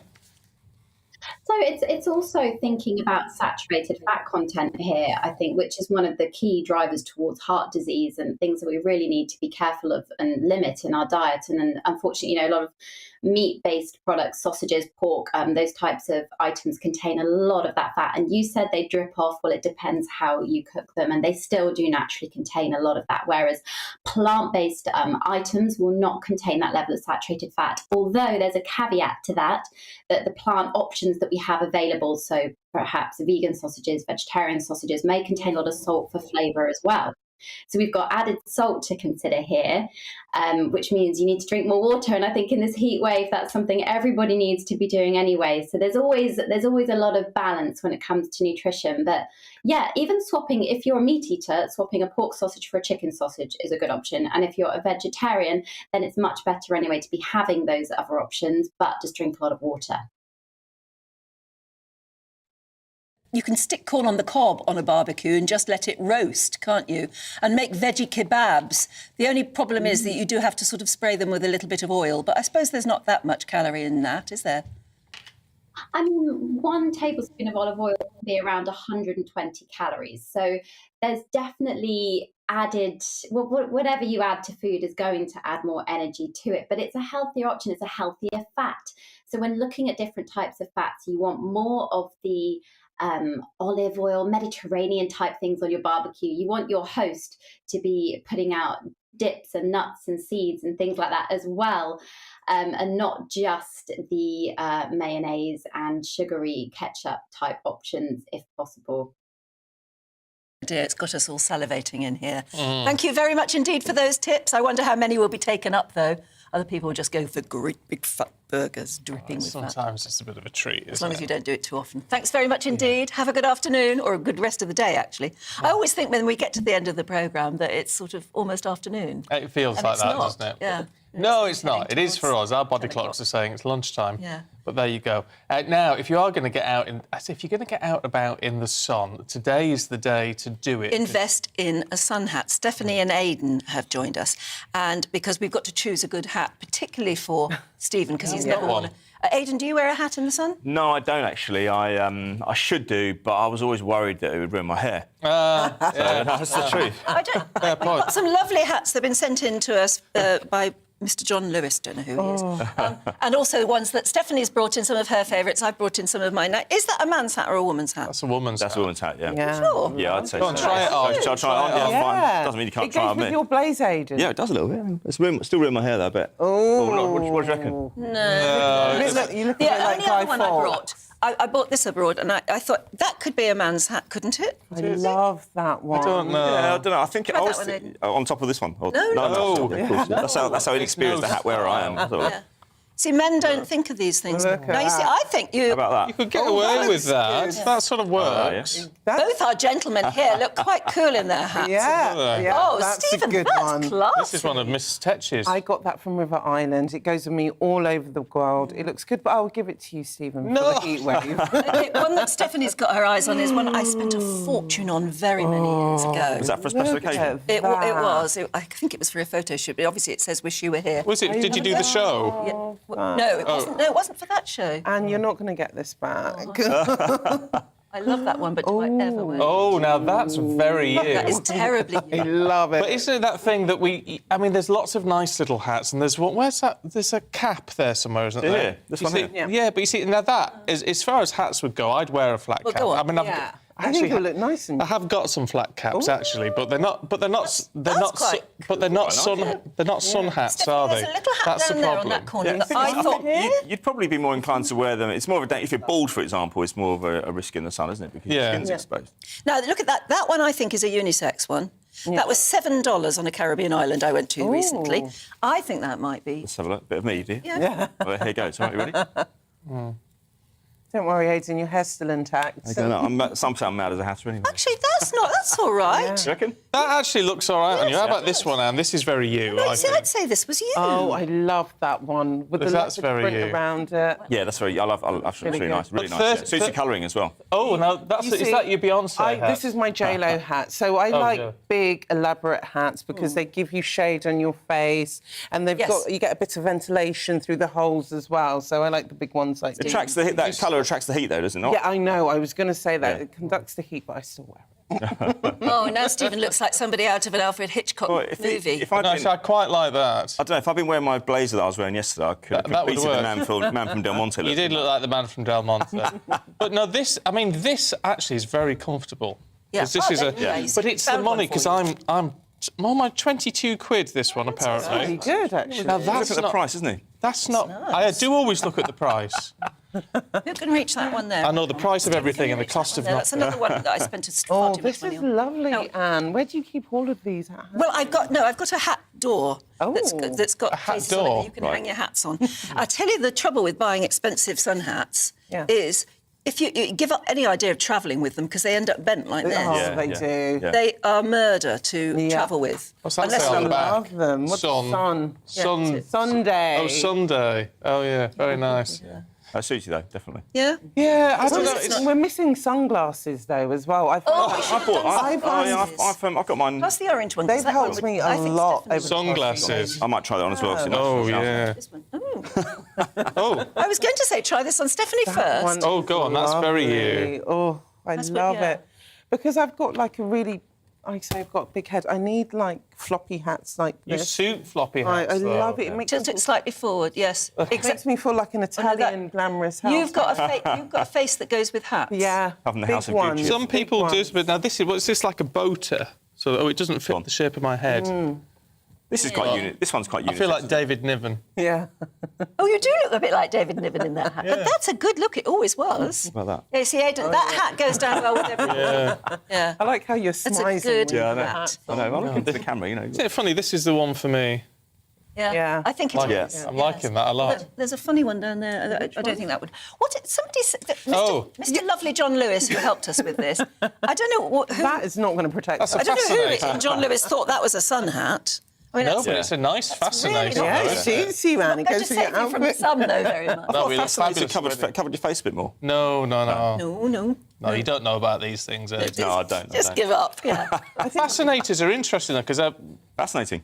I'm not normally a huge fan of fascinators, and I told my mum not to have one. Is it? I told my mum not to get one for the wedding, and then she did get one because it just made the outfit pop. Yeah. There you go. So she looked beautiful in it. The right one can. That's lovely. Try that. I don't think caps are good for the sun though, because I think they're just pressing on your head. Bit too tight. Yeah. You're a cat man. I don't know. I'm try that. For ages. Let's have a look. What do you reckon, guys? Yeah. Oh, it's a bit Murdoch from the A-Team. Oh yeah, a little bit. You must have a big one because that's I've just got quite sitting a on big it. head. Yeah. Oh no, this is adjustable. It is adjustable. Yeah. Let's see if we can get it right. Hang on. Yeah. So they don't. I think also the answer is they don't have to be expensive. This one, for instance, which I think is really quite nice. Yeah. How much is that one? That looks classic. Here we go. I've got it back on That's there. not bad, is it? No, very nice. Yeah, very nice. Oh, that looks better now. It's Yeah, not it's better. sitting Yeah. on You look very LA, Aidan. Oh, that's very. Yeah, no, actually, that one is good. That's 30. That's not bad for 30. No, that's not. Whereas this one was 400. Oh, was what? Wow. Yeah, I would pay 400 for that. Yeah. 400. Probably more than what Rishi Sunak would pay, isn't it? You're all right, don't worry. I'm stunned. I know, and No I've wonder only you worn don't- it about 3 times because, you just can't take it anywhere. Yeah, you want it to last as well. And it also comes too much. But I think maybe I just wanted to be anonymous and you just wear it like that. So we're doing sunglasses next week, are we? Yeah, I think we'll I have a problem with sunglasses. Why? Well, because now that I've reached a point where I can't wear contacts anymore, so I have to have prescription sunglasses. Oh, I see. I find them so cool. Are those the ones that change colour when you're in the sun? No. They're very good though. But they're just sunglasses, but they match my this glass prescription. Oh, my dad was wearing those the other day, and I was like, "Where's your sunglasses?" So I've just got to wear. So I've got one pair of sunglasses, Miss Diamond. And hello. I've got but that's autocue it. underneath here. I've got my own autocue. So I can't sort of choose lovely styles. Oh. I mean, they're nice glasses, but they're so I've only got the one pair. Posh opticians. Yeah. It's the money. My glasses are about 400 quid a pair. Yeah. Because I've got a dodgy prescription. Have you ever broken your glasses before? No. Not yet. I might try this one on, actually. Yeah, I Have I done this already? Got the cowboy look. It goes in my safari hat. It goes in my trousers, that's all. If anyone can see my trousers, just there. You see, there's very little fashion sense in this place. All I can suggest, if you're listening on the radio, I prefer the other ones on you. No, that quite suits you. The one with the leopard band on it. This is not me. Yeah, I want the leopard print ones, guys. The leopard print one's very nice. No, if you're listening on the radio, I suggest you do get on the app and rewind and have a look because But there is a serious message behind it, in that although one of our lovely GB viewers emailed in earlier and said the trouble with hats is they make your head hotter, and they do a bit. They do. But if you're a wide-brimmed one, or at least a little bit of that would actually cast some shadow on your face, and at the moment you need to do all you can to keep the extreme sun off the top of your head. How are you guys feeling about the heat? Are you guys going to get I'm out quite there worried. on Monday, I am actually quite worried. I'm going to Broadstairs. Yeah. As I've mentioned once or twice. Yeah. I haven't decided if I'm going tomorrow or Tuesday. That'll be quite cool on the coast, at least, on Broadstairs. I'm looking. So I was looking for a sandy beach. Right. I could go to Brighton and you've got the pebbles down there. Oh, I don't like the laying down a towel down and everything. It makes you a bit uncomfortable, doesn't it? Yeah. But I think that if you I've found a place called Joss Bay in Broadstairs. I've looked on the internet. I've spoken to a few people down there locally, and they reckon it'll be right. Are you going to go from the crack of dawn? So I'll have to. Yeah, definitely. Yeah. I don't want to get. Well, you might not be any space. You could be kicked off. You could be kicked into the sea. Well, my friend Kimberly, who's originally from, Kimberly, don't you? From my former employer. She's originally from Kenya, and she's got her sister Davina visiting at the minute, so they're meant to be coming up tomorrow. And I just don't. I mean, it'd be nice, but I'm slightly worried about them travelling. Yes, exactly. And as I was saying yesterday, the air conditioning in my car's just conked out, so I'm not going anywhere. I'll be doing very quiet things at home, I think. Yeah. That's take it seriously. Everybody says take it seriously, so why not if you can? Yeah.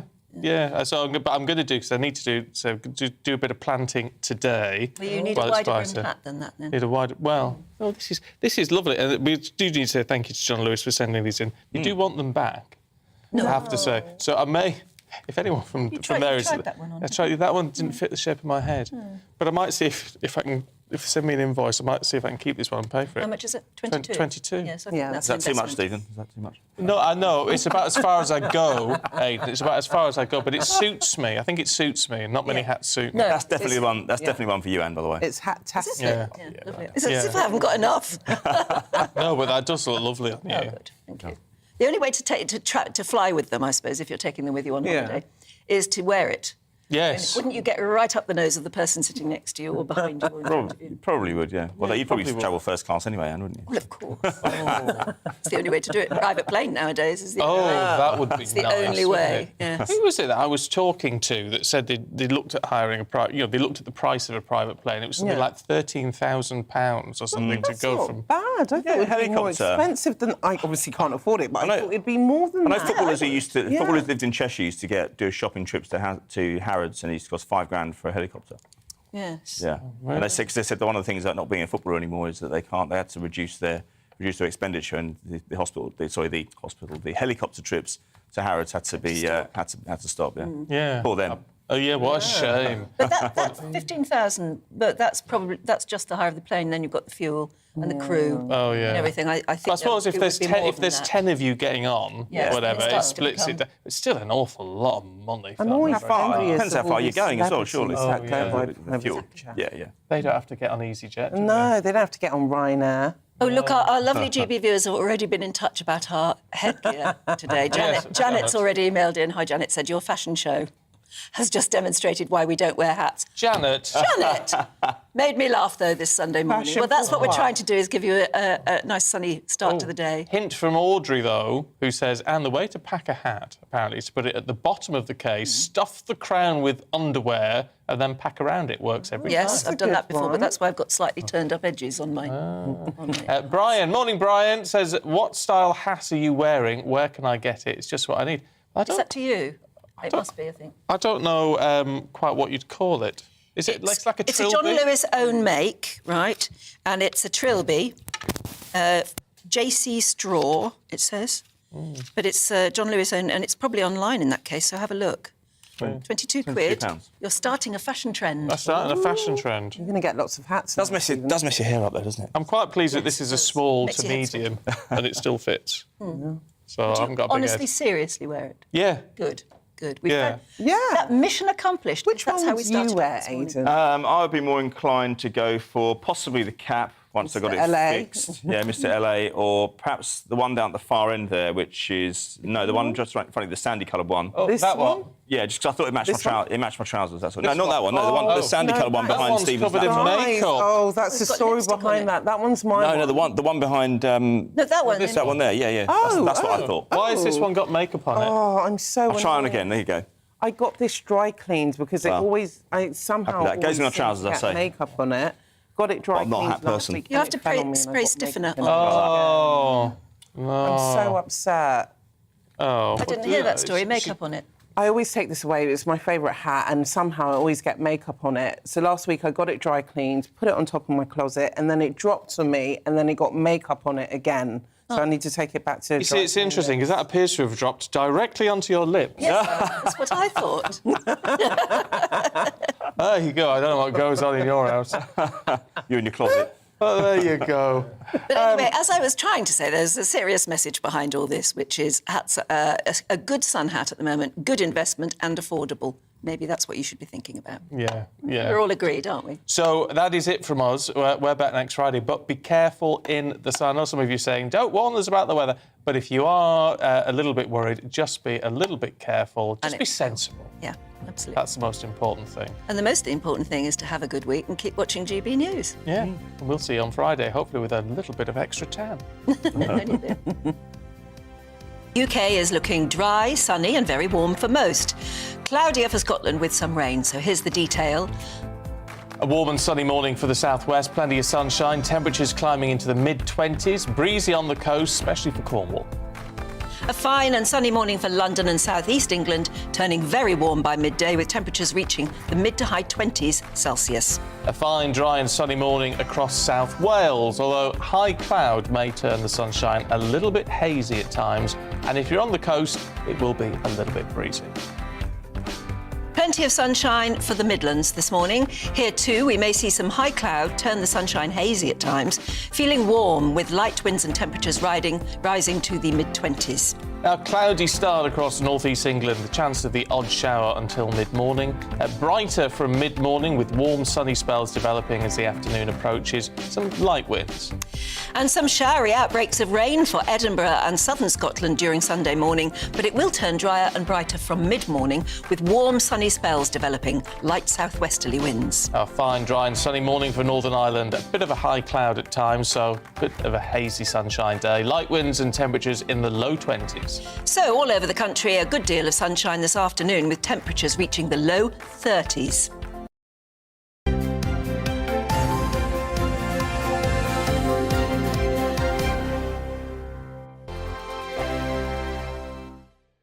We are GB News. We're right across this great nation. On TV. On radio. On digital, absolutely everywhere. We don't talk down to you.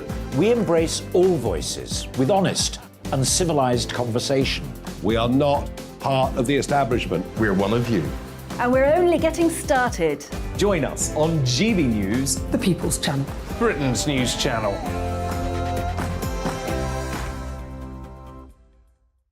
Hi there, it's Stephen and Anne.